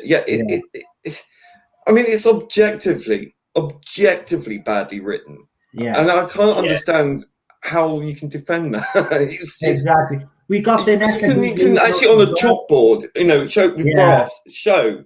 This is where that shouldn't be. That there is no character development. But they don't. When you think about it, though, they're not really defending it. They're trying to shut down the conversation, which is not the same as defending. I know. But that's how disingenuous their argument is, because they don't care about the quality of Doctor Who. All they care about is protecting their political message. That's all it is. And attacking people who disagree with them. And it's ridiculous. Vanessa, I'll tell you what it is right here. Can I just say good night to Vanessa there, guys, just before we bye, Vanessa. Good night, everyone. It's been a pleasure. I'll catch the rest of the stream later. Good night. You know what, Noel? This has been the chat has been really jumping like all stream. Yeah. So this has been a really, really good chat today. It has. Yeah. Everybody is getting involved. Yeah. And there's a few people having conversations with each other as well. It's nice to see. But good night, Vanessa. Thank you for joining us. And you said you'll catch the rest of the stream later. Fair play to you. Thank you for the support. Good night. Right, guys, we were actually saying something. Sorry for cutting across just that time. But I think Baldrick was about to add something to that. Well, no, I can sum it all up for you right here. They are insecure. They're what we would have called posers. They're desperate to fit in with their peer group. They don't act. Most of them don't even believe what they're saying. But it's all about fitting in because they are so insecure with themselves. It's conformity, like the worst form of conformity I've ever seen in my life. Like I see it every time they decide to dogpile, and it's especially on my or on my Twitter, and it's actually pretty pathetic because you see these people that are so desperate for attention, so desperate to fit in. So desperate for validation. They're tweeting the exact same thing at the exact same time. I'm like saying the exact same thing. Yeah, and it's always sarcastic. If you notice, everything is sarcasm with these people. Like they can't even argue. Formulate a decent argument. It's just sarcasm. It's like I'm going to talk down to you because for some reason I'm superior. That's why I call them millennial supremacists. They're not millennial supremacists. It's more Gen Z supremacists. Well, whatever. I mean, they call everyone boomers, so let's call them all millennials. Yeah, we'll do that. They'll love that. Even though they're millennial supremists. Although we don't actually. Listen, they love that. See, that's the thing, though. You don't call them that. You use their language against them. They want to call everyone else supremacists. Well, they are supremacists. Right, they want they're supreme. Just means they're supremacists. Is we don't call them all of these things that they want. We do not conform to what they want us, the way they want us to conform. Ballstrek is right. I said this ages ago, but I'll go one step further. I'm still going to call them it. They're all weak-minded individuals, and they all need help. But unlike the rest of us, rather than go and seek the help that they need because somehow that's weak or whatever it is, they decide to make the rest of us all. Well, they're all egging each other on. It's like a Maoist struggle session. If they don't conform, then they get shamed because they're showing their impure thoughts. It's just crazy. Right. I mean, it's so conformist. I am finished that episode. That episode went by in the blink of an eye. Most Gen Xers are not conformists. I think that's why we have such a battle between generations, because Gen Xers had to fight for everything. Yep. We didn't have anything handed to us. We had the opposite. We had to stand out because otherwise we wouldn't get noticed. Because exactly. all the boomers had all the jobs, took all the free education. All the rest of that's what it is. It's tough.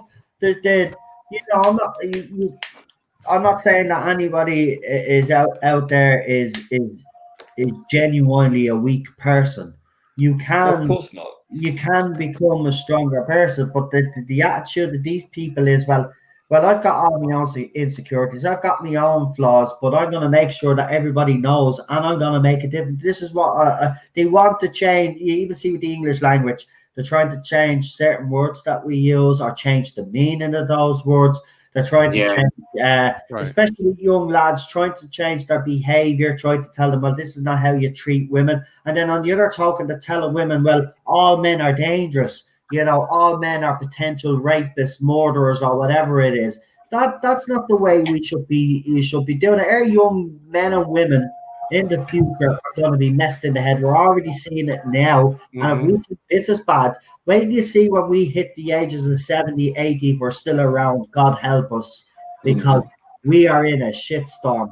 Well, you got Sadako there who says, I've known some Generation X, SJW. Well, yes, but I mean, you always get the people who want to be keeping up with staying relevant with the kids. And you also get the groups of people out there who have always identified with conformity. Well, here's I'm just saying the general generational, like the mode of the generation. Like punk was a sort of boomer Gen X thing, It's like that. Well, that before I do the countdown, I'll say you'll notice right now that there are far fewer millennials that are spewing this crap. And what happened? They're in the youngest ones are over 25, 26 now. They've experienced the real world. They now know how things work. And as soon as you experience how things work and how brainwashed you've been, then you shut up. Yeah, but then you get people like what's his name? You get the guy privilege with the painting of himself in his Twitter profile. Well, you get the privileged people 30. that never really had to experience the real world, and it's usually the 1%ers. Benjamin and people with Benjamin Cook. Yeah, he loves He's me. in his 30s and he's acting like he's in his Well, and teens. there's that old saying, when we're talking about like law and order, that there's that old saying that a liberal is just a liberal is just a conservative who hasn't been mugged yet. I like that. Oh, dear. Yeah, Ben Cook, going back on to Ben Cook. Ben Cook just needs to get laid. He's a man in his late 30s or whatever it is. Well, he's trying to stay relevant with the trendy kids. He thinks he's like older. He thinks he's like the Pied Piper, and he's just. Yeah, look at me talking down to you from up on high. Yes, follow me, admire me. Look at my painting of me in my profile. Aren't I important? And it's embarrassing. No, I would just say we should probably keep the momentum going by at least starting the countdown. Yeah, yes, I was going to say that too. So 5, 4, 3, 2, 1, play. Kaboom. And we are off. We are off.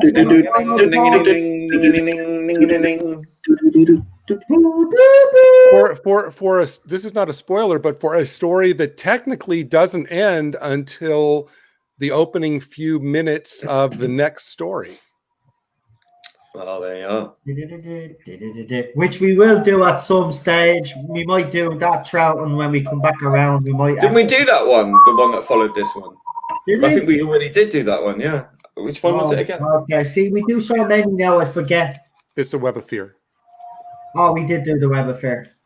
Oh no, maybe no, because I watched the Web of Fear myself a few weeks ago, so that's why I remember it in my mind. Yeah, I think we did do the Web of Fear though. So this character is the second in this story where it's like, if you believe everything that Salamander says, you're too stupid to live. You're too stupid. Sounds a bit like Twitter.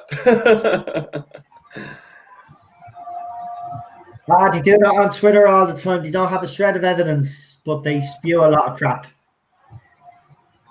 Yeah, Twitter is just the place where opinions go to die. Do you know what annoys me? Lee gets banned off Twitter for something like that, right? And it gets for defending someone, right? And these guys are clearly going around harassing people, faking stuff, and I just don't get why Twitter one rule for thee, one rule for me. Banning me or Lee, no problem. But these people say heinous things, and we've seen some of the stuff that they said or sent to even me. Never get taken down. They never get any retribution whatsoever. None. Never. They're always there. And if you get an account taken down, you're guaranteed within a couple of minutes, there's their second account, the third account, and they're still gone. It's because they can't think for themselves. They all swarm, like they'll have a collective mind. Because they all think the same, they all have the same views, they can't think outside their own box, and they all belong in that one box. And when they don't like you, they all act en masse at once and mass flag you. And as soon as they mass flag you, you're out. And then it takes about a month before Twitter pull the finger out, going, oh, it's a mistake, sorry. Yeah, useless. I told you what to do. It's so ripe for abuse that whole system. They game everything. They game everything on Twitter.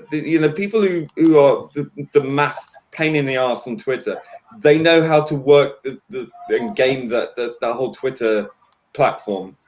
They know what they're doing because they own. That's why they own that platform, because they've worked it all out. They've probably been given plenty of tips on the Whisper network how to do it.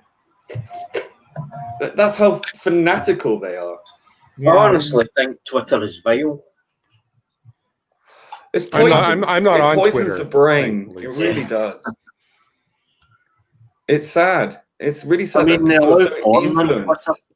I miss. Listen, I'm still on Twitter, but you know what I miss because everybody's gone off the Parler. I'm on Parler myself. Parler's dead. It's quiet as Parler, fuck. sorry, but in Parler, there's less interaction on Parler, right? And I'm going to say it out straight. Twitter is the better platform. No, there's no doubt, right? You can't interact with your friends as much on Parler than you can on Twitter. And I noticed the more people you subscribe to, if you got one person who parlays, nobody interacts on Twitter anymore now, which is sad. Yeah, you know? And no one interacts on Parler either. And the thing is with Parler is that if you've got one person who parlays a lot, then you never see anyone else's. You know, it's just like boom, boom, boom, boom, boom, the same person. It's like, oh, God. Sure, I was following Milo, whatever you want to call him, on Parler. And it just got to the stage where he was doing a parlay every fucking 2 minutes. So you have to unsubscribe because you can't see anyone else. Right, because I do, you know, and I do like the stuff because I've seen all these interviews and stuff, and you know, he is right wing and stuff, but you know, the stuff that he comes out with when it comes to the feminists and stuff. He's like fucking funny. He gives the facts and the figures and the percentages, and you know, and that's why I like him. But yeah, it was getting ridiculous, mate. But there is none. I mean, even Gary Az and all's on it, unless they actually tweet or parlay and unless they actually tag you in it, there's no interaction. And the tagging is really like you've got to remember everyone's at because it doesn't autofill. So you're stuck with that. It's really bad. They really need to update that. I think as well. Apparently they're going to, but I mean, if Twitter wasn't so toxic, I'd say because Twitter is, let's be honest, it is the better platform. It's obviously years ahead of this one as well, so it's far more established. I just wish Twitter would just clean up their act. I mean, how many times you have to say, look, this is clearly a troll account. They're setting out to basically look at their profile, their bio actually says what they're doing. And there needs to be an established Bill of Rights. There needs to be an established online Bill of Rights. Apparently, if you take screenshots and you continue to take screenshots of people's accounts, well, then you're not actually using Twitter for what it's supposed to be used for. First of all, is it a publisher? Is it a publisher or is it a platform? Because you can't be both. And you need to make that distinction. And it's the law too needs big to be a publisher. It's a platform. Exactly. So they shouldn't be doing what they're doing. They shouldn't be editorializing people's tweets. Yeah. Well, just look at what Matthew Pounder said. They'll lose the plot if a certain person gets reelected. I am not a fan of this person, as Noel will attest. Yeah. But this person is getting reelected because even people that can't stand this person will be voting for this person because the other side stands for anarchy and complete societal collapse. Yeah. They're not going to admit to it, but people are absolutely terrified in the U.S. of that other side right now because they've seen it. Yeah. And this will be a way of stopping it. And, you know, again, I have lost all respect for that particular man as well, to be honest with you. But even I could see... If I was an American, which I'm a Canadian, so I'm not, regardless of issues I have with this person, I would be voting for that person. Yeah, same. Without question. I wouldn't be voting for a senile old fool who's going to be replaced. No, he's a puppet. Pick, by the way, that's why he picked her. They know Biden. If Biden gets in, he's not doing a whole term. Biden is a puppet for the extreme far left, and you can see that in his VP pick. Yeah. So, how about the story? We're at the end. It's really kicking off now. They're all having a big hooly booty here. This is 2020, yo. They were trying to beat her with mops and brooms there a second ago.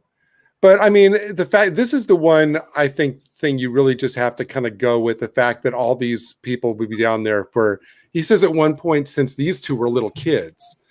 So clearly, you know, it's like he's been planning this for at least like a decade, and you got to, if you can buy that, I guess that's got dents in it. Look, you can see the baubles. Yeah. Can have it.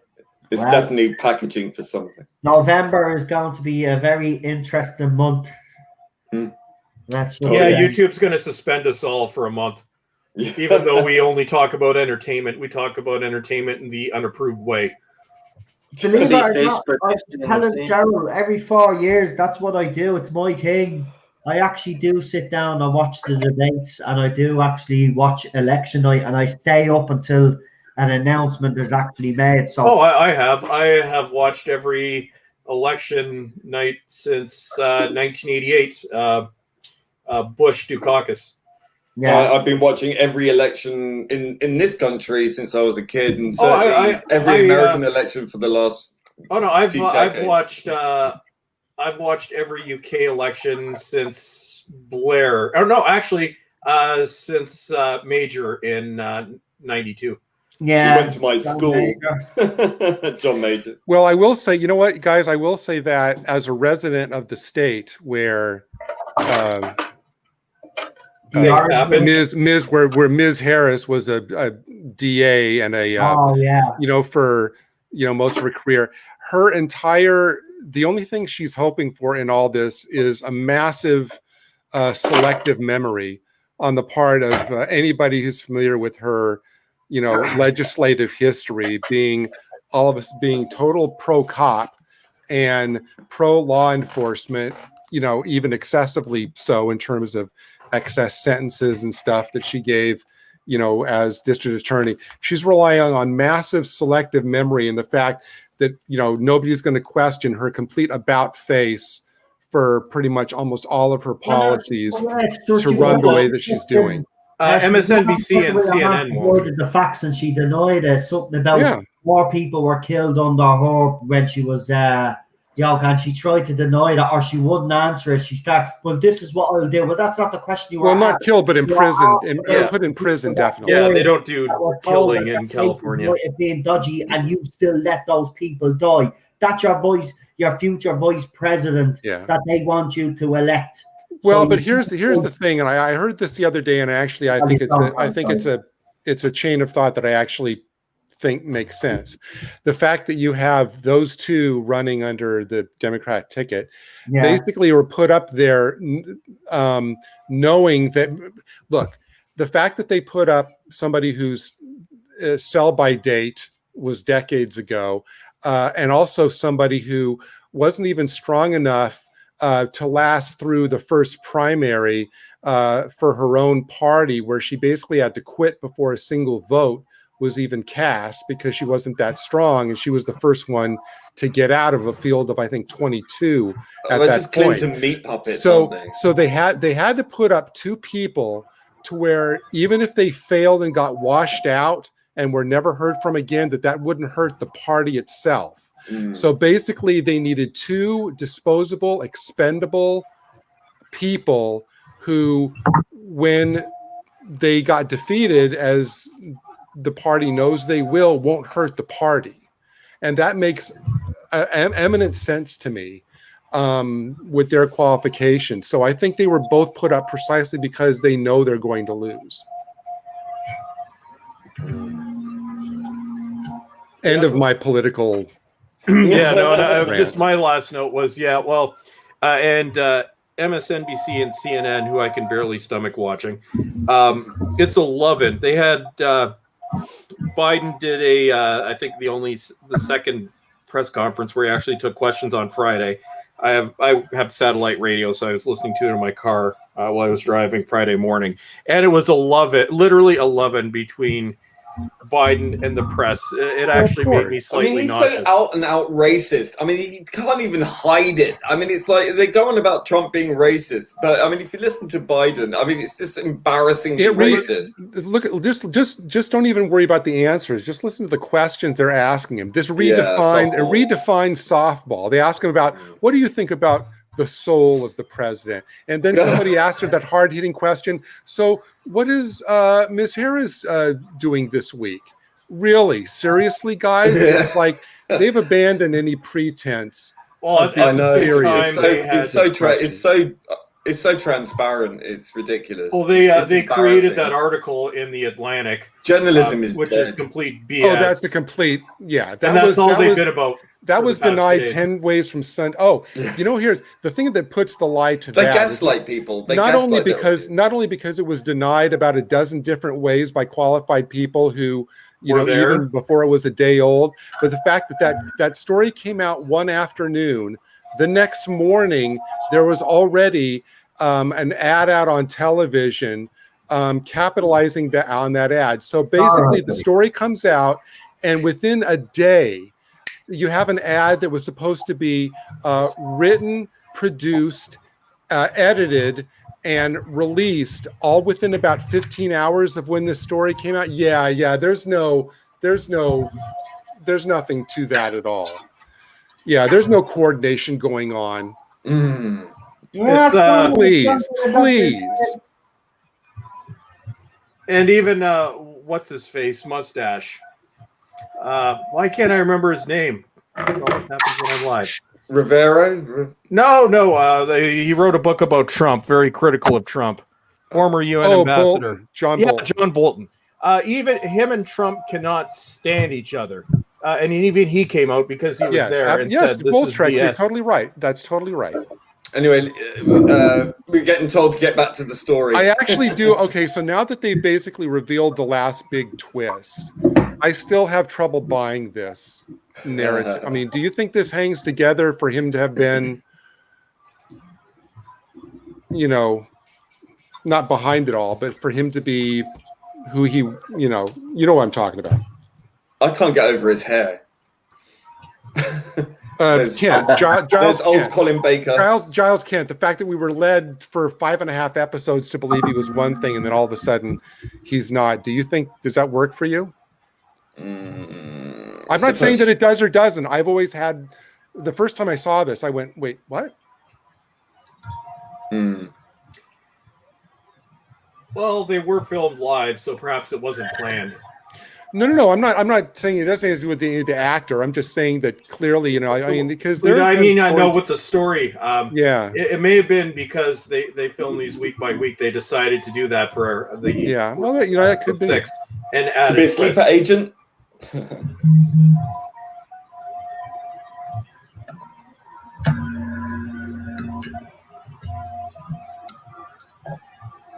Don't forget, Daniel has put up everybody's channel in the chat. And he's put up my second channel as well, which we will be using, as I said. So if you haven't subscribed already, please do.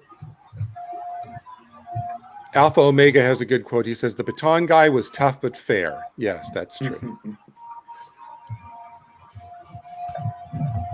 Yeah, old Colin Baker. Bruce.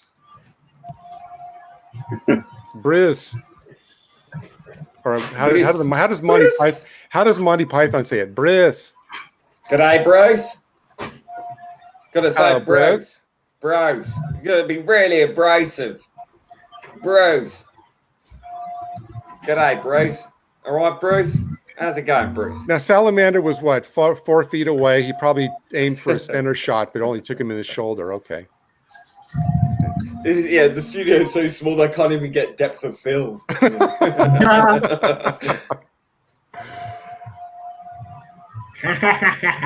sounded like a bit of a master laugh.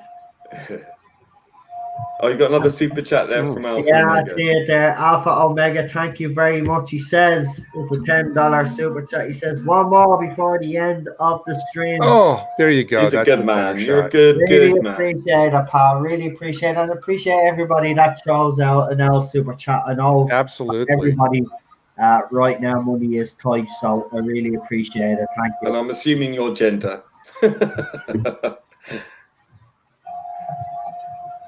Oh yeah, did I just assume their gender without actually?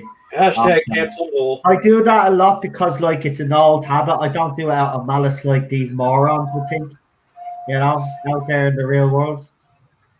Good old Alpha. Yeah, Matthew, that's it. Say hello to my little friend, said Echo. Well, that fixes that problem. He's a dude, so I didn't misgender him. Brilliant. Well, you see, Noel, I'm a carrot.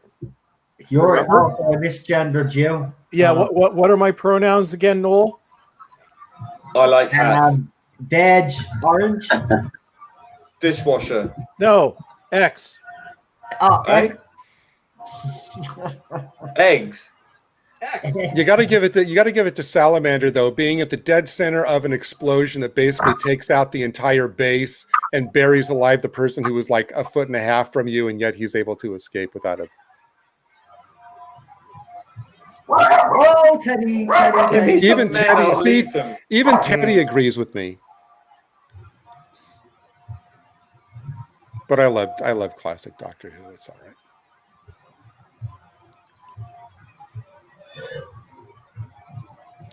Here's Patrick Troughton's last new role for this story. Salamander as the Doctor.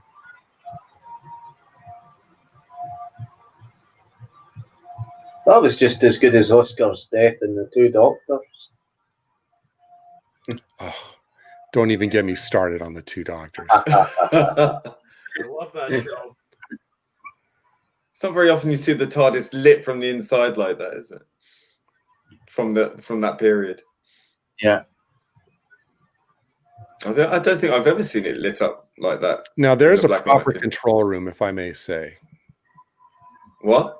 I said there's a proper control room, if I may say. Oh, yeah. Even though it was squished in for the smallest media. Yeah. With the, I miss the space of like the early Hartnell story. Yeah, that was beautiful. Beautiful design. And the nice little strip lights down the side as well. Yeah. Now, initially, from what I understand, there was supposed to be more to this. They were Barry Letts wanted to film it where, like a split screen where they would film one half and then have the other half blacked in and then rewind the film in the camera and then flip it. But I guess apparently some of the film got stuck in the camera and a lot of it was unusable. So the shots like that with the two doctors like this, there was supposed to be a lot more of that. And that would have been a pain to do. But I think it worked quite nicely. It was just that one scene, that one little scene there. It was just like the only time you ever see them face to face. Yeah, it's more effective, I guess. Oh, there he goes. That's really quite cool, actually. And that's a startlingly quick way to end a story, really. Yeah. Yep, just done. And there we go. That was an epic conclusion, Matthew Pounder. It was. Yeah. Apologies if we went off piste. I do not want to keep everybody longer than they want to be here because we are very late. It's 10 past 11 here in UK Irish time. So we'll go around the panel and we'll ask everybody for their brief opinions on the story and give you a rating as well. So we'll start in order and we'll start with Retro Doc. Go ahead, pal. It's a Troughton tour de force. He is absolutely superb in every permutation he plays in this story. 10 out of 10. Brilliant. Problem big. I think it's an established classic. You can't argue with that. Again, Troughton has so much to do in this, and he really does put it off. And I think his juxtaposition between Salamander and his Doctor are superb. Great supporting cast, really memorable, and it's really quite an intriguing story as well. It's like a nice complex story. I think it is a bit overly long for me because I always have trouble with even Genesis of the Daleks. I think is long. So I mean, I'm kind of like keep it short and concise. But I'm going to give it an 8.5. No problem. Super John. I'm going to give it a 10 out of 10. I mean, it's one of Troughton's best performances in the show. It is really good. Managed to keep the story together. It's very well done for its time. I mean, that's why I give it a 10 out of 10. No problem. Fantastic. And Ballstrick. I think the story became an instant classic as soon as we finally got to see it in 2013. So this is, I guess, effectively the newest classic story. Yeah. And Troughton's best performance overall, but every performance he gave was brilliant. I'm going to give it. It is a little long in some sections, but other than that, perfect. I'm going to give it 9.5. Fantastic, and I'm actually going to give it a 9.5 out of 10 myself. I think everybody said everything that needs to be said about this story.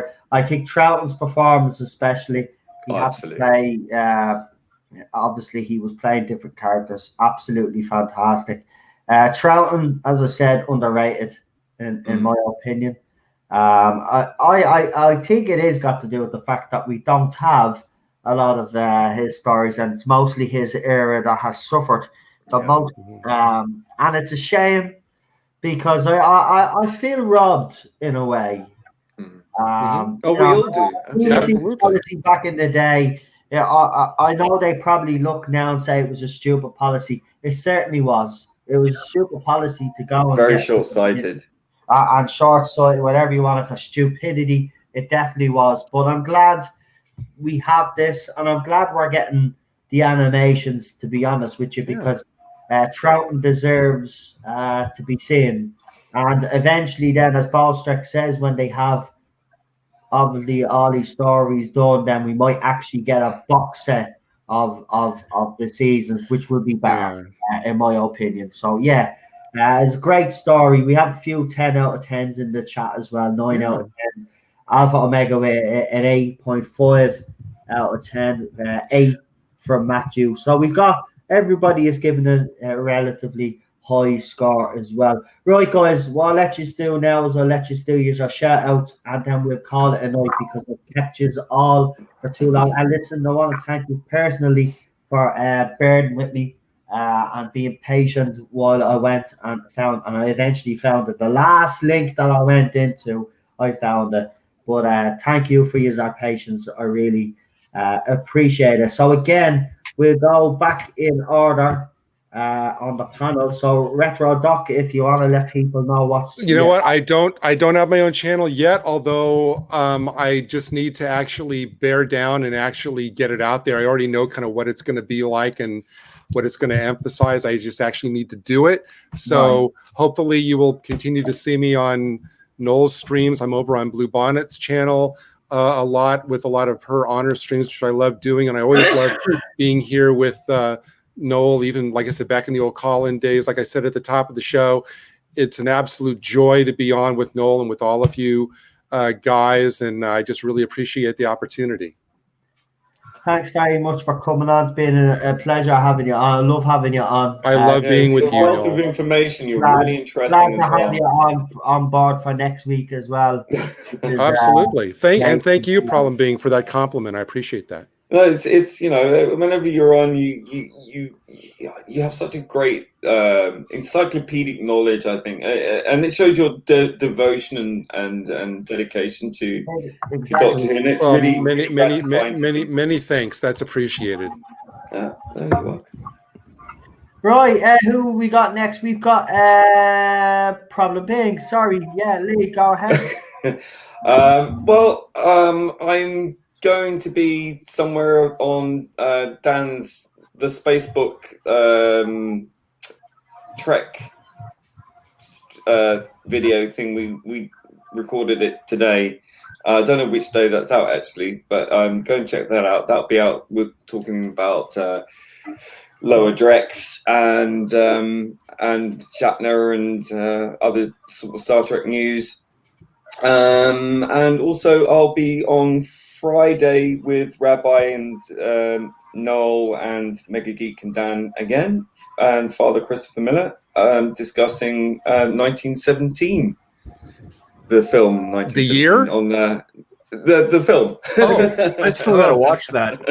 I haven't seen it yet, so I'm going to be watching it this week. We're going to be doing a sort of retrospective on that on Friday on the Video Vault on Rabbi's channel.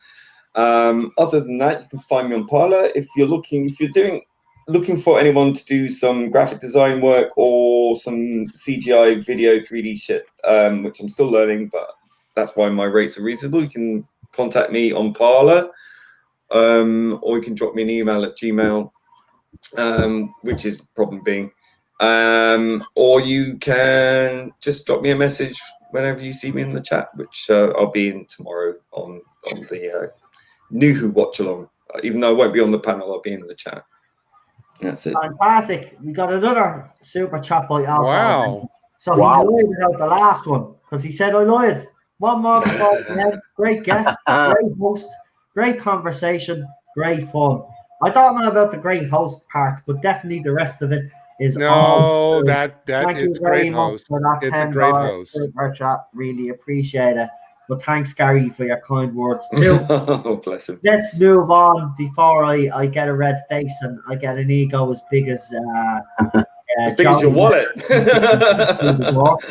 Super John, go ahead. I'll be on Noel's channel doing the demons or the Daemons or whatever you want to call it. Third Doctor story on Saturday with Rabbi, Problem Bean, and yeah.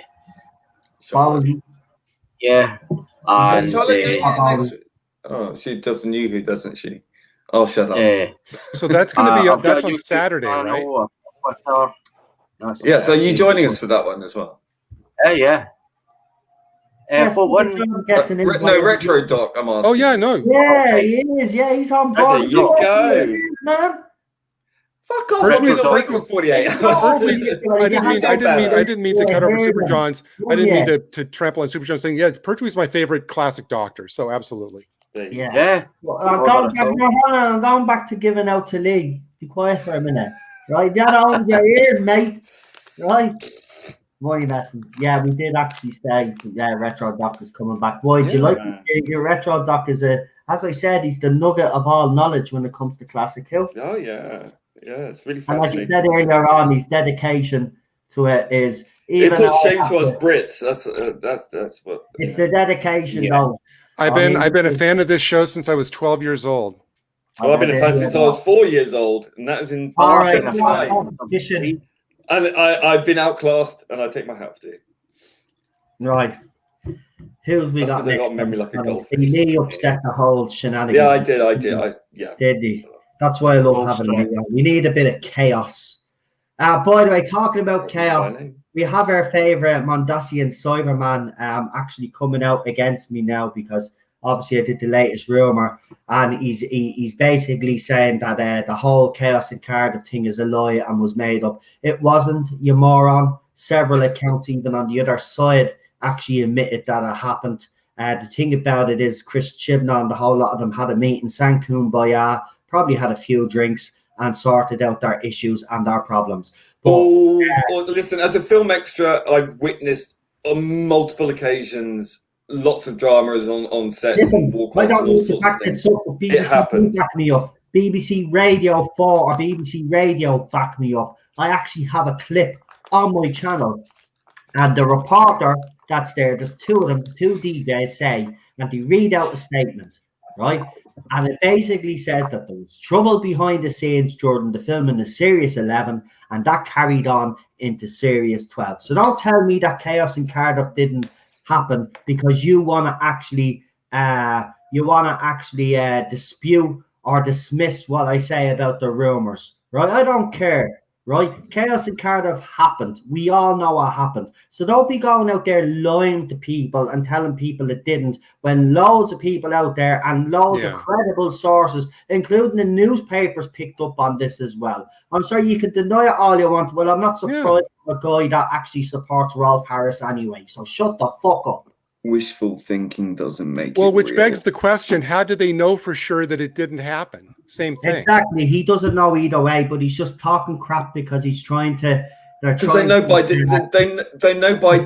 decree, you know, by proclamation. I've already put a disclaimer. I've already said that it's rumor and speculation, you morons. What do you not get? Right, Gary does news as well. Matrix Lord does news. Dr. Freedom, and there's other channels out there that do it. Are we not allowed now talk about the latest rumors and speculation anymore? Is that banned now? Are we to shut up now because you little Nazis don't like it? Is that what it is? And I don't care. Yeah, I said the word Nazi, and now my stream is probably demonetized. Well, it's already been demonetized. It's already demonetized, but definitely demonetized now. Who gives a crap? That's what you are acting like. You are acting like a bunch of little Nazis, thinking that you can decide what we can think and what we can write on Twitter. Well, no, it's the thought policing, isn't it? I mean, it's right out of 1984. Emma, I will call you out on this. You're making a lot of serious allegations out there about threats and stuff, right? Either show the evidence or shut the fuck up. Yeah, show the evidence or shut the fuck up. And to those other accounts as well that are saying that there's this vile, disgusting stuff being said about Jodie Whittaker, again, I will say, show the evidence or shut the fuck up. We're sick he is now spreading lies. And that's all it is lies. Well, they're mucking up fake crap all the time anyways. I'm protecting the account because I'm being bullied, but provide no evidence. But I'm making people think that I'm being bullied because the other side are a bunch of morons. They'll believe me. You're a tick. Shut your lies. Jodie Whittaker's Barbie was the biggest selling Barbie going. No, it wasn't. It's hairy Barbie. Yes, it might sound funny, but the biggest selling Barbie. I don't know where we find time for fucking Barbie, right? It wasn't Jodie Whittaker's. Nobody bought it. Jodie Whittaker's doll is in a bleeding bargain base and baskets. That's right. But do they think we find the time to do all this stuff? It's like, look, we're busy adulting. You know, you're the ones 24/7 on bloody Twitter, right? We're doing stuff. And besides, everybody already. No, I am bringing it up because they're saying my friends are bullying this person. I can tell you without a shadow of a doubt that nobody that follows me is going and bullying you because they all know the consequences of that. I will call those little swines out and I will embarrass them like I embarrass all of yous. So shut the fuck up. Nobody connected to me because I've disavowed. I've told people I do not tolerate that behavior. So nobody that knows me, and you know what? You say that they know me because they follow me. I can't help who follows me, and if someone, and I said this, and I'll say it again, if anybody that follows me is engaging in any of that sort of behavior, I want evidence, screenshots. And we are the first to call it out. We're always the first to call it out. You never call out anyone on your own side. And do not bring my name into it. I have nothing to do with these people, right? Nothing to do with them. I don't send people to other people's accounts. I call yous out on this channel. I call yous out on Twitter myself. I'm big and bold enough and ugly enough to defend myself. I don't need any other little moron out there to do it. And if anybody engages in that behavior, that's exactly what they are. They're morons. No. Have you noticed? Not once have they ever called out anyone on their own side. No, they never. No. Never. We have, and we will continue to do so. Exactly. If you wanna moral browbeat everyone, prove it. Prove how moral you are. Stick up for what's right. When it happens from people on your side, you call it out. Actually, no. There was one person. Actually, Lounge Lizard was the only decent one who actually gave a proper apology and who actually was honest and had the integrity to do so, and the humility. Remember that word? I agree. Humility to do that. And you guys can learn a lesson from that.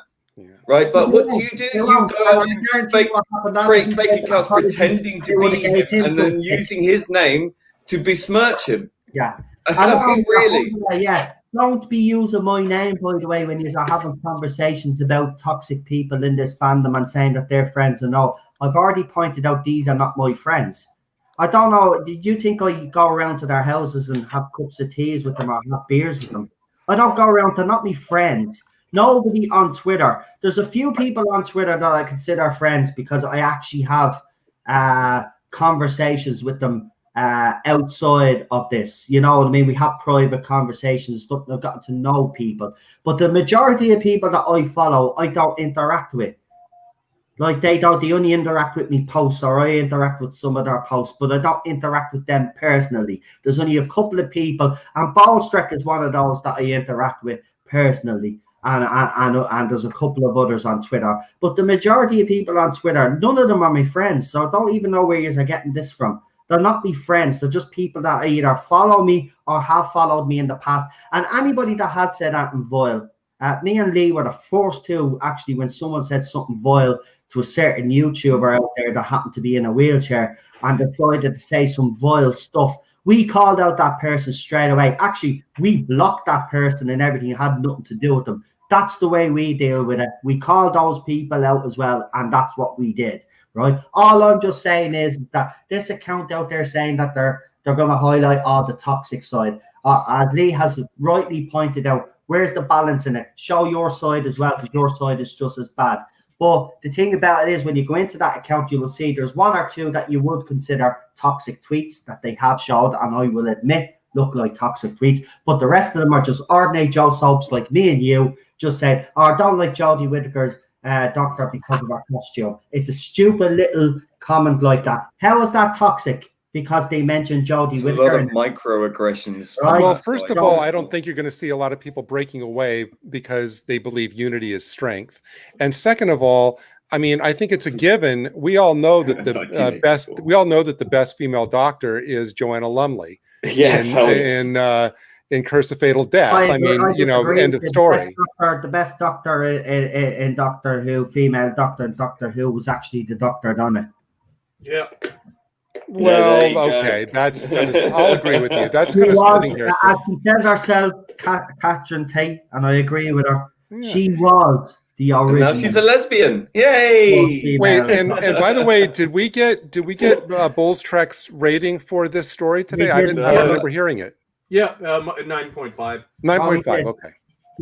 We did. Oh, we did. All-time fave. So someone rant anyway, because I wanted to have that rant because I just see. Listen, at the end of the day, I'm not saying what you are saying is true or false, but if you're going to make accusations about someone out there on Twitter, you need to have that evidence. And I do find it hard to believe for an account that actually is set up to actually do that, that you don't have these screen grabs of the Whittaker stuff that you've accused. Anyone who follows that person, it just supports trolling. And we'll all say it on the panel now, and I'll mention it in front of the panel because I'll get the panel live now. But if there is someone out there that is actually making up rape jokes about Jodie Whittaker, or threatening to rape her, or threatening to murder her, or threatening to do whatever that you have accused these two accounts of doing.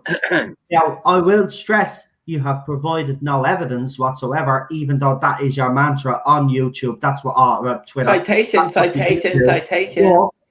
if it is happening, I can tell you now, I don't even have to ask the panel. I can see Gary's face already. No, it's repugnant. It's repugnant. It's inappropriate. It's evil. It's vile. And those people should be called out. Actually, I'd go one step further and say if they are making and threatening rape, stuff like that, you should go report it to the police. You should report it to the police absolutely straight away, right? And I say everybody on this panel, just say yes if you agree. Do you all agree with that? Absolutely. Yeah.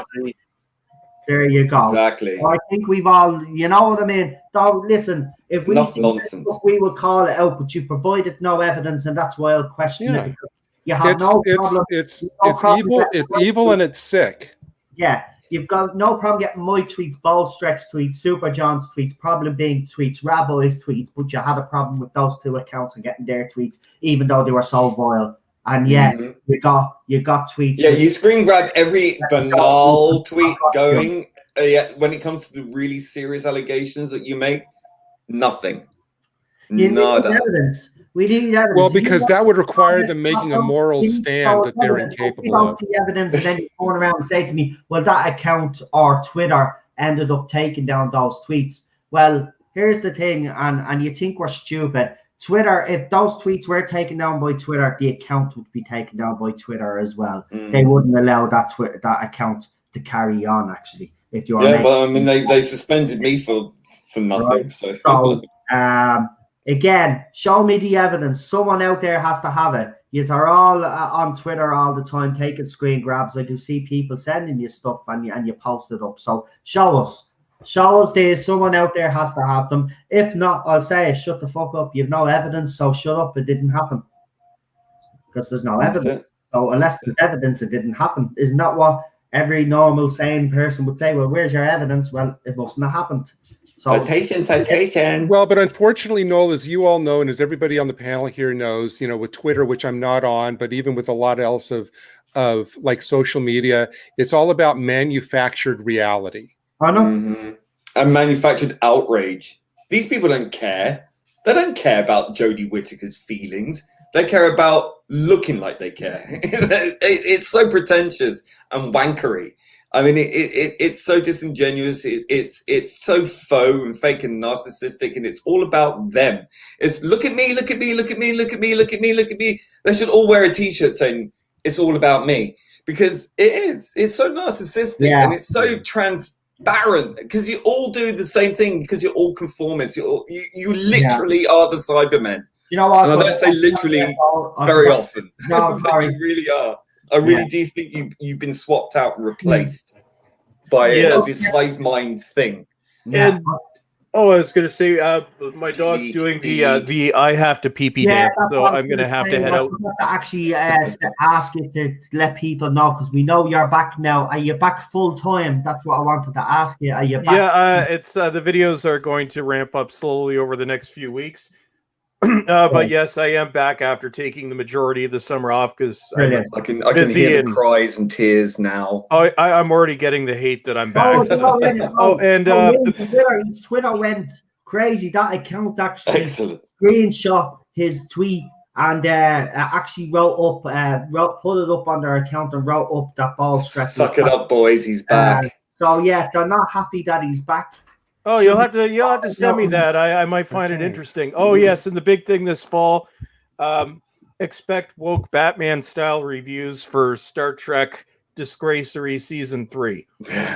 But on that, yes, I have to go before Lexi pees my floor. Yeah. Oh, bless her. And before we sign off, totally, I just wanted to let Problem Being know that John Steed in the chat says, and I'm quoting here, I'm ringing my sister to see if she still has that jacket. Oh, bless you. So there might be hope for you. Look, I appreciate that. Don't go into any trouble, please. The power of the internet. That's amazing. Did Ballstreck leave us? I got the strap. He had to go. Yeah, his dog was calling. God bless him. Well, nice to have you on, Ballstreck. We'll see you next week. Right, guys, I'm going to have to finish up and leave it there.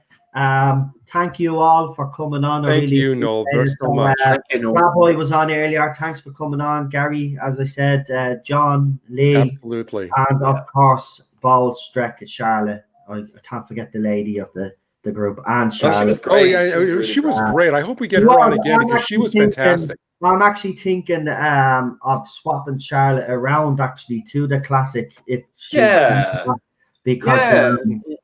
well, it gives her a wee bit. Yeah, she was good. Yeah, I think she seemed to be into it quite a lot, so I might do that. Actually, make Charlotte a permanent classic panelist, because she seemed to really enjoy it, and she made some very good points actually as well. Yeah, yes, absolutely. And the fact that she's only watching it made it even, she was coming in with a fresh eye. So yes, definitely have her back on again next week if she's on for that. I'll text her obviously and see if she's up for that. So yeah, we're done. But listen, thanks folks for the super chats. I really appreciate it.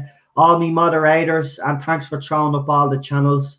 Chris, thank you, and don't forget to thank Cheryl for you being your hidden support. Yeah, and Cheryl has been very important, especially today, because she went into the bathroom a half an hour ago, because I said I'll be 5 minutes, because it's the only place where you can't hear the fireworks, and I've left her sitting in there for a half an hour, so I've got a lot of making up to do. I forgot about her. I forgot she was in. You need to start a community group to stop this, because it's affecting not only dogs and cats, and it's the wildlife as well. I know. Yeah. It's disgraceful. I mean, he's literally there now sucking on his teddy bear. Birds are going to be fucked. There was a report just the other night that some kids threw some fireworks through some old lady pensioners' noodle slots. Yeah. Yeah. Bring their little fucking necks. I really would. Oh, that's scumbags. But you know the difference. Giant bangers. 3 in the afternoon to 3 in the morning. About 2 or 3 in the morning. Yeah. Ted's around. Sleep. If I see one single kid with a firework, I'm just going to beat them. I don't care who you are. Thanks. You couldn't. Well, yeah. Well, yeah. You got a clap from Gary. Report them to child services. But in fairness, here's the thing. When we did it, because I'm not going to sit here and say I didn't throw a firework or bangers and stuff like that. But when we did it for fun. These kids are doing it out of, malice. It's malicious. Yeah.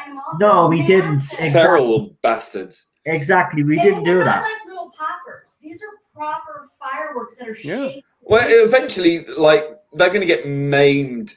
Some kids going to get really horribly disfigured by one of these because of a rocket a few years back. Or die. He's met a friend. He was asked to hold a rocket or something, and it backfired, and it went straight into his eye, and he lost his eye. Yeah. Well, won't be doing that again. Fireworks.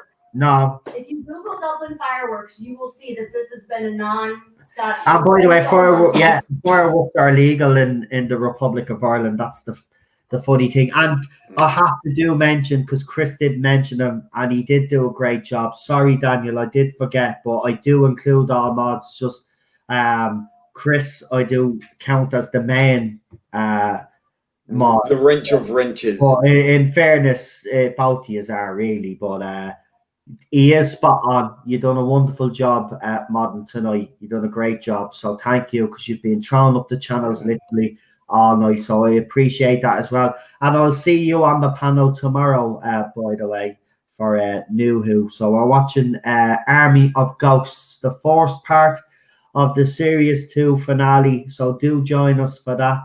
I'm going to say good night. My panel's going to say good night to you now first, and then I'm going to say good night. So good night, lads. Good night, all. Good night. Good night. Good night, Super John. Good night, Lee, and good night, Noel. It's been an honor being on with all three of you.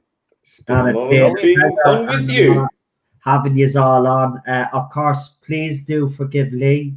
I will have a word with Lee when we're finished. Yeah, it's all my fault, whatever it is. I don't care. Yeah. You blame Lee on everything now that goes wrong. Yeah, I'm the blame hound.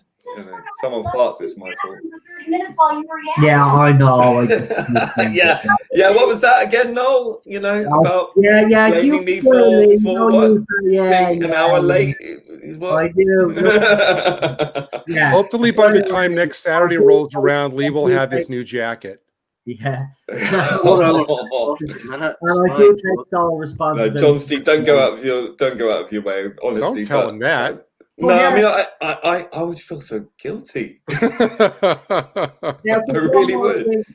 Before I leave, don't forget every Friday the Tarda Zone talks, that new format. We're going to be continuing that. That's every Friday. So look out for all the questions and all of the polls on Twitter and YouTube. That'll be going up. I might stick some up on Facebook as well.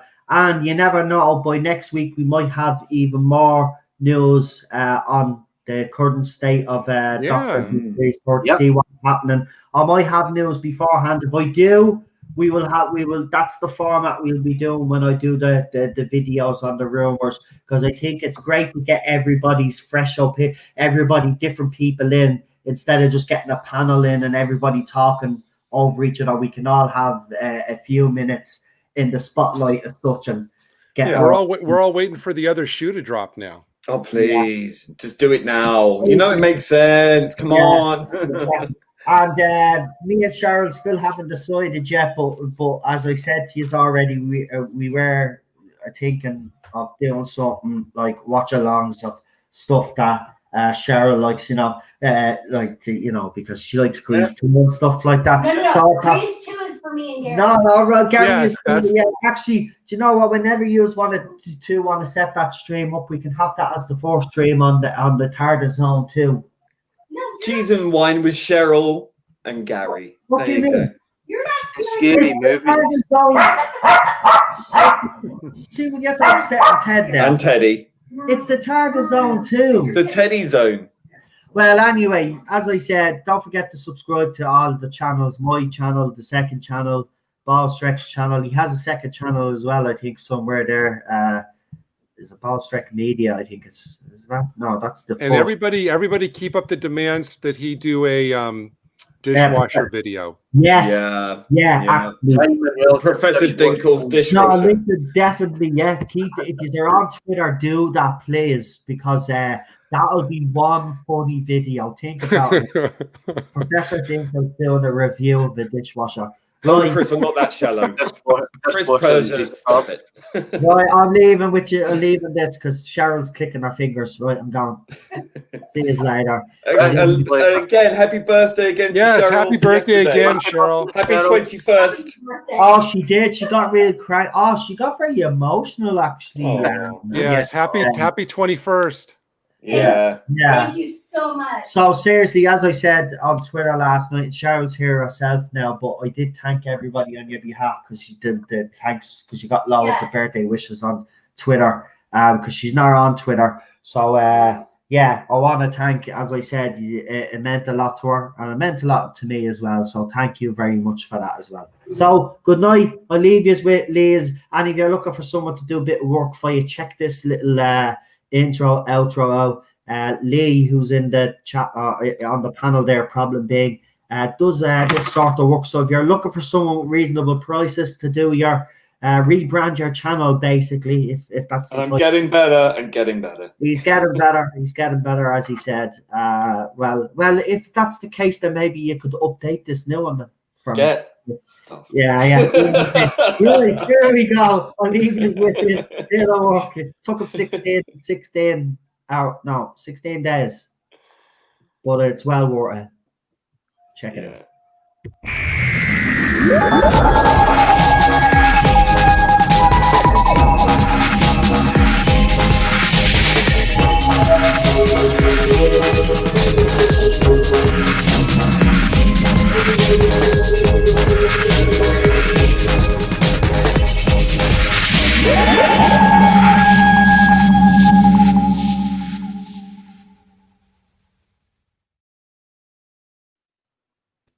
Good night, folks.